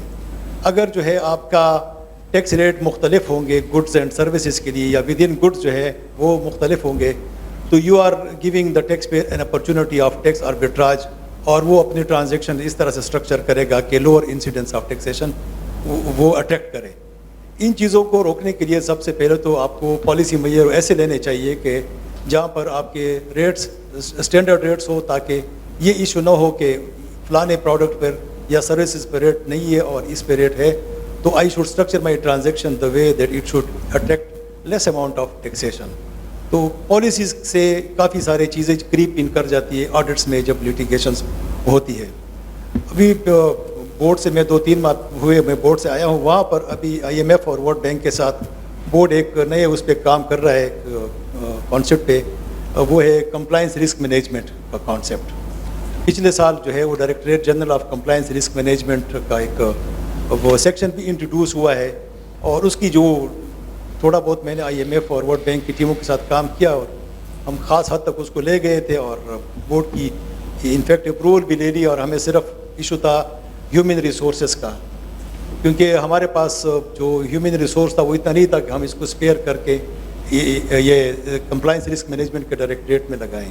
اس کا بیسک کانسیپٹ یہی تھا کہ ہم ٹیکس پیئرس کی جو ٹیکس رولز پہ ایگزسٹ کر رہے ہیں اور جو نہیں بھی ایگزسٹ کر رہے ہیں لیکن ان کا data somehow or the other we are in a position to get hold of that data, ان کی ہم رسک پروفائلنگ کریں, اور اس کے بعد جو ہمارے بورڈ کی اور فیلڈ فارمیشنز کی جو لمیٹڈ ریسورسز ہیں اس کو ہم ڈائریکٹ کریں, جو سب سے ہائی رسک انڈیویجولز ہیں, ہائی رسک جو کمپنیز ہیں ان کی طرف ڈائریکٹ کریں, اور اس طرح سے ہم ود اور لمیٹڈ ریسورسز ہم جو ہے جو ہائی رسک ٹیکس ایویژن کے کیس ہے اس کے اوپر ہم فوکس کریں.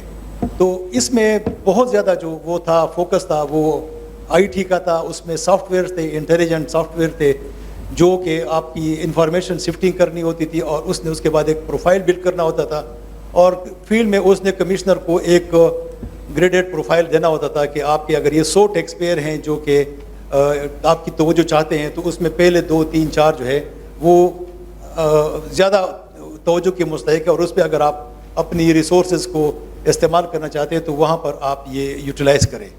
تو میرا خیال میں کہ اگر وہ جو ایک پروجیکٹ ہے اس میں اگر board with the cooperation of donor agencies اس کو امپلیمنٹ کر دے تو ہمارے آڈٹ میں جو بہت زیادہ جو مسائل آتے ہیں اور بیڈ بلڈ کریٹ ہوتا ہے وہ بہت زیادہ حد تک ختم تو نہیں ہوگا لیکن ریڈیوس ضرور ہو جائے گا, کیونکہ that will be like fact based اور ایویڈنس بیسڈ ہوگا, اور اس کی بیس پر جو ہے جو بھی فائنڈنگز ہوگی وہ بھی میرا خیال میں کورٹس میں بھی وہ اپیل میں بھی سسٹین کریں گی.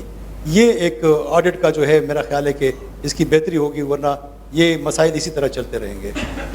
تھینک یو میر صاحب. میں تھوڑا سا ہائی لائٹ کرنا چاہوں گا کہ اس وقت ہمارے تقریباً 3 ٹریلین کے قریب کیسز ہیں جو کہ پینڈنگ ہیں کورٹس میں, جن کے اوپر پروسیڈنگ چل رہی ہیں. So it's a big issue, so اس لیے we need to talk about دس.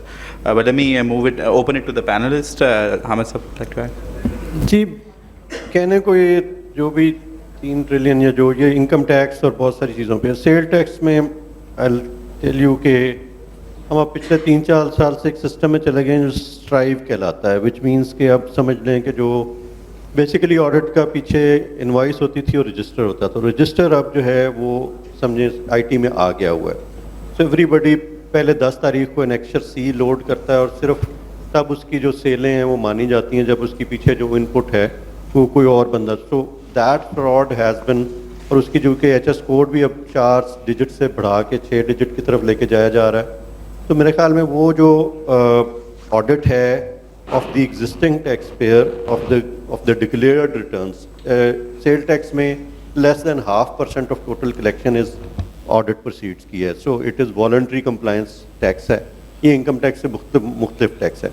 تو یہاں پہ آئی ٹی میں اب ایک انوائس جو ہے ای انوائس وہ رہ گئی ہوئی ہے.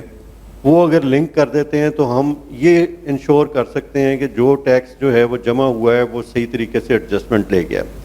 لیکن ابھی بھی جو پرابلمز باہر رہ رہے ہیں وہ یہ ہے کہ انڈر اسٹیٹمنٹ جو ہے وہ اس کو آڈٹ ڈیٹیکٹ نہیں کرے گا. یہ والا آڈٹ جو کہ لا کا ہے کہ جی آپ اپنے کاغذ لا کے دکھائیں تو ایگزیکٹلی وہی کچھ دکھا دے گا جو آئی ٹی میں اس نے دیا ہوا.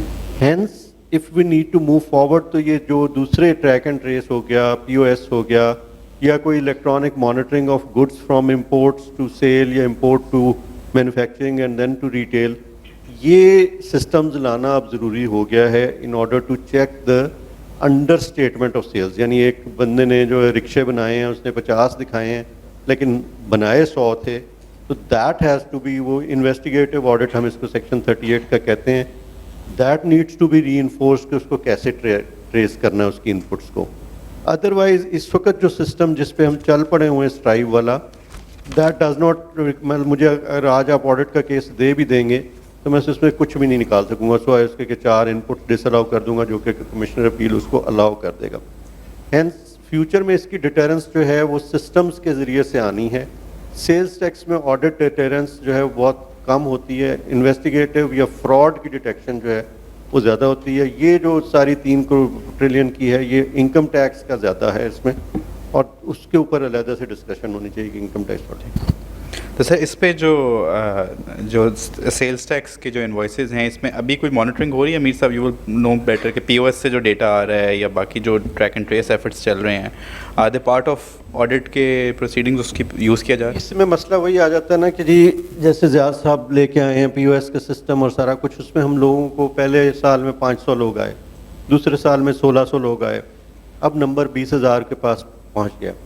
اس وقت پولیٹیکل کوشچن یہ بھی تھا کہ ابھی ہم اگر ان کو پکڑنا شروع کر دیں، اور ہمیں پتہ لگ رہا تھا کہ یہ آف ٹائم میں جا رہا ہے، ایک آدمی اس کا سسٹم ڈاؤن ہوا ہے. ایک آدمی جو ہے وہ 2 اسلام آباد کی دکانیں ہیں ڈی واٹسن کی، اور اس کے ساتھ ایک اور کیمسٹ ہے شاہین والا، ان میں ایک کی 4 سے 8 بجے تک سیلیں بہت بڑھ گئی ہیں، ایک کی 0 رہی ہیں.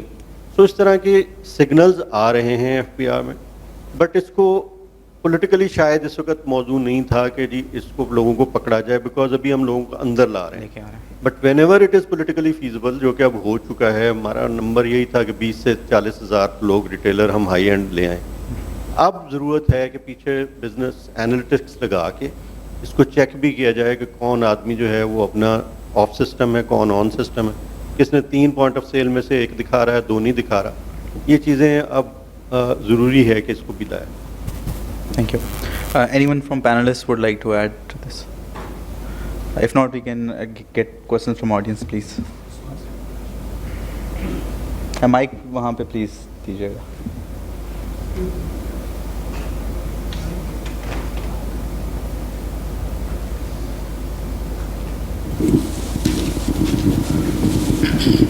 یہ صحیح والا ہے جی.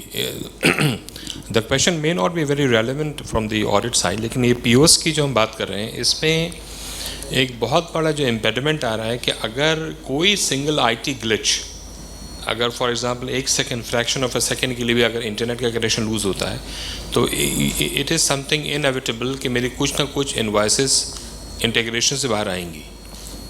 تو اس میں ایک ٹالریبل لیول آپ کو کہیں نہ کہیں مینٹین کرنا پڑے گا. This is not only in human کہ ایک سنگل پی او ایس پہ اگر آپ 5 لاکھ روپے کی پینالٹی لگاتے ہیں، آل دو اس کے اندر اسلام آباد ہائی کورٹ کے ڈیسیشن آ چکے ہیں. تو آئی تھنک اس پہ ایک پالیسی ڈیسیشن لانا ضروری ہے.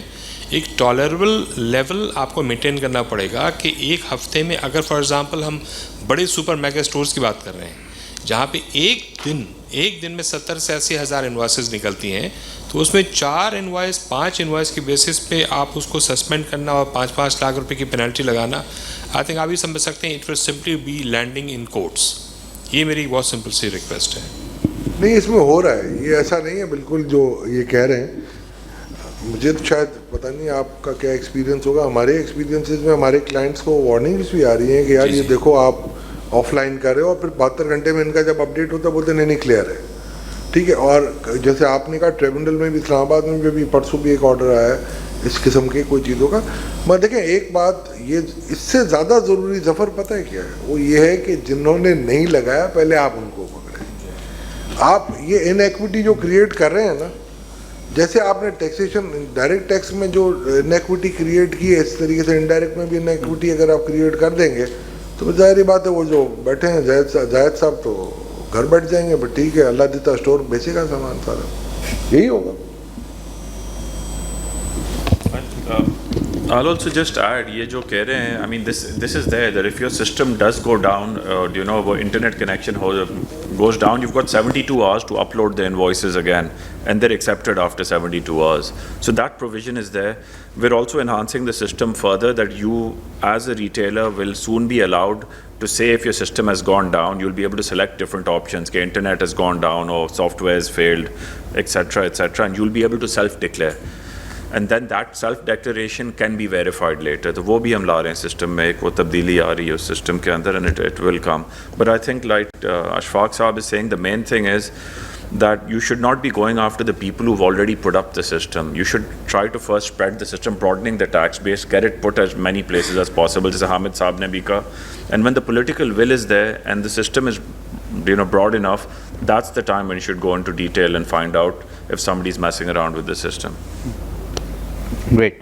So let me now move on to our last question for this session, and that is about streamlining appeals and litigation.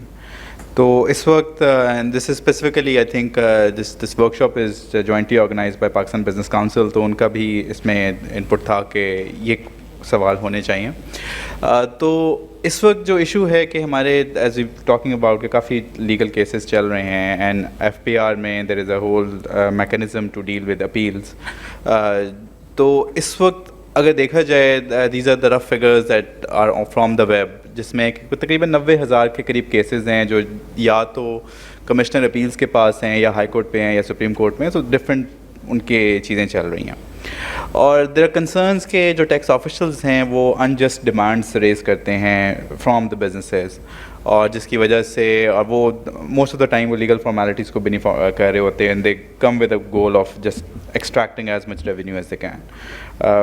اس پہ تھوڑا سا ہم لوگ, so I work on taxation, we joke about this کہ جو ٹیکس آفیسر ڈیولپنگ کنٹریز میں ہیں, if you ask them کہ what do you care about, and if you ask the same question with somebody in a developed country, تو develop country میں بندہ کہے گا I care about following the law. یہاں پہ آپ پوچھتے ہیں کسی سے, مطلب there is actual study done on this, اور وہ کہتے ہیں جی I care about maximizing revenues, right. تو یہ ایک تھوڑا سا ڈفرینس ایک ہے بھی یہ سوچ میں. تو but in the context of appeals and litigation, I will direct this question to Hamid Saab again, کہ حامد صاحب کیا کرنا چاہیے اپیلز اور لٹیگیشن جو ہیں اس کو امپروو کرنا, اینڈ اٹ لیڈس ٹو, جو ہم آج کا جو فوکس ایک ہے وہ بھی ایز آف ڈوئنگ بزنس وغیرہ پہ بھی ہم کرنا چاہ رہے ہیں, تو اس لحاظ سے واٹ وڈ یو سجیسٹ کہ کیا اس میں امپروومنٹ لائی جا سکتی ہے؟ دیکھیے جی, ایک تو یہ ہے کہ ٹیکس آفیسر ایک ٹیکس لگاتا ہے, اس کے اوپر جو ہے وہ ریلیف فورم جو اویلیبل ہیں, کمشنرز اس کو ختم کر سکتا ہے, اس کے بعد اپیل میں وہ جا سکتا ہے اور اس کو سپریم کورٹ تک سنا جاتا ہے, پھر اگر زیادتی ہوئی ہے ٹیکس امبڈسمین کے پاس جا سکتا ہے. ایک اے ڈی آر سی کا ایک میکینزم بنا ہوا ہے آلٹرنیٹ ڈسپیوٹ ریزولوشن کا, ادھر بھی جا سکتا ہے. تو لیگل اور نان لیگل فورا تو ہم نے بہت سارے پرووائڈ کیے ہوئے ہیں, بٹ اسٹل لٹیگیشن کا مسئلہ جو ہے یہ کاغذوں میں بھی بہت زیادہ نظر آتا ہے. اس کی وجہ یہ ہے کہ جس جگہ پہ ٹریبیونل میں ہم ڈپارٹمنٹ ہار گیا ہوا ہے, اس کے بعد وہ لٹیگیشن صرف ایک ایکیڈیمک ویلیو کی رہ جاتی ہے, اور جہاں پہ ٹیکس پیئر ہار گیا ہوا ہے ٹریبیونل میں, وہاں ٹیکس پیئر سے یا تو ٹیکس لے لیا ہوگا محکمے نے, یا بند ہو گیا ہوگا بزنس اور وہ اٹیچ ہوا ہو پڑا ہوگا. ہینس یہ نمبر ایک بہت زیادہ نظر آ رہا ہے. بٹ اس کے اوپر میرا خیال جو سوچنے کی ضرورت ہے, ایک دفعہ 2004 میں ہم نے ایکسرسائز کی تھی کہ ساری لٹیگیشن جو فضول کی اکٹھی ہوئی تھی ساری کی ساری ایف بی آر نے خود وڈرا کر کے اور ختم کی تھی. ایک شاید اس طرح کی ایکسرسائز کی ضرورت ہے. One very serious thinking which is going on for this years finance act is arbitration کا ایک mechanism which is different from A D R C, کہ ٹرو آربیٹریشن میں لایا جائے کہ ہوتا کیوں ہے کہ ٹیکس ڈسپیوٹ میں اگر ٹیکس صحیح بھی لگا ہوا ہے تو لوگ کیوں چلے جاتے ہیں کہ جی ہم اپیل میں جائیں. وجہ یہ ہے کہ لیکوڈیٹی کا پرابلم ہوتا ہے کہ آپ نے چوری کی بھی ہے تو 10 سال کی چوری جب ایک دفعہ آپ کو دینی پڑتی ہے تو اس کے لیے بزنس بند ہو جاتا ہے. So people will always look around for chartered accountants, for lawyers, for سب جگہ وہ جائیں گے. اس وجہ سے یہ ضروری ہے کہ ایک آربٹریشن کی کلاز جو ہے وہ لا میں انٹروڈیوس کی جائے کہ اس وقت اس آدمی کے پاس سخت کتنی ہے اور اس سے کتنے پیسے لیے جا سکتے ہیں, اور اسٹرکٹلی لا کے مطابق چیزوں کو نہ دیکھا جائے کہ جی یہ ایگزیکٹلی اس کی بنتی ہے. It is against the principle of deterrence جو کہ ساری دنیا میں مانا جاتا ہے, بٹ اگین ہمارے ملک کے شاید معروضی حالات ایسے ہیں کہ اس میں آپ کسی ایک سے 10-20 سال کا اکٹھا ٹیکس جو ہے یا چوری کی اور اسے 17% ٹیکس جو ہے وہ ختم کر دیا اور وہ لیا نہیں ہوتا, اپنے پاس جمع نہیں کیا ہوتا, سستی چیز بیچ دی ہوتی ہے, لیکن جب آپ لینے جائیں گے تو اس کے لیے لیکوڈیٹی کا پرابلم ہو جائے گا.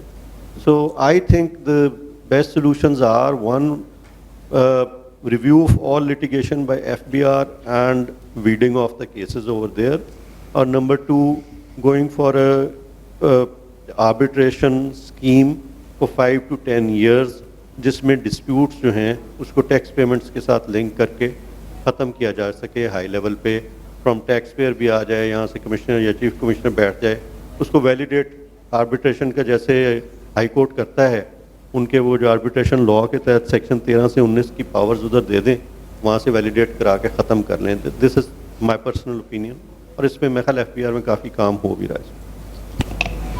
سر اس میں انڈیا میں ایک ڈی لاگنگ اسکیم ہوئی تھی in the past, and we have recommended کہ آپ اسی قسم کی, جیسے اے ڈی آر سی ہے, but A D R C میں ایک میرا خیال ہے کافی ایشوز آتے ہیں ابھی بھی, تو اس قسم کی ایک کوئی یونیورسل ایک ڈی لاگنگ اسکیم آنی چاہیے کہ جس کو بھی سیٹلمنٹ کرنا ہے آن X% آف اس اماؤنٹ پہ آپ کر دیں, بیٹھ کے اس کو آپ واؤچ کر سکتے ہیں, اور اس سے میرا خیال ہے کافی آپ کی لٹیگیشن کم ہو سکتے ہیں.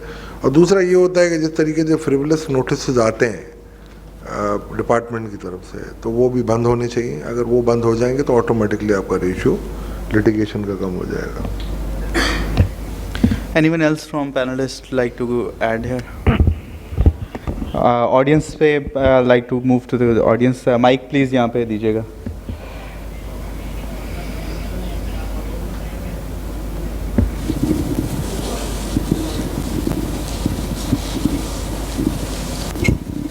السلام علیکم, میرا نام عمیر ہے, آئی رن ایجوکیشنل پبلشنگ ہاؤس, اور کیسر صاحب نے جو کتابوں کے حساب سے بات سٹارٹ کری تھی that was very relevant to my business.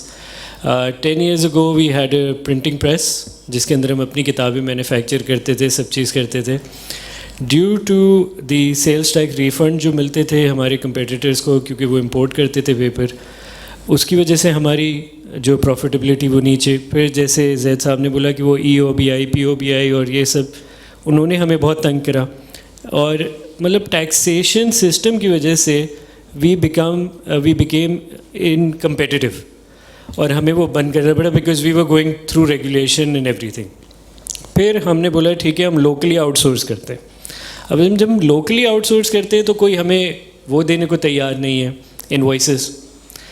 اب ہم نے تیسری اس پہ یہ گئے کہ ہم امپورٹ پہ جانا چاہ رہے ہیں, کیونکہ لوکلی اگر آپ پیپر ویسے بھی آپ جب را مٹیریل امپورٹ کرتے ہیں تو اس پہ پہلے آپ اتنی ڈیوٹیز بھریں, ٹیکسز بھریں, پھر یہاں پر پیپر کے بھی جو ڈسٹریبیوٹرز ہیں ان میں بھی مافیاز ہیں, وہ پیپر کی بھی پرائسز اس طرح شوٹ اپ کرتے ہیں جو کہ they are not reflective on international prices اور the U S D fluctuation.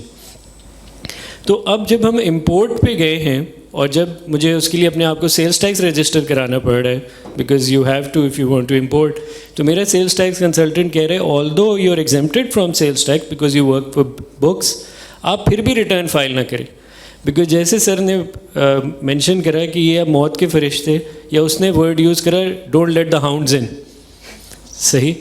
تو اب آپ مجھے بتائیں کہ 10 years میں کدھر سے کدھر جا کر جاؤں as a small medium enterprise. اور اسی طرح جتنے بھی ہمارے انڈسٹری والے ہیں یا میرے جتنے دوست بزنس مین ہیں جو اسمال میڈیم, وہ بحیرہ ٹاؤن کر رہے ہیں, ڈی ایچ اے فیز 9 کر رہے ہیں, اس میں بھی کوئی ان کو ٹیکس نہیں دینا پڑتا. جو اگر کوئی انسان محنت سے یہاں پر کچھ کرنا چاہتا ہے تو اس کے لیے اتنی انکمپیٹیٹیو ہے. ٹرکی یورپ سے پیپر امپورٹ کرتا ہے, وہاں کا ٹرکش پبلشر مجھے کہتا ہے میں آپ کو کتاب چھاپ کر بھیج دیتا ہوں, مہنگا پیپر امپورٹ کرتا ہے بغیر ڈیوٹیز اور سیلز ٹیکس اتنا ہائی نہیں ہے تو وہ مجھے سستا دے دیتا ہے. کراچی سے لیبر ملیشیا جا کر پرنٹنگ پریسز میں کام کر رہی ہے. جو میرا وہاں کا ابھی جس سے میں نے بات کری, he was at with me at my university in UK. He has a printing house in Malaysia and he is asking me Umair میری بہت لیبر آتی ہے پاکستان سے, can you help me with that. So how incompetitive have we become just because of the taxation system? مطلب I am a victim.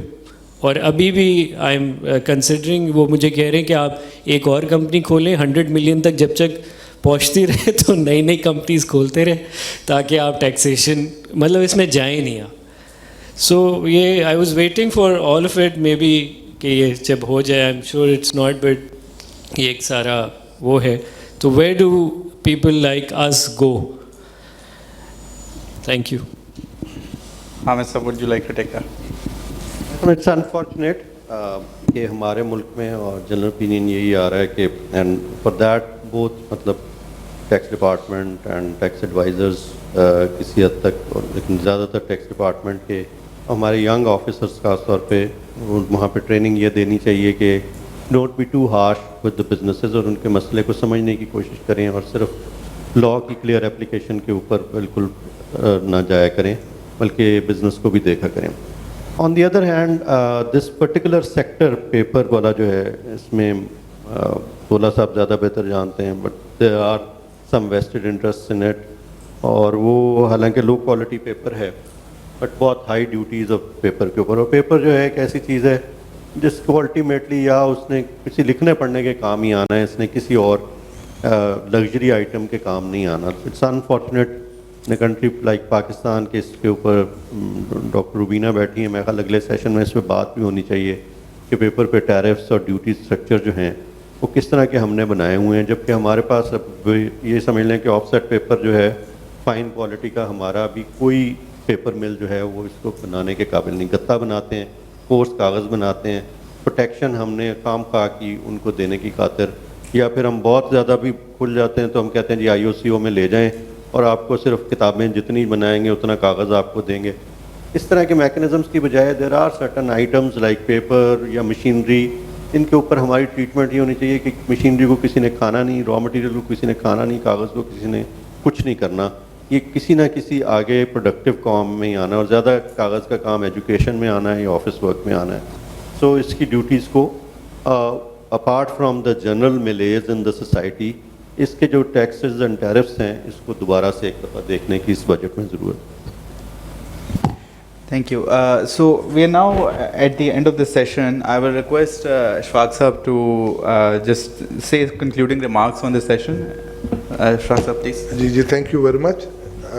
It was a very fruitful session, and I think we have addressed so many ills in the system, and I think we have got so many intelligent questions from the audience کہ میرا خیال ہے کچھ چیزیں ایسی ہیں جو اس budget کے اندر ہم صاحب نے دیکھنی ہوں گی, لائک یہ جو 100 ملین والی جو ہم نے رکھی ہے نا, کہ 100 ملین سے نیچے جتنے بھی ہیں, جیسے بھائی نے بتایا کہ کمپنی آپ کو, یہ ایک غلط ایک ریت ہم ڈال رہے ہیں, اور میرا خیال ہے ہم یہ سوچ رہے ہیں کہ اس سے ایک فیسیلیٹیشن ہو رہی ہے, نہیں اس سے آپ کا ایک کرپشن بڑھ رہا ہے.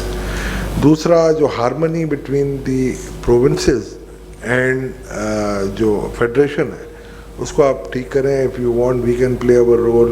وی have arranged a conference, national tax conference way back in 2018. Again we are willing to do it اگر آپ کہتے ہیں تو. اس قسم کی کچھ پروپوزل ہیں, آئی کیپ بھی آپ کو پروپوزل دے گی, Pakistan business council, every trade body will give it to you, but اس میں ذرا دیکھیں ان کی جو انوملیز ہیں, میرا خیال ہے وہ ہمیں دیکھنی چاہیے. سسٹم کو ٹھیک کریں, اسپیشلی ریٹیل سائڈ پہ جو ایکویٹیز ہیں. دیکھیں یہ شٹر پاور ہمیں ڈراتا رہے گا, اور 2 سال پہلے جب آپ ہی پالیسی کے چیف تھے, اور چیف کے بلکہ ممبر تھے سوری, اور میں خود انوملی دیکھ رہا تھا, آپ کو ایک وائبل ہم نے سلوشن دیا تھا ان کا بھی, CNIC کا بھی, کہ 6 یا 7 مہینوں میں انہوں نے کہا اس وقت I am sorry your high ups didn't agree to it, اور آج تک وہ 2-2.5 سال سے ہم لٹک رہے ہیں. تو اس قسم کے ایسے پالیسیز نہ کریں. میرے جو جیسے سلمان صدیق صاحب کا نام لیا, میرے لیے تو وہ بڑے استاد محترم ہیں میرے, تو ان کی ہمیشہ ایک کال مجھے یاد آتی تھی کہ पुत्र 2 स्टेप फॉरवर्ड तो 1 स्टेप बैकवर्ड हो जाएं, 1 स्टेप फॉरवर्ड तो 2 स्टेप बैकवर्ड ना हो. तो by and large what we are doing, we are moving 1 step forward and we are coming back 2 step backward. So with these words, I think it was a fruitful session, and I think we have another session of customs, and Madam is eagerly awaiting to come and take up the chair and resolve the issues. So with these words, thank you very much for the panelists. I think it was a fruitful decision. Thank you, sir. Please have a round of applause for our panelists. So we'll now begin our last session of today. That's on custom duties. So I'll request the panelists for their session to please come onto the stage.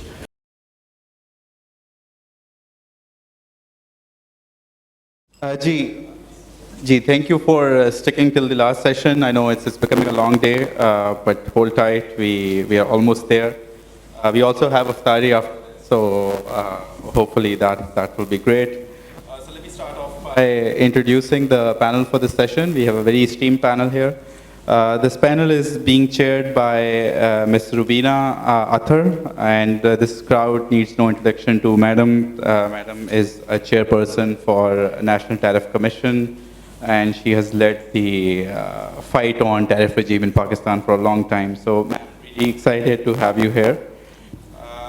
And in the panel, we have Mr. Adil, who is professor of IBA Karachi.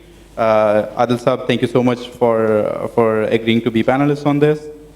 Then we have Mr. Naveed Maiman, who is the Chief Domain Officer, Pakistan Single Window. We have Saifullah Saab is not here. I believe he's running late, but he'll be joining us very soon for this. Then we have Mr. Shafiq Ahmed Ladki, who is Chief Customs. And then finally, we have Mr. Wajid Ali, who is the Chief Collector Appraisement, Karachi.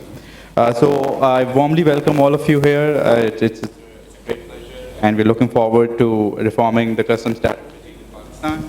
Really sorry about the mic. So let me actually first do a bit of housekeeping as usual.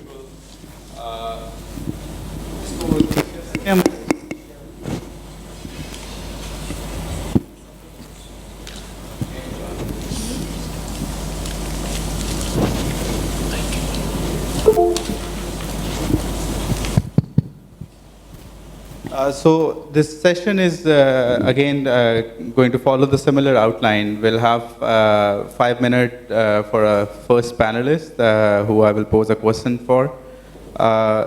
We'll start the session with a context setting presentation by Madam Rubina. So she obviously will provide the context.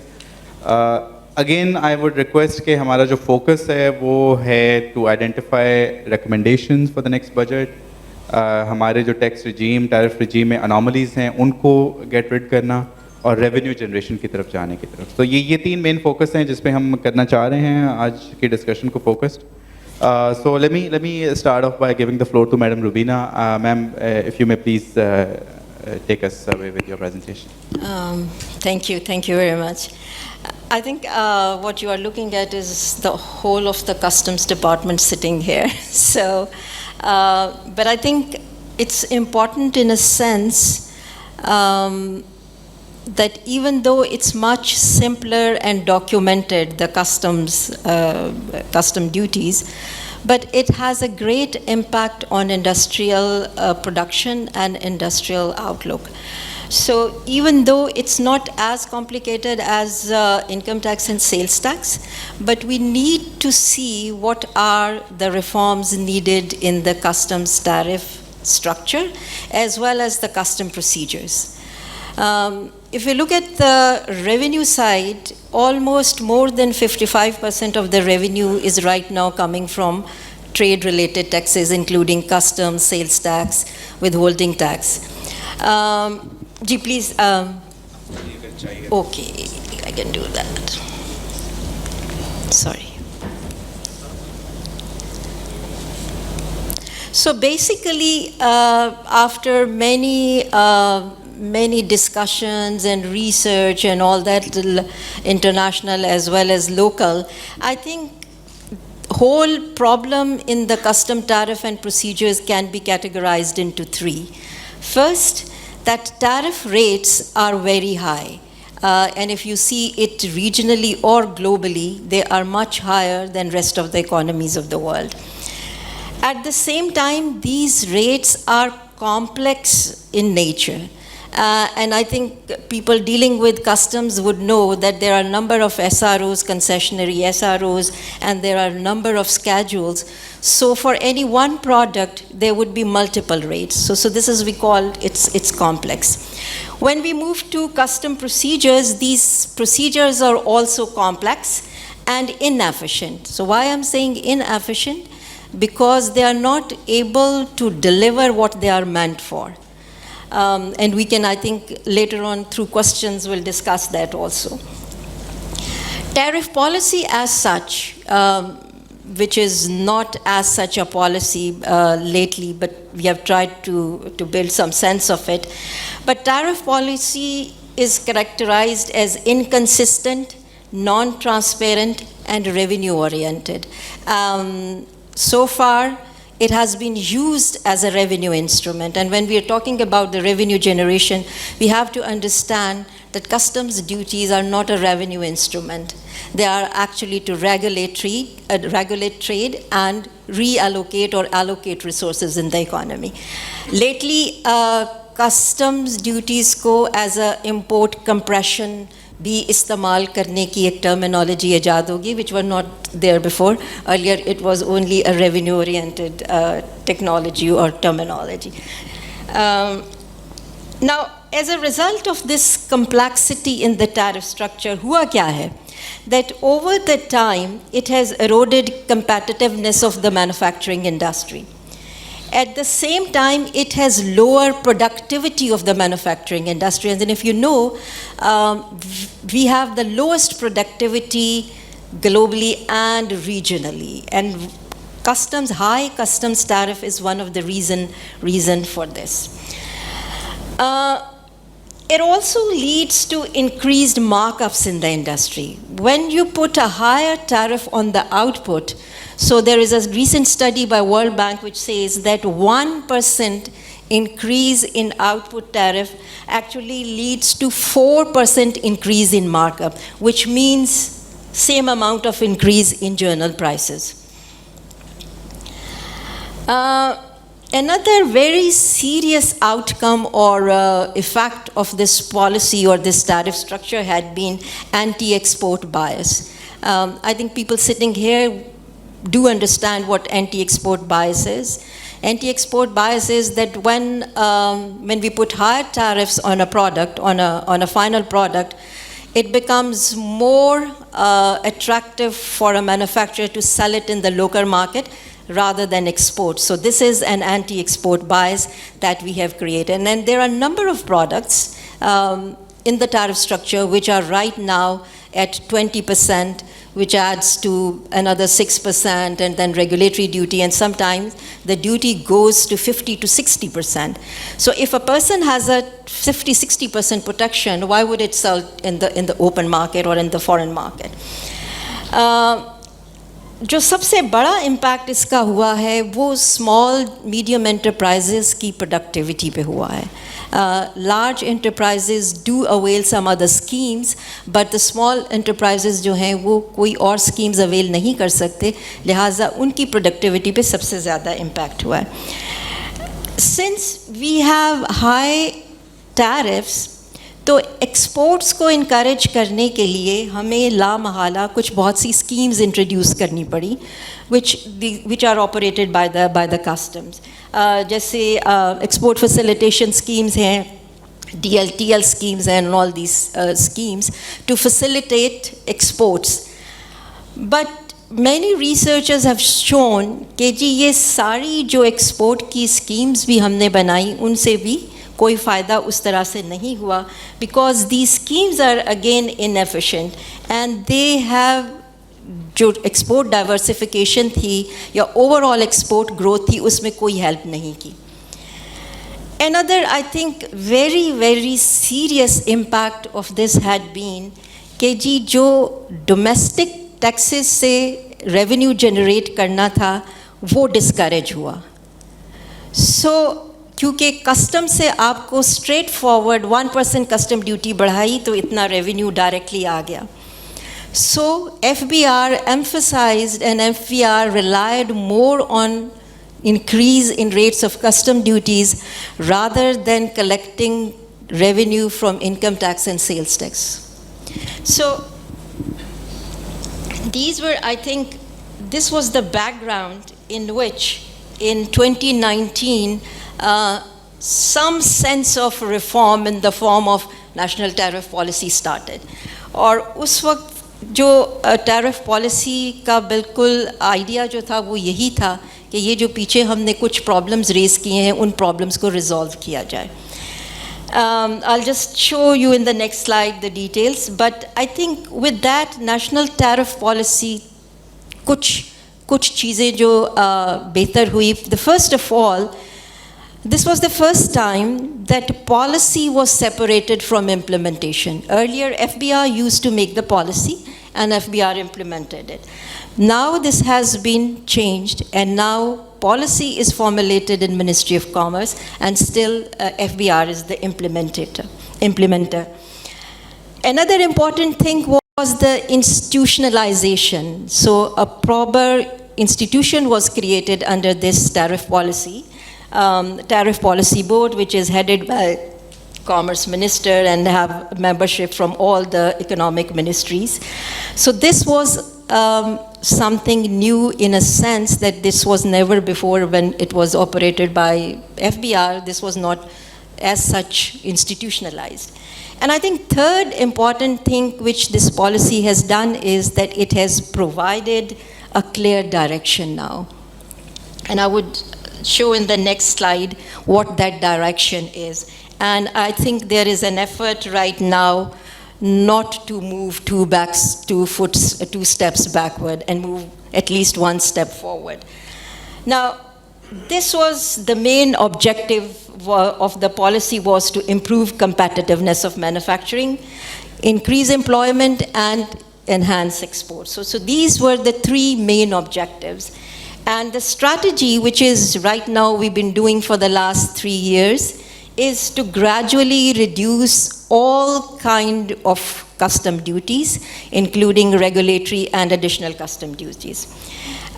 Provide time-bound tariff protection. This was the big demand from the industry, that there should be some protection. So the policy has decided that there would be some protection, but it would be phased out and will not continue for years and years. And third, of course, was to simplify tariff procedures and structures. As I said, there are a number of schedules, there are a number of SROs. So all this is the strategy to simplify it. Now, this is humble achievement so far in last 3 years, what we have done. We have reduced tariff on number of tariff lines. It is almost like 30% of the tariff lines on which the tariff right now is 0. 21% of the value of import is also at 0. And let me tell you, these are all raw material and intermediates. These are not finished goods. So raw material and intermediates right now attract 0% tariff, with few in 11% and 16%. So, but mostly it is 0%. So if you look at overall tariff lines, almost 85% of the tariff lines was somehow looked at and rationalized. And if you look at the which industries, so there are a number of industries. There's listed here. Most important is that last year we did value chain rationalization, and we rationalized the whole textile chain, starting from cotton up to garments.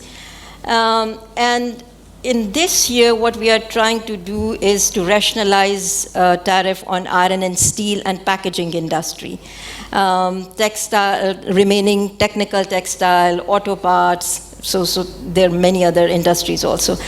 There is also plan for simplification of tariff by reducing fifth schedule, and other SROs.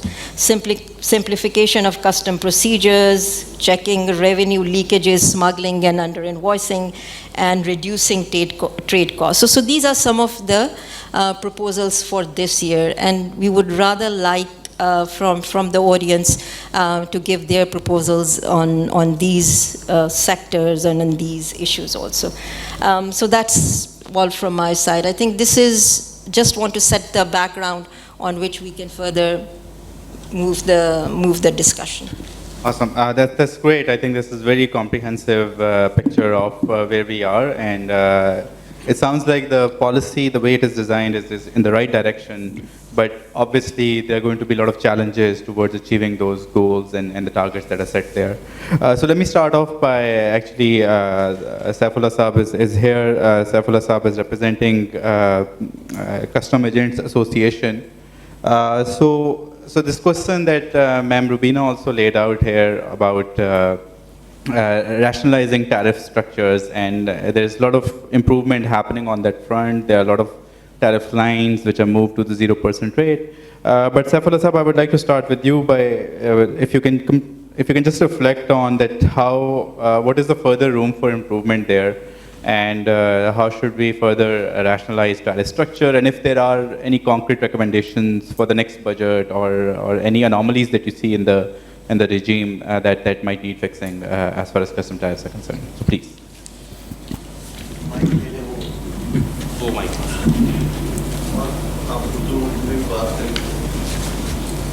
Thank you. बिस्मिल्लाहिर्रहमानिर्रहीम। सबसे पहले तो madam chairperson Rubina अतर साहिबा, stage पे बैठे हुए तमाम मौजूद पार्टिसिपेंट और ऑडियंस, अस्सलाम वालेकुम। मैं बेसिकली रिप्रेजेंट कर रहा हूँ कराची कस्टम एजेंट एसोसिएशन को, और हम मुख्तलिफ डेकेड से इस फील्ड में से हम मुंसलिक हैं। राइट नाउ हम जो समझ रहे हैं वो ये समझ रहे हैं कि जब भी किसी मुल्क की कोई तरक्की होती है या इकोनॉमिकल ग्रोथ होती है तो उसमें एक्सपोर्ट्स, या तो बेसिकली हर मुल्क का कोई प्रोडक्ट्स उनके अपने प्रोड्यूस बाय दैट कंट्री होते हैं, या जिस तरह ऑयल प्रोडक्ट्स है, पेट्रोलियम प्रोडक्ट्स है, या जिस तरीके से मिनरल्स है, इस किस्म की चीज़ें होती हैं, या फिर अगर ये इन चीज़ों से हट जाएँ तो वहाँ पर एक्सपोर्ट एक मेन फैक्टर होता है जहाँ से मुल्क की इकोनॉमिक ग्रोथ होती है। लेकिन अनफॉर्चुनेटली हमारे मुल्क में इसके बजाय जो इकोनॉमिकल ग्रोथ की तरफ हम जो जाने की कोशिश करते हैं वो टैक्सेस के ज़रिए करते हैं, कि जो डायरेक्ट टैक्सेस और इनडायरेक्ट टैक्सेस के ज़रिए करते हैं। हम ये ज़ाती तौर के पर समझते हैं कि मुल्क में जितनी चीज़ें हैं और जितनी इंडस्ट्रीज़ हैं और जितना एक्सपोर्ट है, क्योंकि एक्सपोर्ट और इंडस्ट्रीज़ ये दोनों मैन्युफैक्चरिंग इंडस्ट्रीज़ ये लाजिम और मलजूम है एक दूसरे के साथ। जब तक आप फैसिलिटेट नहीं करेंगे, इंडस्ट्रीज़ को फैसिलिटेट नहीं करेंगे, उस वक्त तक एक्सपोर्ट कभी भी हमारी बढ़ नहीं सकती या हमारी इकोनॉमिकल ग्रोथ का बायस नहीं बन सकती, जिस तरह हम देख रहे हैं। इस वक्त हमारे टॉपिक में नहीं है बेसिकली इंफ्रास्ट्रक्चर या पावर सेक्टर, हमारे इसमें सेक्टर में इस वक्त डिस्कशन में नहीं है, लिहाजा हम सिर्फ कस्टम टैरिफ की हद तक रैशनलाइजेशन के ऊपर हैं। तो उसके ऊपर हम ये कहेंगे कि कहना चाहते हैं कि ये जो इस वक्त जो सिस्टम है, जिस तरह मेरे पास कुछ जो गवर्नमेंट सेक्टर्स के जो इकाइयाँ हैं दी हुई हैं कि जी कितने आइटम के ऊपर कितना परसेंट, जिस तरह 3% जो है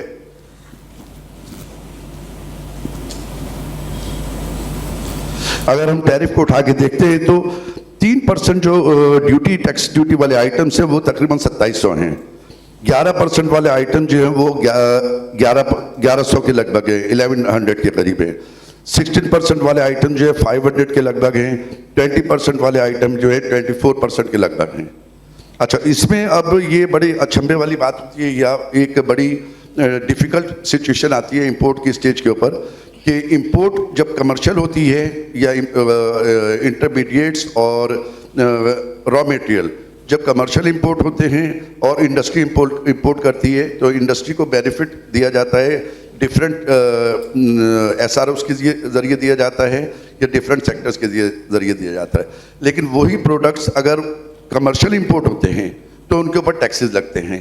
हालांकि एंड यूज़ उस चीज़ का भी वही है, एंड यूज़ उस चीज़ का भी वही है जो कि इंडस्ट्रियल इंपोर्ट कर रहा है, क्योंकि जाके उसने मार्केट में किसी कमर्शियल अपना लोगों के भी इस्तेमाल नहीं होना, जाके उसने इस्तेमाल होना इंडस्ट्रीज में ही होना है। तो हम ये समझते हैं कि ये जो इंडस्ट्रियल सेक्टर के जितने जो चीज़ें जितने रॉ मटेरियल और इंटरमीडिएट्स हैं इनको इनका टैरिफ जो है वो कम किया जाए ताकि एक्सपोर्ट सेक्टर जो है उसको बढ़ाया जा सके। इसी तरीके से इसके साथ साथ स्मगलिंग का जो सेक्टर है वो भी इसमें कवर होता है, क्योंकि पाकिस्तान जोग्राफिकल तौर के ऊपर ये अल्लाह का शुक्र है कि हमारा जो मुल्क जो है वो 4 सीज़न है हमारे पास, चीप लेबर है हमारे पास डीप सीज है हमारे पास, लेकिन उसके बावजूद भी इकोनॉमिकल हम बहुत पीछे हैं दुनिया से। जबकि दुनिया में अगर देखा जाए तो पाकिस्तान वो मुल्क है जो कि जिसे कि दुनिया के बहुत सारे मुल्कों से बहुत आगे होना चाहिए था। उसकी वजह यही है कि हम शायद इंडस्ट्रीज़ के ऊपर तवज्जो नहीं देते हैं। जैसे कि मैं आपको एग्जांपल दूं, अब मोबाइल सेक्टर जो है वो मोबाइल पाकिस्तान में लोग कह रहे हैं जी बनना शुरू हो गया, बनना नहीं शुरू हुआ है बल्कि असम्बलिंग उसकी शुरू हो गई है। बिल्कुल इसी तरीके से जिस तरीके कार सेक्टर जो है, ऑटो सेक्टर जो है वो पिछले 25 साल से पाकिस्तान में बन रहा है, कारें बन रही हैं, लेकिन कारें बनने से ज़्यादा असम्बलिंग उसकी हो रही है। इसी तरीके से मोबाइल सेक्टर जो है वो मैन्युफैक्चरिंग से ज़्यादा असम्बलिंग के ऊपर है। हमारी कोशिश ये होनी चाहिए कि असम्बलिंग के बजाय हम मैन्युफैक्चरिंग के ऊपर तवज्जो दें। मैन्युफैक्चरिंग के जितने टूल्स हैं, जैसे मैं एग्जाम्पल के तौर पे बात कर रहा हूँ जी, बेल्ट्स हैं, वी बेल्ट्स हैं, वो किसी के पर्सनली तो काम नहीं आनी, वो जाके इंडस्ट्री में ही लगेंगी। जिस तरह बेशुमार ऐसी चीज़ें, मेरे पास वक्त कम है लेकिन मैं उसको आपको बता सकता हूँ, मैं आपको मेल भी कर दूंगा कि बेशुमार ऐसे आइटम हैं जो कि रॉ मटेरियल में आ रहे हैं और इंटरमीडिएट्स में आ रहे हैं, जिसका कि एंड यूज़, फर्स्ट यूज़ और एंड यूज़ दोनों सूरतों में वो जो है इंडस्ट्री है, दोनों सूरतों में इंडस्ट्री है। जब तक आप इंडस्ट्री को बूम नहीं देंगे उस वक्त तक आपकी एक्सपोर्ट भी नहीं बढ़ सकती है। और उसके साथ साथ स्मगलिंग जो है उस फैक्टर को देखा जाए, ऑल दो कि हमारा जो मुल्क जो है, जिस तरह मैंने अभी आपसे कहा कि ये दुनिया के जोग्राफिकल कंडीशंस में है, लेकिन 1100-1200 किलोमीटर्स का हमारा वो भी है, बॉर्डर भी है, तो लेकिन उसकी वजह से स्मगलिंग भी एक बहुत बड़ा फैक्टर है, इसको भी कवर किया जाए। टैरिफ को इस तरीके से उसको सजेशंस दिए जाएँ कि जी टैरिफ आहिस्ता आहिस्ता कम भी हो और साथ में स्मगलिंग जो है उसके लिए हर्डल्स पैदा हों। This is my request. Thank you Saifullah sahab, and we would really like जो आप बता रहे हैं, थोड़ा सा जवाब यहाँ पे देना चाहूँगी। जी। आई थिंक जो सैफुल्लाह साहब ने क्वेश्चन रेज़ किया वो बिल्कुल वैलिड है। कस्टम्स के अंदर एक बड़ा मिस कॉन्सेप्ट है कि जी कोई भी जो अगर कंसेशन दिया जाता है तो उसका मिस यूज़ होगा, और जो कुछ प्रोडक्ट्स जो रॉ मटेरियल और इंटरमीडिएट्स मल्टीपल यूजेस हैं, फॉर इंस्टेंस केमिकल्स हैं, वो कई इंडस्ट्रीज़ में इस्तेमाल हो सकते हैं। Customs through its SROs and fifth schedule gives concession to one particular industry but not to other. लिहाजा उस इंडस्ट्री का मैन्युफैक्चरर जो है उसको वो कंसेशन अवेलेबल होगा, लेकिन एक कमर्शियल इंपोर्टर अगर वो मंगाता है और वो मल्टीपल इंडस्ट्रीज़ में वो यूज़ होता है तो उसको वो कंसेशन नहीं है। आई think this is a very very wrong concept in custom structure which needs to be corrected. किसी भी चीज़ का, जैसे इन्होंने भी कहा कि कोई इंडस्ट्रियल रॉ मटेरियल है, उसका कोई मिसयूज़ हो नहीं सकता, वो किसी ना किसी इंडस्ट्री में ही इस्तेमाल होगा। आई ऑफन साइट कि जी अगर फॉर इंस्टेंस मेरे नज़दीक एक मिसयूज़ अगर हो सकता है कि किसी ने कोई तेज़ाब मंगाया और वो किसी औरत पे फेंक दे तो वो शायद मिसयूज़ होगा, इसके अलावा उसका और कोई मिसयूज़ नहीं हो सकता। तो I think this is a very valid point and we are trying to do it.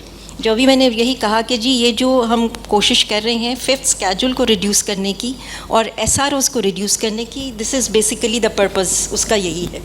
Ma'am I am sorry, मेरे ख्याल में इसी सिनारियो में एक लफ्ज़ और कहता चलूँगा कि SRO 1125 उसके अंदर तो बाकायदा बेशुमार आइटम्स जो है उनको आइडेंटिफाई किया हुआ कि they are only exclusive use for the industrial purpose, तो उनको खास तौर पे देखा जाए। 1125 खत्म हो गया, लेकिन उसके प्रोडक्ट्स आइडेंटिफाई हुए। मेरी बात को समझने की कोशिश करें आप। भाई खत्म हो गया, लेकिन उसके प्रोडक्ट जो है सारी मिनिस्ट्री ऑफ कॉमर्स ने और APR ने मिलकर आइडेंटिफाई किए थे कि ये प्रोडक्ट जो हैं, ये तमाम प्रोडक्ट जो हैं वो इंडस्ट्रियल सेक्टर में कवर हो रहे हैं। हमारे सीनियर साहिबान बैठे हुए हैं, आप उनसे पूछ लें। ठीक है। आई थिंक ये सैफुल्लाह साहब, I think it will be great अगर आप ये जो बता रहे हैं ना, जो आइडेंटिफाई किए हुए जो लिस्ट आपके पास है, जो आप कह रहे हैं इंडस्ट्रियल इनपुट्स यूज़ होते हैं। सर मेरे पास देखिए वो गवर्नमेंट का पेपर है।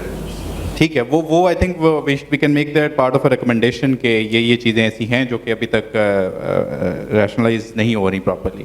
सो let me now open this to the panelist. अगर कोई और ऐड करना चाहें इसी क्वेश्चन पे before we move to other topics, reflect करना चाहें तो.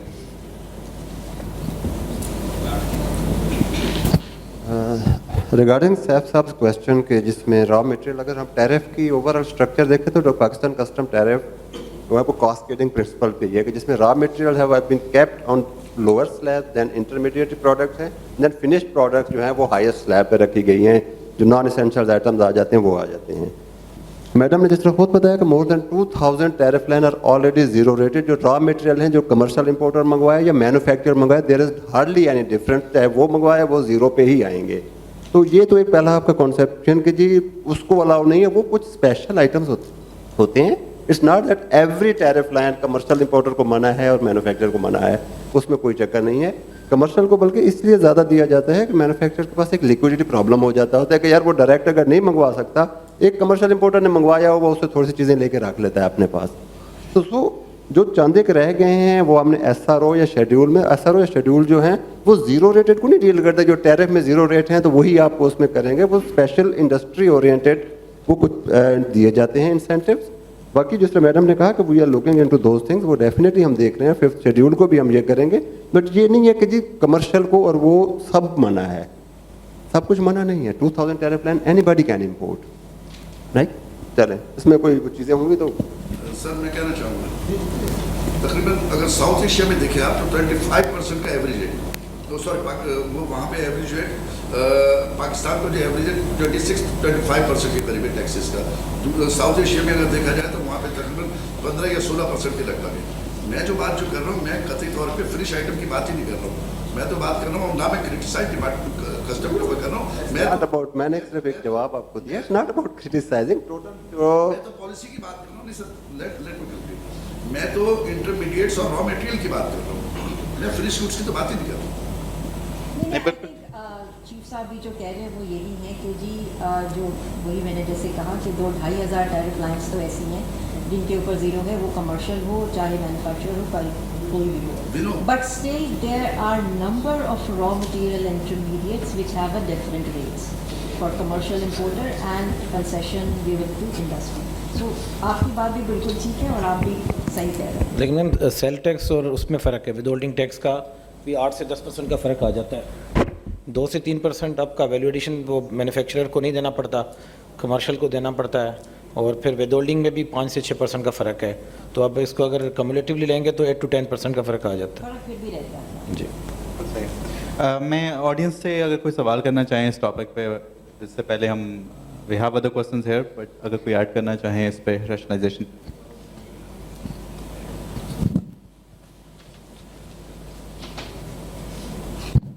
अस्सलाम वालेकुम.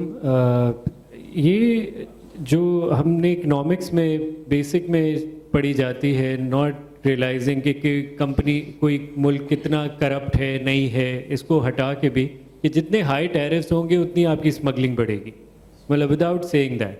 So why and everybody who's coming here is saying that we have to reduce the tariffs, we have to reduce the tariffs. So why is it not happening? And even now you just said it. Will it happen ever? That will we ever become competitive globally? और Turkey का एक model है जो कि हमारे सामने पिछले 20 साल में उन्होंने किस तरह अपने आप को एक्सपोर्ट ओरिएंटेड बनाया है. और उसमें एक जो अगर आप टर्किश बिजनेसमैन से मिलें या उनके जो बिज़नेस काउंसिल के लोग होते हैं वो यही बोलते हैं कि सबसे अच्छी चीज़ जो इस ने करी वो यही थी कि टैक्सेस रॉ मटेरियल पे हटा दिए. दूसरी चीज़ ये कि मैन्युफैक्चरर तो मर गया पिछले 20 साल में, और जो ट्रेडर्स थे, जो छोटी छोटी दुकानों वाले थे, आज वो कहाँ पहुँच गए और मैन्युफैक्चरर बेचारा वहीं बैठा हुआ. और इसमें ही ये है कि जब इतनी ज़्यादा इंटरवेंशंस होंगी, जितनी इंटरवेंशंस होंगी उतनी फिर ब्लैक जो भी डील्स हैं वो बढ़ती जाती है. तो how will it happen, when will it happen? if there is a consensus that this should happen and research data is saying that, intellectuals are saying that, then how do we go about it? I think you're right, And as I said earlier کہ جی policy اس وقت یہی ہے کہ جی ان tariffs کو gradually reduce کیا جب we can't go for a big jump because of the revenue factor. Of course FBR needs revenue and as I said آپ کے more than 50% revenues اس وقت import related taxes سے آ رہے ہیں.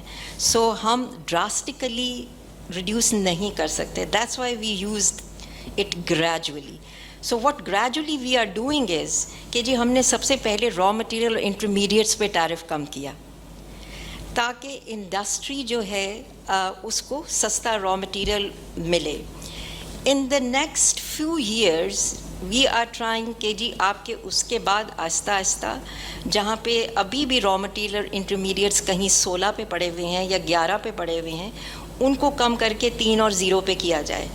پھر اس کے بعد جو آپ کے فنش پروڈکٹس ہیں which I said that it's a big issue right now which we are not realizing as serious, وہ ہے آپ کا اینٹی ایکسپورٹ بائس جو کہ آپ کا 20% کا ٹیرف کریٹ کر رہا ہے. تو gradually we are moving to that. اگر آپ کو پتہ ہے تو پچھلے چند سالوں میں ریونیو کے اس پوائنٹ آف ویو سے کسٹم ڈیوٹیز بہت زیادہ بڑھا دی گئی. نہ صرف کہ کسٹم ڈیوٹی تھی, additional custom duty, regulatory duty.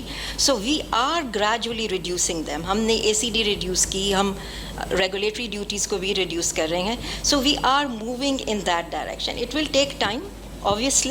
It will not be in next 2 to 3 years, but in 5 to 6 years you would see a marked difference in, if we keep going in this direction, you would see a marked difference in import duties and resultantly increase in our exports. Sorry, just I would like to add one thing. Paper है उसकी अगर आप regulatory duty, custom duty, sales tax मिला लें तो 52% तक पहुँच जाता है. اور اسی طرح جو آپ کی امپورٹڈ بکس ہے اس پہ ٹیکس ہے ہی نہیں. اور امپورٹڈ کتابیں سب امیر بچوں کے لیے آ رہی ہیں جو Cambridge school, low level school, اور جو غریب بچے, مڈل کلاس بچے, لوور انکم کلاس بچے, اس پہ سیلس ٹیکس بھی لگ رہا ہے, اس پہ بھی لگ رہا ہے. تو یہ تو ریشنل مجھے سمجھ ہی نہیں آتا کہ جو امپورٹڈ کتابیں ان پہ ٹیکس ہے نہیں اور جو ادھر غریب بچوں کے لیے کتابیں بن رہی ہیں ان پہ 52% آپ ٹیکس پے کریں. ایک تھوڑا سا میں آپ کو اس میں یہ ایک بہت بڑا ڈائلیما ہمارے لیے بھی اس وقت جو ٹیرف ریشنلائزیشن ہے اس میں بھی ہے. Where ever there is domestic industry, ایک بہت بڑا ایک ہمارا اس وقت یہ جو میں نے وہی کہا کہ جی ڈومیسٹک انڈسٹری اگر ہے تو اس کو پروٹیکشن ایٹ لیسٹ وہ 20% کی چاہیے. اس سے نیچے انڈسٹری یہ کہتی ہے کہ جی ہمارا بزنس ہی وائبل نہیں ہے. So many of the they are raw materials, if not raw materials, intermediates, آپ کا کیمیکل ہے, ٹیکسٹائل ہے, پیپر ہے, آئرن اینڈ اسٹیل ہے. یہ سب وہ انڈسٹری ہے جو کہ انٹرمیڈیٹ ہے کسی اور انڈسٹری کا, جو فائنل گڈس جو آپ کی انجینئرنگ گڈس کے لیے سب آپ کا جو ہے وہ آئرن اینڈ اسٹیل ہے. اسی طرح سے کیمیکلز آپ کا سب انڈسٹریز کے لیے جو آپ کا. But unfortunately for last many years جب ایف بی آر یہ پالیسی بناتا رہا اور یہ کرتا رہا, اس میں یہی کانسیپٹ رہا کہ جی ان کو ایٹ لیسٹ 20-25% کی پروٹیکشن دینی ہے. So now industries have got used to it. جب کہیں ہم ان کو نیچے کرنے کی بات کرتے ہیں تو انڈسٹریز کی طرف سے بہت بڑا شور مچ جاتا ہے کہ جی نہیں, ہماری تو انڈسٹری تباہ ہو جائے گی, ہم ختم ہو جائیں گے. آپ کیا چاہتے ہیں کہ یہ جو 20 سال پرانی انڈسٹری ہے اس کو ہم ختم کر دیں؟ The classical example is dollar, جو پینسل ہے, انڈس پینسل کا میرے خیال سے جو ہم لوگ اس سے ڈیل کرتے رہے ہمیں پتہ ہے. وہ صاحب ایسے ہیں کہ وہ بالکل جو ہے وہ ڈیوٹی کو کم کرنے ہی نہیں دیتے ہیں اور وہ کہاں کہاں پہنچ جاتے ہیں. Same is with the glass industry, they don't let us low that. Paper کے ساتھ بھی یہی مسئلہ ہے. بٹ آفٹر مینی ریزسٹنس ہم نے لاسٹ ایئر اس کا ٹیرف 20 سے 16 کیا, and we intend to bring it more further down. Thank you. Let me stay on the same topic here, protection والی جو بات میڈم آپ کہہ رہی ہیں, and bring عادل صاحب on to this, کہ what do you think کہ کیا اس میں کیا جا سکتا ہے کہ جو پروٹیکشن ہے وہ ایک پرماننٹ فیچر نہ بن جائے, کہ انڈسٹری ڈپینڈنٹ نہ ہو جائے اس کے اوپر کہ ہاں جی بس یہ پروٹیکشن رہے گی. میڈم نے بات کی کہ ٹائم باؤنڈ کر سکتے ہیں, this is part of tariff policy, but what do you think sir, اپنی تھاٹس اگر آپ شیئر کریں. Thank you very much for giving me this opportunity to talk. Can you hear me? Can mic turn on? Okay. So First, this is actually a very loaded question. अगर आप देखें इसको काफी intense एक question है. So I thought about this. So I divided this into 3 parts. पहला जो part है, the first मैंने जो किया वो performance of local industries. Just have it. So what I'm going to give is an academic perspective to it. We have a lot of people from the customs, policy makers. I'll give it more of an academic perspective to this. So first part जो है ये performance of local industry. The second part जो है extent of tariff protection. I talk about that in Pakistan. And the third is some recommendations which I personally feel should be leading this change, right, to make it more competitive. So first, एक बड़ी important चीज़ है. Remember, ये protection की बात करते हैं and all that we talk about. We do compare Pakistan's performance to other countries in the region. So 1996 में देखा गया, I just did some analysis before coming here. We looked at the manufacturing value added जो है हमारी per capita, जो industrialization की एक indicator एक मानी जाती है per capita manufacturing value added.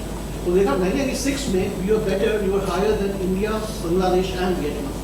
Okay, 3 countries which we commonly cite, especially Bangladesh और Vietnam का काफी हम cite करते हैं कि उनकी performance कैसी रही. Then up within the last 2.5 decades, 25 years, Bangladesh की 5 times more हुई है manufacturing value added per capita. Vietnam की about 6 times, India की about 3 times और हमारी is less than 2 times. Right? हमारी सिर्फ 88% increase हुई है compared to others. So, and then we can also look at GDP growth, GDP per capita growth. And we have consistently underperformed since the last 25 years compared to Bangladesh, Vietnam, and all that. So when we look at the numbers, we see that Bangladesh, exports as a percent of GDP, that has increased substantially. Vietnam is been an extra miracle, right, in many ways. It's a miraculous performance right here in exports as a percent of GDP. And they've done it on the basis of becoming more open to trade. अच्छा, तो tariff protection की जब बात आ जाती है, the question, the second part है, तो हमारा जो trajectory रहा है, average, मैंने World Bank पे जाके data पे देखा, तो I saw flat trajectory for average tariff rates since 2008. We haven't done much tariff reforms compared to other countries. About Vietnam का एक बड़ा example, 2004 में we had the same average tariff rate as Vietnam, around 10%. 10% 2004 के around था जो average tariff rate on all products, Vietnam और Pakistan. Now Vietnam has reduced that to 1.3%. Basically, Vietnam has done over with tariffs as the tool. And this is the thing. So what did they get in return for that? They became, their participation in global value chains increased significantly. अब आप देखते हैं Vietnam करता क्या है? It buys inputs from other world and sells to the world, right? वो एक cashew nuts की जो हम बात करते हैं, Vietnam hardly produce करता था cashew nuts, but it became the largest exporter of cashew nuts, जो packaged cashew nuts. तो ये क्या किया था कि अफ्रीका से जाके they started importing cashew nuts. Their businessmen found out that it's an opportunity. वो लोग ने अपने treatment plants लगाए, packaging units लगाए और वो जो Europeans को जो standards चाहिए थे वो meet किए and they produced that. The similar thing we see with garden furniture. Vietnam is one of the largest exporters of garden furniture in the world, but they don't produce using their own wood. Even though हम लोग वो करते हैं कि Vietnam शायद tropical country है, right, in Southeast Asia. But they don't use their own wood for it, they import their wood. They have about $400 million of lumber import for their garden furniture industry. Their coffee is a good example where they mix a lot of their coffee with imported coffee, right? और rice की भी उनकी industry है, बोलते हैं Vietnam means जो local rice है वो इतनी popular नहीं है, edible नहीं है. वो भी वो rely करते हैं Thai rice के ऊपर जो better quality है and then they export that in their food products. So वो लोग ने काफ़ी एक value chains बनाई है अपनी और उसमें invest किया and then they use that to produce their goods. So that is what we see. What I find one thing very interesting is कि Vietnam generally जो है अपने FTAs के ऊपर बहुत rely करता है. It has FTAs with a lot of Asian countries. जो Asian जो है उसकी जो imports है intermediate goods और उसकी raw material की वो generally 75% है वो FTA countries के साथ है. हमारी it's less than 50% हमारी जो FTAs बल्कि उससे भी कम है. काफ़ी इंडस्ट्रीज में तो हमारी FTAs जो हैं वो चाइना के साथ तो शायद कोई हेल्प ना कर रही हो इन इम्पोर्ट साइड में ये बोल रहा तो उसमें भी यही है कि इम्पोर्ट ऑफ मैन्युफैक्चरिंग तो फिनिश गुड्स ज़्यादा कर रहे हो चाइना से बट वियतनाम ने क्या फोकस किया अपनी FTAs यूज़ किया है to import intermediate goods and raw materials and use that as their production. So one other point that I have seen is a lot of issues that we face with the quality of our goods. हम लोग tariff की बात करते हैं, we forget this important thing कि the world is now moving away from tariffs towards non-tariff measures.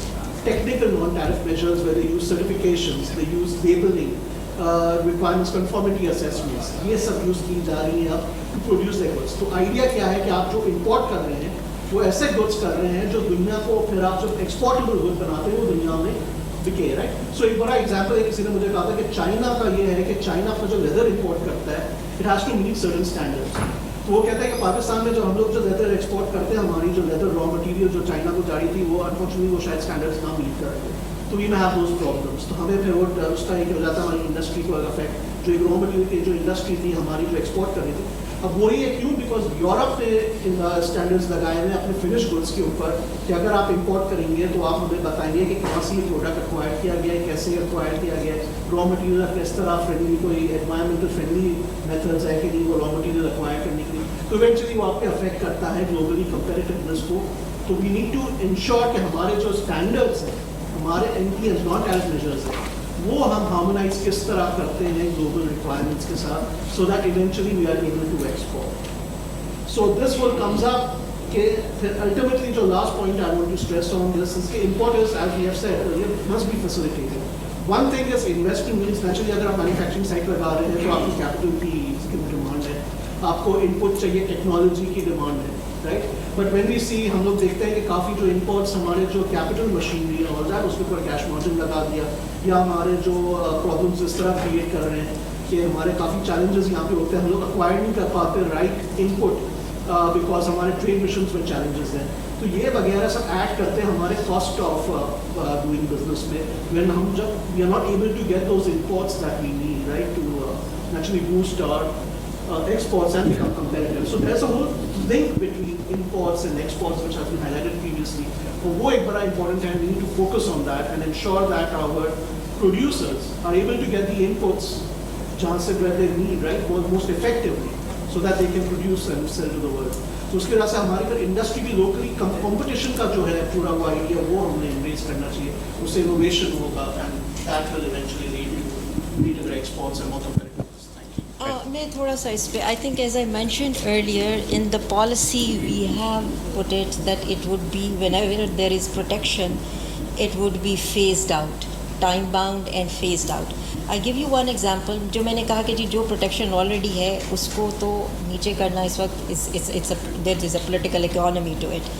But नई जो investment है या जो नई मैन्युफैक्चरिंग है उस पर ज़रूर हम ये एम्फसाइज़ कर रहे हैं कि ये टाइम बाउंड होए. For instance, right now there is going on petrochemical policy के ऊपर एक बात हो रही है. Petrochemical industry is asking कि जी बहुत से 3-4 उसके products हैं जिसके ऊपर policy पूरी लाई जाए. Of course, tariff is part of it. Now, what they are asking, for instance, Anglo polypropylene का plant लाना चाह रहा है. Polypropylene इस वक्त 3% पे है. What Anglo is asking is कि जी इसको 11% कर दें, हमें प्रोटेक्शन आप दें. So we been negotiating with them कि जी ये ठीक है. पहले तो ये कि ये 11% क्यों, why not 9%, 10%. So we are looking at their cost structure and everything, we are doing all that exercise कि जी कहाँ पे जो है वो इसको होना चाहिए. The next what we are negotiating with them is कि टेल अस कि जी ये कितने सालों के लिए ये. So we will only announce in the policy that this would be the rate and this rate would be for this long period. And this would not be an indefinite. और उसके बाद वो gradually reduce किस तरह से होगा. So there is going on, वो 15 साल कह रहे हैं, 10 साल की बात हो रही है, 8 साल की बात हो रही है. I don't know exactly कि जी कहाँ पे होगा, but at least now this thing is in the policy and we are doing it. Anyone else from the panelists? May I add something more? Ji ji please. आपकी वैसे ही आवाज़ आ रही है. अब मेरी वैसे आवाज़ है ऊंची तक. Respected madam, in my opinion, rationalization of tariff is not happened yet. मैं 1980 के सेशन से इस प्रोफेशन में हूँ जब कस्टम की ड्यूटियाँ 300% होती थी, 200% होती थी. अब तो 25 के ऊपर 20 के ऊपर हम आ गए, तो उसके ऊपर भी हम कह रहे हैं ये ज़्यादा है. मैं जो ज़ाती तौर के ऊपर समझता हूँ कि मुल्क की ट्रेड की जब भी बात होती है इंटरनेशनली, तो they are 2 main factors. Number 1 is importability और एक्सपोर्टेबिलिटी, नंबर 2 इज टैक्सेस. अब this is in my opinion this is unfortunate کہ ہمارے یہاں پچھلے سیشن میں 3 سال امپورٹ پالیسی نہیں آئی تھی, سیم پالیسی کو فارورڈ کرتے رہے تھے. اسی طریقے سے ایکسپورٹ پالیسی نہیں آئی تھی. جتنا میں ذاتی طور کے پر سمجھتا ہوں کہ جتنا امپورٹنٹ ٹیرف کو ریشنلائزیشن ہے, اتنا ہی امپورٹنٹ جو ہے وہ گورنمنٹ کی منسٹری آف کامرس کی جو بزنس پالیسیز جو ہیں وہ بھی اتنا امپورٹنٹ ہے, اور ان کو باقاعدہ پروٹیکشن دی جائے کئی سالوں کے لیے, 2 سالوں کے لیے, 3 سالوں کے لیے.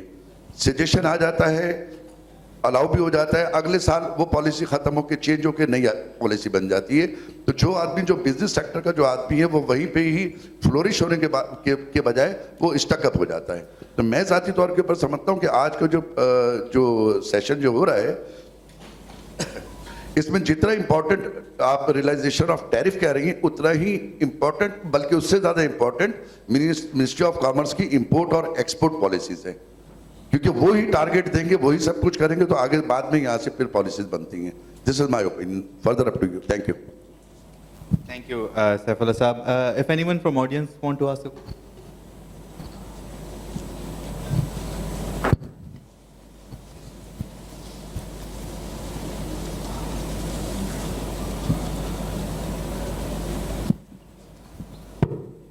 کہ پاکستان میں جو پروٹیکشن ہے, انڈسٹریل پروٹیکشن, یہ تھوڑا سا بائسڈ ہے. اس کی ریزن یہ ہے کہ اگر آپ دیکھیں ٹوٹل یونٹ مینوفیکچرنگ پاکستان میں نہیں ہو پا رہی ہے. آٹو موبائل کو آپ دیکھ لیں, جتنی دوسری مینوفیکچرنگ ہے, ہم مطلب کس طرف جا رہے ہیں یہ نہیں سمجھ میں آ رہا. سیل فون ہم بلینز آف ڈالرز کے امپورٹ کر رہے ہیں پچھلے 20 سالوں سے, خاص طور پہ 15 سالوں سے آپ لگا لیں. آپ کی جو آٹو موبائل انڈسٹری ہے وہ ہر سال ریبیٹ لے جاتی ہے پروٹیکشن کے نام پہ, اور ساری کی ساری اس کی جو ٹوٹل یونٹ پروڈکشن کا اسکیل ہے آپ دیکھیں, اسمبلنگ کر رہی ہے, مینوفیکچرنگ نہیں ہو رہی. اس کا end to end total component manufacturing یہاں ہے ہی نہیں. اور یہ ہم آنکھیں بند کر کے بیٹھے ہیں. ہمارے یہاں میسیو ان امپلائمنٹ ہے, ٹریڈ انفراسٹرکچر ہے ہی نہیں. دوسری بات یہ ہے کہ دنیا میں دبئی جیسے ڈیزرٹس جو ہیں وہ فری پورٹ کا ایڈوانٹیج لے کے دنیا کے اندر ہمارے ایئرپورٹس پہ جہاز نہیں اترتے ہیں. بندرگاہیں ہماری تقریباً ایک کراچی کو آپ دیکھ لیں, باقی جتنی ڈرائی پورٹس ہیں ان وہ ساری انٹروورڈ ہیں. مطلب امپورٹس ہم کیے جا رہے ہیں, ایکسپورٹ ہماری اسٹیگنیٹ ہو چکی ہیں. انڈسٹری جو ہے وہ کسی اور آئلینڈ میں رہتی ہے. Trade policy makers, commerce ministry وہ کہیں کسی اور ہی آئلینڈ اور دنیا میں ہے. تو کوئی الائنمنٹ ہی نہیں ہے. اکیڈمکس میں ہم چیزیں دیکھ رہے ہیں دنیا کس طرف جا رہی ہے, اور اس اکانومی کو تھوڑا سا آپ اسپیس دیں بریتھ کرنے کا. کوئی مینوفیکچرنگ ہو, کوئی انڈسٹریلائزیشن ہو. پچھلے 50 سالوں سے انڈسٹریلائزیشن ہے ہی نہیں, اور جس کو ہم انڈسٹری کہہ رہے ہیں وہ مینوفیکچرنگ یونٹس ہیں. گاڈ سے سمجھیں, انوویشن نہیں ہے, ویلیو ایڈیشن نہیں ہے, chain product chain standardization, quality assurance, standards, manufacturing units یہاں نہیں ہیں. پوری آبسلیٹ ٹیکنالوجی پہ ہم کھڑے ہیں 80s کی. ٹیکسٹائل ایک سیکٹر ہے جو ہمیں دیتا ہے, لیکن اس کی جو حشر ہم نے کیا ہے ایگریکلچرل اس کو کچل کے اب ہم اس کا را مٹیریل بھی امپورٹ کرتے ہیں. اور ہماری جو 60% یا 58% ایکسپورٹ کنسنٹریشن ہے وہ ٹیکسٹائل انڈسٹری سے ہے. باقی ہمارے یہاں ایکسپورٹ ڈائیورسفیکیشن ہے ہی نہیں. ہم $1 بلین کے لیے بھیک مانگتے پھر رہے ہیں, اور ہمارا 22 کروڑ لوگوں کا ملک ہے, ایکسپورٹ نہیں کر پا رہا. یہ دوسری سچویشن یہ بھی آپ دیکھیں کہ آپ کے دونوں شولڈرز پہ بلینز آف ہیومنز رہتے ہیں. آپ کا ٹریڈ انفراسٹرکچر ان کے ساتھ بارڈرز کس قسم کے ہیں. کبھی آپ نے سوچا ہے کہ ہمارے پاس 1000 کلومیٹر کا کنسسٹنٹ ڈیپ سی ہے, کوسٹل ایریا ہے ہمارا, اور ہماری جو اربن گروتھ ہو رہی ہے وہ کس طرف ہو رہی ہے, وہ deep in side the countries who رہی ہے. ہماری پوری کوسٹ لائن جو ہے ایمٹی ہے, ہم وہاں ہیومن سیٹلمنٹ ہی نہیں کر پا رہے ہیں. ساری کی ساری جو آپ کے پاکستان کنٹینر ٹرمینل ہے اسے 90% 88% کنٹینرز پنجاب کے لیے اور ناردرن ایریاز کے بک ہوتے ہیں. ہماری صرف 40% انڈسٹری جو ہے وہ کراچی میں لایا کرتی ہے, لیکن وہ انڈسٹری نہیں ہے, وہ مینوفیکچرنگ فیسلٹی یونٹس ہیں. Please try to understand. Thank you. جی میم روبینہ بیٹھی ہیں, she is an authority on tariff, and then Arshad Jawad sahab ہیں ہمارے یہاں, he has remained chief tariff for a long time. Latki Saab is current chief tariff. I'm heading the field formation in Karachi Customs. So I'll talk a bit about the perspective of the field formations, not about the principles of tariff reforms, more about the practical perspective. Tariff rationalization is one area which is, I think there is no doubt about that should be done. Usme, I have two observations for consideration of Madam and Chief Tariff. As our tariff is based on HS nomenclature, so generally what we do is that we carry out rationalization towards lowering the rate of duty on one of the 8-digit heading within a set of 4-digit headings. Under the umbrella of a 4-digit heading, let's say there are 8 items, and there is also a heading of others. Now we make one of those 8-digit headings 0 in the interest of local industry. But what we observe and what a challenge we face in customs is that people start diverting towards that heading in which the rate of duty is 0. By way of, since the gap is so huge, so it creates an attraction for misdeclaration. So this challenge we have to face every day in customs, and particularly when we are moving towards green channel clearances and we are interfering very little with the declarations. So this compromises revenue. So my request would be, and my observation is that if we have to rationalize the tariff, we should keep it the gap minimum between the 8-digit heading under the umbrella of one 4-digit heading.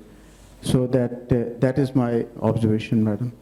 And particularly for the others, heading for the others, the rate of duty should not be 0 or 3%, because that is a general description, and it creates tariff disputes, and I think that is very important. And we have sent these recommendations also to FPR for onwards transmission to policy board. Thank you very much. इसमें बिल्कुल I think this is a very valid observation, and this is very well taken care of while rationalizing the tariff.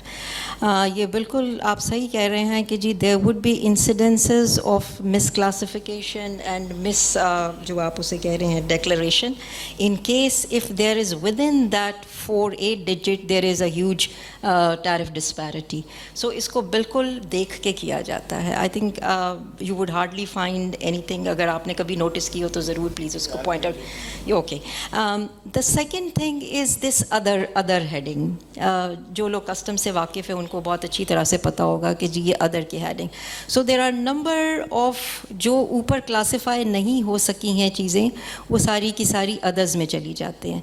And the huge import is in others, rather than those individual जो आपके ऊपर की tariff headings हैं.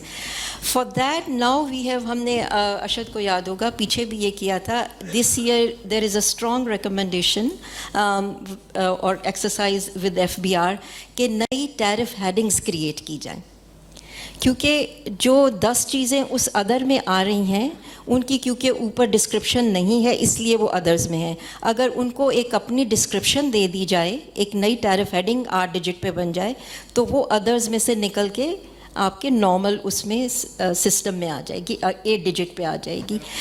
सवाल कि वो जो other पे टैरिफ है वो कम होता है बाकी से? अदर्स पे टैरिफ ज़्यादा होता है. Others पे टैरिफ ज़्यादा होता है, but there are number of other things coming in that and you don't know what is coming in that. So normally customs जो structure है उसमें आप ऊपर से अगर आ रहे हैं तो others का टैरिफ जो है वो पीछे की जो 8 डिजिट की हेडिंग्स है उनसे ज़्यादा होगा. So we are not doing that. ہم نے آج تک کبھی نہیں یہ کیا کہ ادر کے ٹیرف کو بھی کم کر دیں. But what we are doing is کہ جی اس میں سے نئے ٹیرف ہیڈنگز بنائیں. جو اگر آپ کی امپورٹ کو دیکھ کے جو بھی اگر چیز امپورٹ ہو رہی ہے اس کی ڈسکرپشن دے کے اس کا ایک نیا ٹیرف ہیڈنگ بنا دیں. تو یہ جو آپ کا پھر یہ مس ڈکلیریشن مس کلاسیفیکیشن والا ایشو ہے یہ وہ ریزالو ہو جائے گا. Thank you. So let me now move on to the next question, جو کہ کافی ریلیٹڈ ہے اس ڈیبیٹ سے, آلریڈی ریفرنس بھی اس کا ہو چکا ہے, وہ illicit trade کے اوپر ہے. illicit trade پرابلم ہے, ہمیں پتہ ہے کہ it leads to crowding out of legal economy, کہ آپ انسینٹیوائز کر رہے ہیں کہ اگر آپ انلیگل چینل سے امپورٹس کر لیں تو آپ کو اس پہ ڈیوٹیز نہیں پے کرنی, ٹیکسز نہیں پے کرنے. ایٹ لیسٹ آبویسلی گورنمنٹ کے ریونیو لاسز ہیں, اور ایک پبلک انسٹیٹیوشن پہ ٹرسٹ بھی آپ کا ایک لمٹ ہونا شروع ہے. So there's significant various estimates, لیکن significant losses ہیں جو کہ ہم illicit trade کی وجہ سے اکانومی کو انکر ہو رہے ہیں. اور جیسے پہلے بھی بات ہوئی تھی کہ جتنا زیادہ آئی تھنک آڈینس سے سوال تھا کہ جتنے زیادہ ٹیرفس لگائیں گے, جتنے زیادہ ٹیکسز لگائیں گے, اتنا وہ انسینٹیوائز کرتا ہے کہ لوگ انلیگل چینلس ڈھونڈیں اور مس ڈکلیئر کریں یا ڈکلیئر نہ کریں. تو اس میں let me direct this question to Wajid sahab کہ واجد صاحب آپ کے خیال سے what are some of the things that we can do to curb illicit trade, اور اسپیشلی جب یہ ٹرانزٹ ٹریڈ ایگریمنٹس وغیرہ ہیں اس سے بھی ایک اور ونڈو آف اپرچونیٹی اوپن ہو جاتی ہے ٹو انگیج ان اسمگلنگ اور اس طرح کے بیہیویئر میں. تو what will you guide to the government کہ نیکسٹ بجٹ میں ہم کیا کر سکتے ہیں اس کو امپروو کرنے کے لیے؟ Thank you very much. illicit trade I think جو ٹرانزٹ ٹریڈ کے تھرو ہے وہ از اے فینومینا جو تھا. ابھی we believe it has reduced a lot because fencing of the borders اور ہماری بارڈر ایجنسیز جو ہیں دے آر ناؤ ریلیٹیولی زیادہ اس کے بارے میں اب جو ہیں وہ انگیجڈ ہیں with customs to stop the جسے کہتے ہیں کہ کارگو ٹرانزٹ کارگو ایک مرتبہ کراس بارڈر ہونے کے بعد اس کا واپسی جو ہے وہ اسمگلنگ کے تھرو نہ ہو سکے. یہ جہاں تک تعلق ہے پورٹ سے illicit ٹریڈ ہونے کا, ٹرانزٹ کا تو میں نے آپ کو بتایا کہ ٹرانزٹ ایگریمنٹس آر انڈسپینسیبل, وہ تو آپ کو رکھنے ہیں, بلکہ اس میں تو اب ہم آگے بڑھ رہے ہیں اور سینٹرل ایشین ریپبلکس کے ساتھ بھی اب ٹرانزٹ ایگریمنٹس ہونے جا رہے ہیں. تو یہ چیلنج تو رہے گا, لیکن یہ کہ ان کو بارڈر کو کہ کراس سے پہلے ہمیں ایسی کوئی انسیڈنٹس بہت ریئر ہیں کہ ٹرانزٹ گڈس جو ہیں وہ راستے میں پلفر ہوں یا کوئی ڈائیورٹ ہوں. Once they cross the border then bringing them back has a cost, اور اس میں نے جیسے آپ کو بتایا کہ وہ اب مشکل ہوتا جا رہا ہے with the passage of time. تو اس میں illicit ٹریڈ کا جو ہے وہ ٹیرف سے بھی تعلق ہے کہ ظاہر ہے اگر ٹیرف ریشنلائزیشن ہوگی تو اس میں اٹریکشن کم ہوگی. اور جہاں تک بات ہے تھرو دا پورٹ اگر کوئی illicit ٹریڈ ہو رہی ہے that indeed is a challenge, because ہمارا میں نے جیسے آپ کو بتایا کہ ٹریڈ فیسیلیٹیشن جو ہے ہمارا جو آبجیکٹو ہے اس کے اندر ہم بہت ساری چیزیں کسٹمز میں گرین چینل سے کلیئر کر رہے ہیں, اور جو فزیکل ایگزامینیشن اور چیکنگ جو ہیں وہ اب ہارڈلی 20% رہ گئیں. تو وہ وہاں پہ دیٹ از وہ ایک کیچ 22 سچویشن ہے ہمارے لیے کہ ہم اگر ٹریڈ کو فیسیلیٹیٹ کرتے ہیں تو دوسری طرف دیر از ہم اپنے چیکس اور کنٹرولز کو ظاہر پوسٹ کلیئرنس سٹیج کی طرف شفٹ کرتے ہیں. تو وہاں پہ ایک جو ہمارا ایک جنرل ایک ٹرینڈ ہے to misdeclare and to attempt misdeclaration, because once the goods are out of the port then that person is pretty comfortable that وہ اس کی کوئی ری چیکنگ نہیں ہوگی ایسی کہ اس کو کوئی فیئر ہو ایسا. تو وہ اس پہ ایک ہم جو ہے that is always a challenge for us کہ remaining within the parameters of trade facilitation agreement ہم جو ہے وہ اپنی اسپاٹ چیکنگ یا اپنے رسک مینجمنٹ سسٹم کے تھرو اپنی چیکنگ کو امپروو کریں. تو that indeed is a challenge. Thank you. Thank you, Vaid Sahab. Anyone from the panelists who would like to? Hamid sir. Sir ये बताइए कि हम 100% स्कैनिंग से कितनी दूर है और कितना कॉस्टली ऑप्शन है, क्योंकि हम वर्ल्ड बैंक से जब PRR फाइनलाइज कर रहे थे तो we set aside $35 million for it.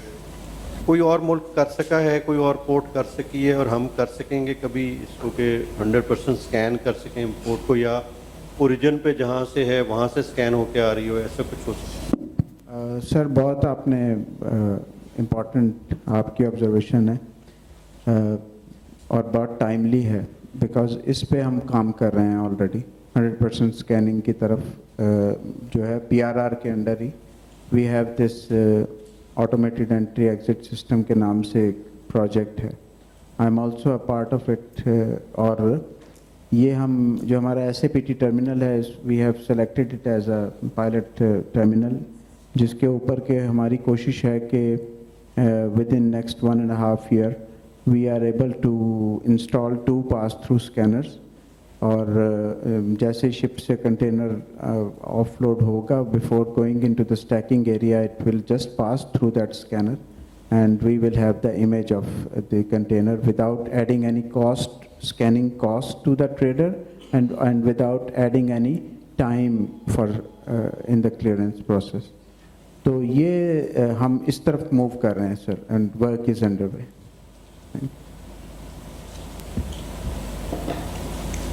Anyone like to add here or ask a question, either from the panelists or the audience?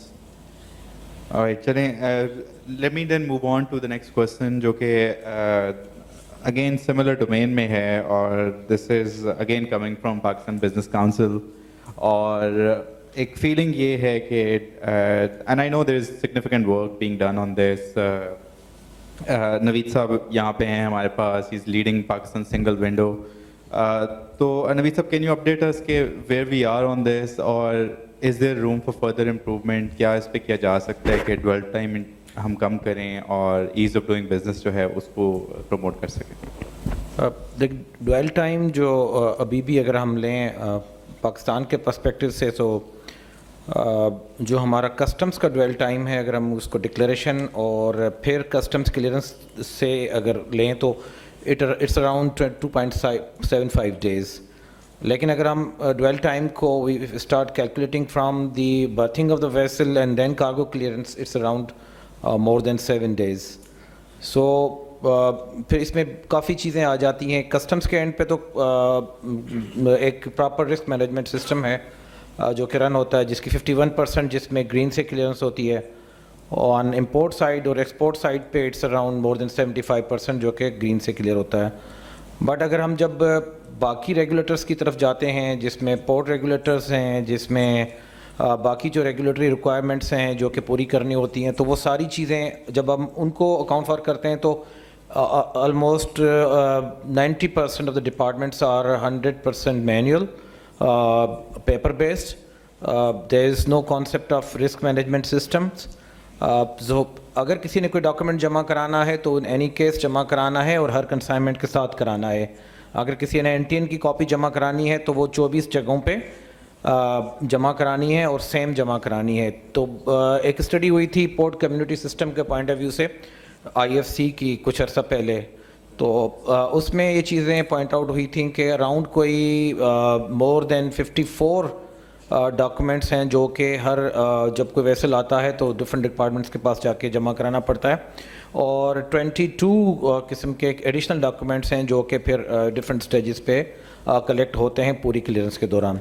तो पाकिस्तान सिंगल विंडो का जो एक प्रोजेक्ट है जो कि गवर्नमेंट ऑफ पाकिस्तान ने जो ट्रेड फैसिलिटेशन एग्रीमेंट की एक कंडीशन है हमारी, जो C कैटेगरी की कमिटमेंट है, उसमें इम्प्लीमेंट होने जा रहा है.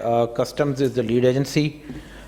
उसमें जो हमारे मेन फ्लैगशिप प्रोजेक्ट्स हैं उसमें पोर्ट कम्युनिटी सिस्टम भी है, जिसमें जो पोर्ट के ऑपरेशंस हैं उसमें जो रेगुलेटरी रिक्वायरमेंट्स हैं, जहाँ पे भी जिस की जो क्लियरेंस है जो एक ऑटोमेटेड तरीके से होने लगेगी.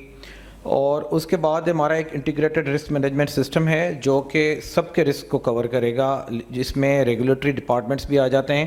ابھی اگر آپ نے کوئی ڈپارٹمنٹ آف پلانٹ پروٹیکشن سے کوئی لینا ہے این او سی یا کوئی چیز جو کہ اراؤنڈ جو ریگولیٹری ریکوائرمنٹس کا مور دین 50% کور کرتا ہے، تو آپ نے ہر کنسائنمنٹ کے لیے جانا ہے اور جا کے ریگولیٹری ریکوائرمنٹ وہاں سے پوری کرنی ہے.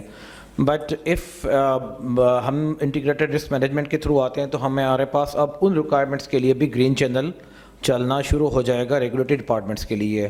And the same is for animal quarantine department, same is for Pakistan standard quality control authority. تو almost every department like P T A, تو ہر department will be linked with that integrated risk management system. The design side of has been almost completed and now we are under software development of the system. اس کے بعد ایک اور ہمارا جو project ہے جس کو ہم سنگل ڈکلیریشن کہتے ہیں، ہم نے ہر ڈپارٹمنٹ کی جو ڈاکومنٹری ریکوائرمنٹ ہے اس کو ہم نے ایک جگہ پہ کمبائن کر دیا ہے، اور اب ایک کوئی امپورٹر ہے تو اس کو ڈفرینٹ جگہوں پہ جا کے ڈاکومنٹس جمع کرانے نہیں پڑیں گے. تو everything is actually related to the dwell time. ان سب سے جو ایسٹیمیٹڈ ہماری ایک ایسٹیمیشنز ہیں، اس سے آلموسٹ جو ایون اوور آل 50% سے 75% ڈویل ٹائم پہ فرق پڑنا ہے. اور کاسٹ آف ڈوئنگ بزنس پہ ایک جو انٹرنیشنل اسٹڈیز ہیں اس سے جو کوئی بھی سنگل ونڈو آتا ہے تو اس سے اراؤنڈ کوئی $500 ملین کی اینولی ایک کاسٹ پہ بچت سیونگ ہونی ہے ٹریڈ کو بھی.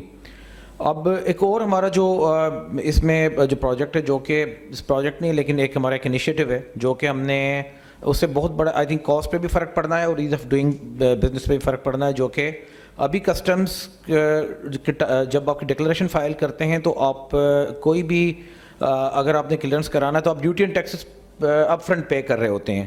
تو ہم نے اس پہ جو اسٹڈیز ہوئی تھیں جس پہ جو ہمارے کانسیپٹس ہیں پری ارائیول کلیئرنس کا، کہ اس پہ کیوں نہیں زیادہ پری ارائیول کلیئرنسز ہو رہی ہیں، اور تو اس پہ جو سب سے بڑا ایک آیا تھا اس کی وجہ یہ آئی تھی کہ ہم کیونکہ ڈیوٹی اینڈ ٹیکسز ہم ڈکلیریشن کے ٹائم پہ لے لیتے ہیں تو لوگ جو اس سے اس ٹائم پہ بچتے ہیں کہ ڈکلیریشن فائل کرتے ہوئے کے بعد اس میں ان دا مین وائل کوئی اور مسئلہ نہ ہو.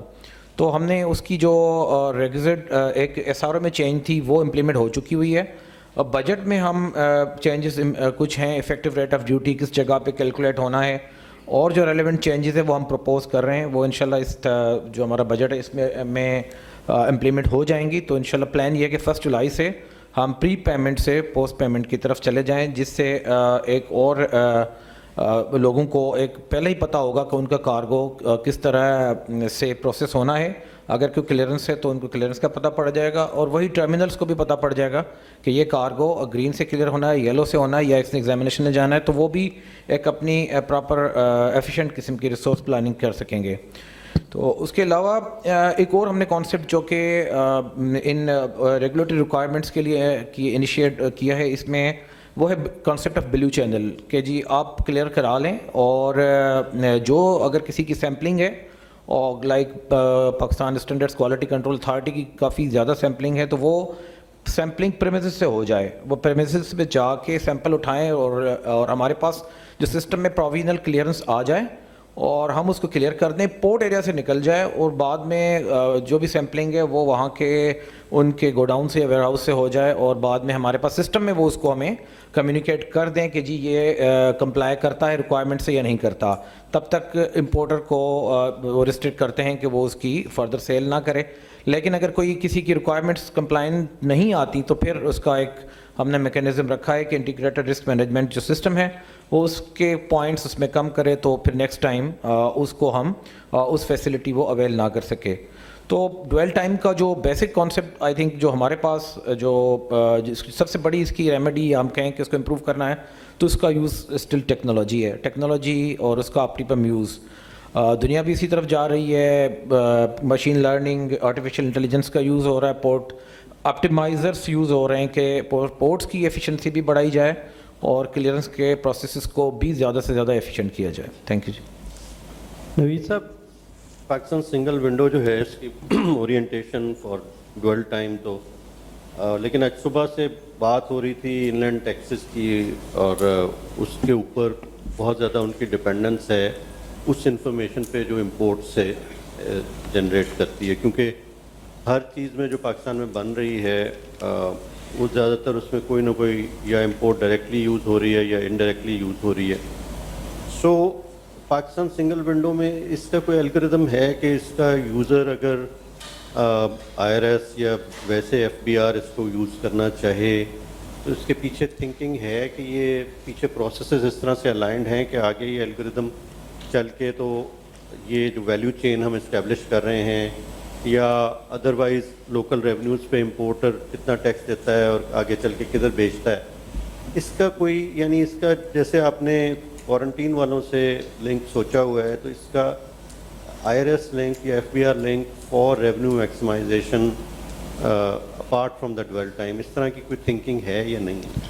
سر بیسکلی تو مینڈیٹ پاکستان سنگل ونڈو کا کراس بارڈر ٹریڈ سے ہے, لیکن دیکھیں کہ آئی تھنک ڈیٹا جو ہے ایک قسم کی it's a basically gold mine. Data جس کے پاس ہے جہاں سے جنریٹ ہوتا ہے اس ڈیٹا کو آپ جس طریقے سے یوز کرنا چاہیں آپ کر سکتے ہیں. تو ڈیٹا انالیٹکس کی جو فیلڈ ہے اس پہ ہمارا اور جو ڈیٹا ہمارے پاس سے جنریٹ ہونا ہے وہ کلیئرنس کا ہو. پھر ہمارے پاس آلموسٹ ابھی ہم نے 29 بینکس کو بھی انٹیگریٹ کیا ہے, تو ہمارے پاس یہ ڈیٹا بھی آج کل ہے کہ کون سا امپورٹر کس اکاؤنٹ سے کون سی ریمیٹنسز کر رہا ہے, باہر بھیج رہا ہے, اور ایون ڈیوٹی اینڈ ٹیکسز کی ریمیٹنس بھی ہمارے پاس آ رہی ہیں تو وہ بھی اکاؤنٹس کے through. Almost Pakistan single window میں 100% ہم الیکٹرانک پیمنٹس پہ جا رہے ہیں, تو ہمارے پاس دونوں اینڈس کور ہیں ایون پیمنٹس کے بھی. تو جب اس طرح کا کوئی ڈیٹا جنریٹ ہوتا ہے تو پھر اس کی یوٹیلائزیشن اور اس کا جو الٹیمیٹ یوزیج ہے پالیسی میکنگ کے لیے وہ ادھر گورنمنٹ کے ڈپارٹمنٹس ہوں, منسٹریز ہوں, اور ہمارے ان لینڈ ریونیو کے جو پارٹنرس ہوں تو ان کے لیے. تو وہ ڈیٹا ایک دفعہ اس پہ ہمارا کام ہم نے ایک بہت اچھی اوریکل کو ہم نے انگیج کیا ہوا ہے, ان کے ساتھ ہمارے ڈسکوری سیشنز چل رہے ہیں کہ ہم کس طرح کی ڈیش بورڈز, کس طرح کے ہمارے جو بھی پارٹنرس ہیں یا جو پالیسی میکنگ کے ادارے ہیں یا جن کا اس میں کوئی ان کو اس سے کوئی ہیلپ مل سکتی ہے تو ہم ان کے لیے وہ چیزیں جنریٹ کروائیں. تو سر اس پہ کام جاری ہے انشاءاللہ. جیسے جیسے جو کام بڑھتا ہے اور چیزیں ڈیولپ ہوتی ہیں تو اس سے انلینڈ سائڈ کو بھی فائدہ ہونا ہے ضرور. اس میں یہ ہے کہ جو اگر مینوفیکچرر ہے وہ مینوفیکچرر کم امپورٹر ہے تو آئی تھنک اس میں تو کوئی ایشو نہیں ہے, اس کی تو ساری ڈاکیومنٹڈ ہے, اس کی آگے ساری موومنٹ بھی جو ہے اس کی. ایشو صرف اس میں وہی ہوگا جو کمرشل امپورٹر ہے. تو جو at least I think if the inland revenue side would اگر اس کو ایک پروجیکٹ پائلٹ ہی کرنا چاہتی ہے تو جو انفارمیشن مینوفیکچرر کی ہے ایٹ لیسٹ وہ بہت آسان ہوگا کہ اس سے شروع کر لیں, اس کو ایک دفعہ الائن کر کے دیکھ لیں, دین یو وڈ سی کہ جی ریکوائرمنٹ کیا ہوں گی. اگر آپ کو دوسری کمرشل امپورٹر کی اگر چاہیے کوئی انفارمیشن تو وہ ایگزیکٹلی کیا انفارمیشن ریکوائرڈ ہوگی, and then this can be generated through this system. Thank you, madam. So let me move on now because we're running out of time. So جو آج کا آخری جو ڈسکشن ٹاپک ہے وہ میں فوکس کرنا چاہوں گا ایس ایم ایز کے اوپر, جو ہمارے اسمال بزنسز ہیں and how are they being affected with the current regime. تو اب there are various studies which shows کہ پاکستان میں پوٹینشیل بہت ہے, ہم آلریڈی بات کرتے آ رہے ہیں کہ ایکسپورٹس ہم کر سکتے ہیں, اور ٹھیک ہے there are tariff measures that need to be thought about اور اس کو ریشنلائز کرنے کی ضرورت ہے, but there non tariff measures جو ابھی عادل صاحب بھی پہلے بات کر رہے تھے کہ سرٹیفکیشن آپ نے وہ کروانی ہے, اس کی ٹیسٹنگ کروانی ہے, لائسنسنگ کروانی ہے. سو یہ کچھ ایسے میئرز ہیں جو کہ ایک ایکسٹرا کاسٹ امپوز کرتے ہیں آن اسپیشلی اسمال بزنسز جن کے لیے یہ چیز ہینڈل کرنا ذرا ڈیفیکلٹ ہوتا ہے. تو so if you want to grow our business sector اور اس کو اگر ریشنلائز طریقے سے کرنا ہے کہ پروموٹ کرنا ہے اس کو, تو so I will direct this question to both Shafiq صاحب and then also Arshad Jawad صاحب who is representing F P R, is chief policy there, to reflect on this کہ کس طرح سے ہم کیا کر سکتے ہیں ابھی اسمال بزنسز کو گرو کروانے کے لیے. اینڈ دین ارشد صاحب سے میرا یہ ریکویسٹ ہوگی کہ جو انٹرنل کمیٹیز ہیں کسٹمز کی وہ کس طرح سے بہتر آرگنائز کر سکتی ہیں to generate revenues but also support growth of S M Es. So I start with Shafiq صاحب آپ سے, اگر آپ کریں. ارشد صاحب پلیز آپ اگر کریں. جی تھینک یو. جی آپ کا جو مین کوشچن جو ہے اس کا ایس ایم ایز کے حوالے سے، تو آئیڈیلی تو اس کا ایک ہی جواب ہے کہ جی جو جس طرح ہم تھرو آؤٹ شروع سے بات کرتے آ رہے ہیں کہ را مٹیریل انٹرمیڈیٹ گڈس جو ہیں ان کے اوپر ٹیرف اسٹرکچر آپ کا کم ہونا چاہیے اور وہ یونیورسل ہونا چاہیے. یہ پوائنٹ بھی ریز کیا گیا کہ ابھی را مٹیریلس پہ کچھ انڈسٹریز کے پاس کو یہ فیسیلٹی ہے، کچھ کو نہیں ہے، حالانکہ ہے وہ را مٹیریل ہی اور اس نے انڈسٹری میں یوز ہونا ہے. تو آپ کے سوال کا آئیڈیل اور اکیڈیمک جواب تو یہ ہے کہ ہر را مٹیریل کو زیرو ہونا چاہیے، ہر انٹرمیڈیٹ گڈس کو زیرو نہیں تو 3 یا 5 کے ریٹ میں ہونا چاہیے. اچھا یہ کیوں نہیں ہے؟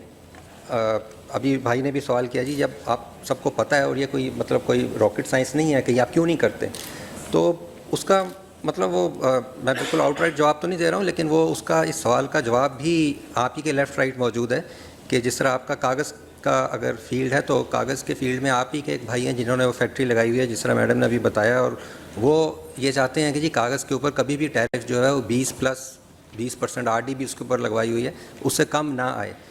ایک آسپیکٹ جو پروٹیکشن والا میڈم نے بالکل ٹھیک کہا کہ جی ایک انڈسٹری ہوتی ہے اس کو پروٹیکشن چاہیے ہوتی ہے، لیکن پروٹیکشن کا جو ایکیڈیمک پرنسپل ہے ڈاکٹر صاحب اس سے ایگری کریں گے کہ وہ ایک انفینٹ انڈسٹری کو چاہیے ہوتی ہے، اس کے لیے کوئی ٹائم پیریڈ ہوتا ہے، اس کے بعد اس کے لیے وہ رینٹ سیکنگ بن جاتا ہے.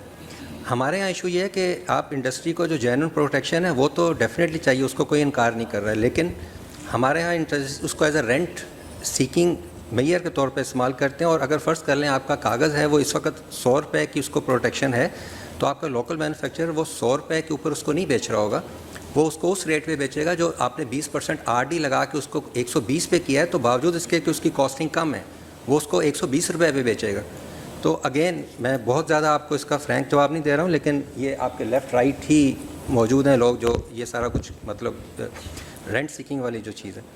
تو coming back to S M Es کے لیے ابھی پچھلے 3-4 سال سے کافی زیادہ اس کے اندر ہمارے جو رولز کے اندر چینجز کی گئی ہیں، لاء کے اندر چینجز کی گئی ہیں. ابھی بالکل جو ریسنٹ چینج ہے، ہم نے جتنی ہماری مختلف قسم کی جو ایکسپورٹ اسکیمز تھیں جہاں پہ کیونکہ ان کی ریگولیٹری ریکوائرمنٹس بہت ہی سوفسٹیکیٹڈ اور کمپلیکس تھیں، ان کو اور تھیں بھی وہ ملٹیپل اسکیم تھیں، ان سب کو مرج کر اور ایک ہم نے ایکسپورٹ فیسیلیٹیشن اسکیم کے نام سے ایک ہم نے معیار اس میں انٹروڈیوس کیا ہے. اور کوشش اس میں یہ کی گئی ہے کہ جتنی زیادہ اس کو آسان رکھا جائے اور جتنا اس کو کنوینئنٹ رکھا جائے کہ جو آپ کے جو چھوٹے جو آپ کے امپورٹرز ہیں یا چھوٹی انڈسٹری ہے جو بہت بڑی بڑی ریگولیٹری رجیم کو کمپلائی نہیں کر سکتی ہیں، وہ اس کو فالو کر سکیں. یہ ابھی اس کو اتنا زیادہ ٹائم نہیں ہوا، کچھ مہینوں سے یہ ہو رہا ہے اور ابھی ایک ایوالونگ سٹیج کے اوپر ہے، اور ہم یہ ایکسپیکٹ کر رہے ہیں کہ اس کے ہمیں اچھے ریزلٹس ملنا شروع ہوں گے. Thank you. دوسرا سوال ان کا ہے کہ آپ کی کمیٹیز کیسے کام کرتی ہیں، وہ ریونیو فوکس ہوتا ہے ان کا یہ بزنس اورینٹڈ؟ ہماری کمیٹیز ہمیشہ بنتی ہیں مختلف سیکٹرز کے اوپر، اور وہ بجٹ سے کچھ مہینے پہلے سے انہوں نے 5-6 مہینے پہلے وہ اس پہ کام شروع کر دیتی ہیں. فوکس کبھی بھی ہمارا ریونیو پہ نہیں ہوتا ہے، ہمارا فوکس ہوتا ہے کہ ہم اس سیکٹر کو جو اس کا پہلا اسٹیپ میں اس کو ریشنلائز کریں، اور دوسرے اسٹیپ کے اندر جہاں پہ ہمیں جب تک FBR وہ کام کر رہا تھا، اب ٹیرف پالیسی بورڈ وہی کام کر رہا ہے، تو ہم جو ہمارے کیسکیڈنگ سٹرکچر ہے ٹیرف کا کہ جو آپ کا لوئسٹ ویلیو ایڈڈ آئٹم ہے، raw material, machinery, capital goods, ان پہ منیمم ٹیرف ہو یا نہ ہو، اور جو آپ کا ہائیسٹ کنزیومر گڈز ہیں، لگژری گڈز ہیں، اس کے اوپر آپ کا میکسیمم ٹیرف ہو، یا اس کے اوپر ایک طرح کا اگر جس طرح آج کل ہمارے فوریکس کا ایشو ہے تو ایک پروہیبٹری ٹیرف ہو. تو ہماری اسکیم بیسک اسکیم ہمیشہ یہی ہوتی ہے اس کے اندر. لیکن الٹیمیٹلی پھر ہمیں وہ اس کے اندر باقی ساری چیزوں کو بھی ایڈجسٹ کرنا ہوتا ہے، جہاں پہ آپ کو یہ دیکھنا ہے کہ جی ایک لوکل انڈسٹری ہے، وہ آپ کا لوکل جو انٹرمیڈیٹ پروڈکٹ ہے، for example iron and steel sector ہے، اس میں اب وہ ایک اسٹیل شیٹس یہاں پہ اسٹیل کوائلز یہاں بنتی ہیں جو کہ انٹرمیڈیٹ پروڈکٹ ہے، لیکن ہم اس پہ ٹیرف ریٹ ہم کم نہیں کر سکتے کیونکہ آپ اس انڈسٹری کو بھی ایک پروٹیکشن چاہیے، جبکہ اس کا جو ان کی آؤٹ پٹ ہے ان اسٹیل کوائلز کی، وہ آپ کا ایک بہت وائڈ سیکٹر ہے، پنکھوں سے لے کے موٹروں سے لے کے آٹو موبائل سیکٹرز، یہ سب کے سب ان کو یوز کرتے ہیں، اور آئیڈیلی اس کو زیرو ہونا چاہیے. اگین ہم وہیں گھوم پھر کے وہیں واپس آ جاتے ہیں کہ جی آپ کی لوکل انڈسٹری ہے، اس کو آپ کو پروٹیکشن دینی ہے، لیکن اب یہ ٹیرف پالیسی بورڈ اور ہماری جو منسٹریز ہیں ان پہ ڈپینڈ کرتا ہے کہ یہ پروٹیکشن کب تک آپ نے دینی ہے، کب آپ ان کو انفینٹ سے چھوڑ کے اور یہ کریں گے کہ اب اپنے قدموں پہ کھڑا ہو گیا اور اب بھاگنا دوڑنا شروع کر دیا انہوں نے. میں تھوڑا سا یہاں پہ آئی تھنک جو پرٹیکولرلی جو کوشچن آپ نے کہا کہ جی ایس ایم ایز کو، I think S M Es اس وقت 3 طریقے سے ڈسکریمنیٹ ہو رہے ہیں. نمبر 1 جو پہلا ایشو یہاں پہ جو ہوا کہ جی جو کمرشل امپورٹر کے اوپر ڈفرینٹ ریٹس ہیں. نارملی جو آپ کے ایس ایم ایز ہیں وہ خود امپورٹ نہیں کرتے، وہ کمرشل امپورٹر سے ہی لیتے ہیں. سو جہاں کمرشل امپورٹر کے اوپر جو ہائر اگر نہیں ہے تو وہ کنسیشنری ریٹ اس کو نہیں اویلیبل جو کہ مینوفیکچرر کو ویسے ہے. تو ایک تو اس طریقے سے ڈسکریمنیٹ ہو رہا ہے جو ہمیں ایڈریس کرنے کی ضرورت ہے. دوسرا جو ایس ایم ای ڈسکریمنیٹ ہو رہا ہے وہ trade facilitation point of view سے بھی ہے. ٹریڈ فیسیلیٹیشن ایگریمنٹ کی جو امپلیمنٹیشن ہے اگر آپ اس کو دیکھیں تو اس میں کچھ انالیسز جو ریسنٹلی انہوں نے کیا ہے وہ آپ کو شو کر رہا ہے کہ جی جو آپ کی فیسیلیٹیشن کی پرسنٹیج ڈفرینٹ جو اس کے گروپس ہیں اس کے اندر وہ سبسٹانشلی لوور ہے ایس ایم ایز کے لیے. ویئرز فار اوور آل اگر جو ہے اس وقت کمپلیشن اس کی کوئی 58% ہے پاکستان کے لیے تو ایس ایم ایز کے لیے کہیں وہ 23-24% ہے. سو ایک تو ٹیرف میں ڈسکریمنیٹ ہو رہا ہے، دوسرا وہ فیسیلیٹیشن میں بھی ڈسکریمنیٹ ہو رہا ہے، اور تیسرا جو بڑا ہے وہ نیگوسیشن میں ڈسکریمنیٹ ہوتا ہے. ہم جو بھی ٹیرف کی ایکسرسائز کرتے ہیں جو بڑا بڑا مینوفیکچرر ہے یا جو گروپس ہیں یا ایسوسیشنز ہیں ان کی اپروچ ہے ایف بی آر کو اور منسٹری آف کامرس کو بھی. چھوٹا جو ایس ایم ای ہے اس کے پاس نہ ہم جاتے ہیں نہ وہ ہمارے پاس آتا ہے. So we don't know exactly what their issues are. جو ابھی اشد نے کہا کہ جی ٹریڈ فیسیلیٹیشن یہ جو ابھی export facilitation scheme, I think this is yet to be seen کہ جی یہ کچھ وہ کر پائے گی کہ نہیں. کیونکہ اس وقت یہ فیسیلیٹیشن سکیمز جو ہیں اس کے ٹیکر صرف 6% آف ایکسپورٹرز ہیں. Now it is yet to be seen کہ جی جو نہیں اتنا انوویٹ کیا ہے اس کو سارا چینج کیا اس سے کچھ بڑھتا ہے کہ نہیں بڑھتا، اور اسپیشلی اس میں چھوٹا ایکسپورٹر آتا ہے کہ نہیں آتا. تو آئی تھنک یہ جو 3 طرح کی ڈسکریمنیشن اس وقت ایس ایم ای کے ساتھ ہو رہی ہے اس کو ایڈریس کرنے کی ضرورت ہے. You can quickly talk about it. کیسے ایڈریس کر سکتے ہیں تینوں ڈسکریمنیشنز جو ہو رہی ہیں؟ جی جہاں تک ٹیرف اسٹرکچر کا ذکر ہے جو میڈم نے کہا ہے کہ کمرشل ایکسپورٹرز، تو جیسے میں نے آلریڈی کہا ہے کہ most of the things already on zero rating, اس میں کمرشل بھی منگوا سکتے ہیں. فیو ادر لائن جو کہ انٹرمیڈیٹ میں ہیں تو وی آر کنسیڈرنگ دیم کو میں سے کس چیز کو واپس لایا جا سکتا ہے کہ برابر کیا جائے کہ مینوفیکچر ہو یا چاہے کمرشل ایکسپورٹر ہو ایس ایل ای سارے اس میں آتے ہیں. جو مین چیز ایکسپورٹ اورینٹیڈ بھی ہے، وی ہیو آلریڈی ڈسکس کہ زیادہ تر ہمارے فوکس ہی رہا ہے ٹریڈیشنل آئٹم پہ، ایکسپورٹ پہ، لیدر پہ، کیونکہ وہی چیزیں ہیں اور گنی چنی ہمارے پاس مارکیٹس ہیں. اگر ہم کرنٹ ایکسپورٹ میں آگے دیکھیں پالیسی وغیرہ بنا رہے ہیں اس میں یہی ہے کہ جو نان ٹریڈیشنل آئٹم ایکسپورٹ کرے گا اور نان ٹریڈیشنل مارکیٹس کو جا کے ایکسپورٹ کرے گا، مطلب نیو مارکیٹ ڈھونڈے گا تو اس کے لیے انسینٹیو اور زیادہ انٹروڈیوس کیے گئے ہیں. ان کو آپ پرسنٹیج باقاعدہ قسم کی اور انسینٹیو پروگرام میں جو بھی ایکسٹرا دے رہے ہیں تو دینے کی کوشش ہو رہی ہے کہ تاکہ آپ go for the next new market اور نیو آئٹم. جس سے پچھلے سال میں آپ دیکھیں تو کچھ نہ کچھ امپروومنٹ ہوئی ہے فرام دا پریویس جو ہمارا تو وی وانٹ کہ ہمارا برڈن جو ہے نا وہ ایکسپورٹ اورینٹیڈ مین آئٹم سے بھی کم ہوگا، جس میں استعمال لوگوں کی زیادہ تر جو ہے نا جو نئے آ رہے ہیں، نئی چیزوں یوز کر رہے ہیں وہ اس کے بیچ میں آ رہے ہیں. باقی جو اور فیکٹرز ہیں ان شاء اللہ کوئی کنسیڈر کریں دس بجٹ اور hopefully whatever we can do. I think in the morning somebody said about the gender lens to it. اس میں بھی بالکل یہ جو ٹریڈ فیسیلیٹیشن ہے یا نیگوسیشنز ہے اس میں آئی تھنک یہ جینڈر والا باعث بھی بہت زیادہ ہے. So female are more discriminated than the male operated جو بزنسز ہیں یا میل owned businesses ہیں. So I think there is a lot of research done by جو پروجیکٹ تھا اس میں کہ جی فیمیل اس میں کس طرح سے ڈسکریمنیٹ ہو رہی ہیں اور ان کو انکریج کرنے کے لیے کیا کیا چیزیں چاہیے. تو I think this also should be part of this whole system جو ہم ڈیولپ کر رہے ہیں. Thank you. I think I just want to clarify one thing. I think ایک نان ٹیرف میجرس کی جو بات ہوئی تھی تو non tariff measures over burdensome and all that اس کی جو بات ہوئی تھی نان ٹیرف میجرس اور نان ٹیرف بیریئرس کو we should be differentiating that. So it's barriers which become because of the procedural obstacles या legal obstacles जो है वो आपके burdensome हो जाते हैं. Non-tariff measures itself, अगर आपको certification requirements वगैरह हैं, so these are they can not- actually enhance their trade. Yes. So trade enhancing हो सकती है because they can connect us with markets. जैसे हमारे import अगर हमारा आ रहा है certain quality है, we can prevent bad quality coming in, substandard quality coming in. So SMEs will naturally उसका benefit होगा, domestic production में benefit होगा. They can get more quality based, quality enhanced products. And that can help our exports as well. So these certifications, licensing and all these requirements जो हमारी जो उसमें है non-tariff measured के accordingly, right? Conformity assessments, that something is we need to stress upon. The barriers are something that नहीं I was talking about कि उसको facilitate करने की ज़रूरत है क्योंकि जो small businesses हैं उनके लिए वो license लेना, certificates लेना is relatively challenging. वो obstacles आ जाते हैं, बिल्कुल सही है. एक बस मैडम से सवाल है. मैडम, ब्रिटिश काउंसिल जो है हमारे 2 लाख बच्चे ओ लेवल के लिए पे होते हैं. मिनिमम 1 लाख रुपए वो पे कर रहे हैं 2 लाख बच्चे. 1 लाख बच्चे ए लेवल के लिए पे हो रहे हैं, वो भी ऑलमोस्ट 1 लाख. ये 300 अरब रुपए जो जा रहे हैं इसके ऊपर कोई टैरिफ, कोई tax, because this is for the rich. अभी तक हमने सोचा भी है इसके लिए. ये 300 अरब मैं आपको बहुत कम बता रहा हूँ. ये इनकम टैक्स का डोमेन.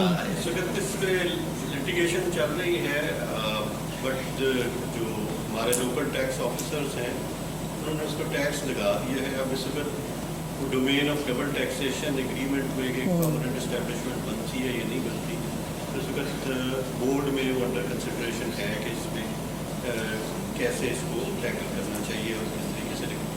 ऑब्वियसली जहाँ डबल टैक्सेशन एग्रीमेंट होता है तो हमें सिमिलर ट्रीटमेंट उधर से भी मिलती है. So it's a tricky question. लेकिन ये कि एक दफ़ा हमारे लाहौर के एक ऑफिसर ने उसका टैक्स लगा दिया हुआ है, इस वक्त पेंडिंग है और आर्बिट्रेशन समझने एफबीआर करता है उसको पास करने के लिए. Thank you, Ahmed Saab. Madam, if you would like to conclude the session with your concluding remarks. I think it was a useful session in a sense कि audience की तरफ से भी काफ़ी अच्छे सवाल आए. And I think all the sharing this information, whatever expertise we had, for the audience also. Customs reforms, as I said earlier, बहुत ज़्यादा ज़रूरत है in reforms की, and not just the tariff but also the procedures, and we mean the trade facilitation, because or the non-tariff barrier जैसे आदिल साहब ने कहा, because right now दुनिया सारी में यही माना जा रहा है कि जी टैरिफ से ज़्यादा जो है जो नॉन टैरिफ है उसकी कॉस्ट ज़्यादा है ट्रेड की इस वक्त, ईदर फॉर इम्पोर्ट और for export. So I think both हमारे यहाँ, क्योंकि इस वक्त टैरिफ बहुत हाई है तो इसकी भी नेसेसिटी है कि टैरिफ को रिड्यूस किया जाए, but at the same time trade facilitation, और जिसके अंदर जैसे अभी नदीम ने भी बताया कि बहुत सा काम हो रहा है. सो वी एक्सपेक्ट कि जी within next few years we would be able to see substantial decrease in trade costs. Thank you. With that, we'll conclude our session. Please have a round of applause for our panelists.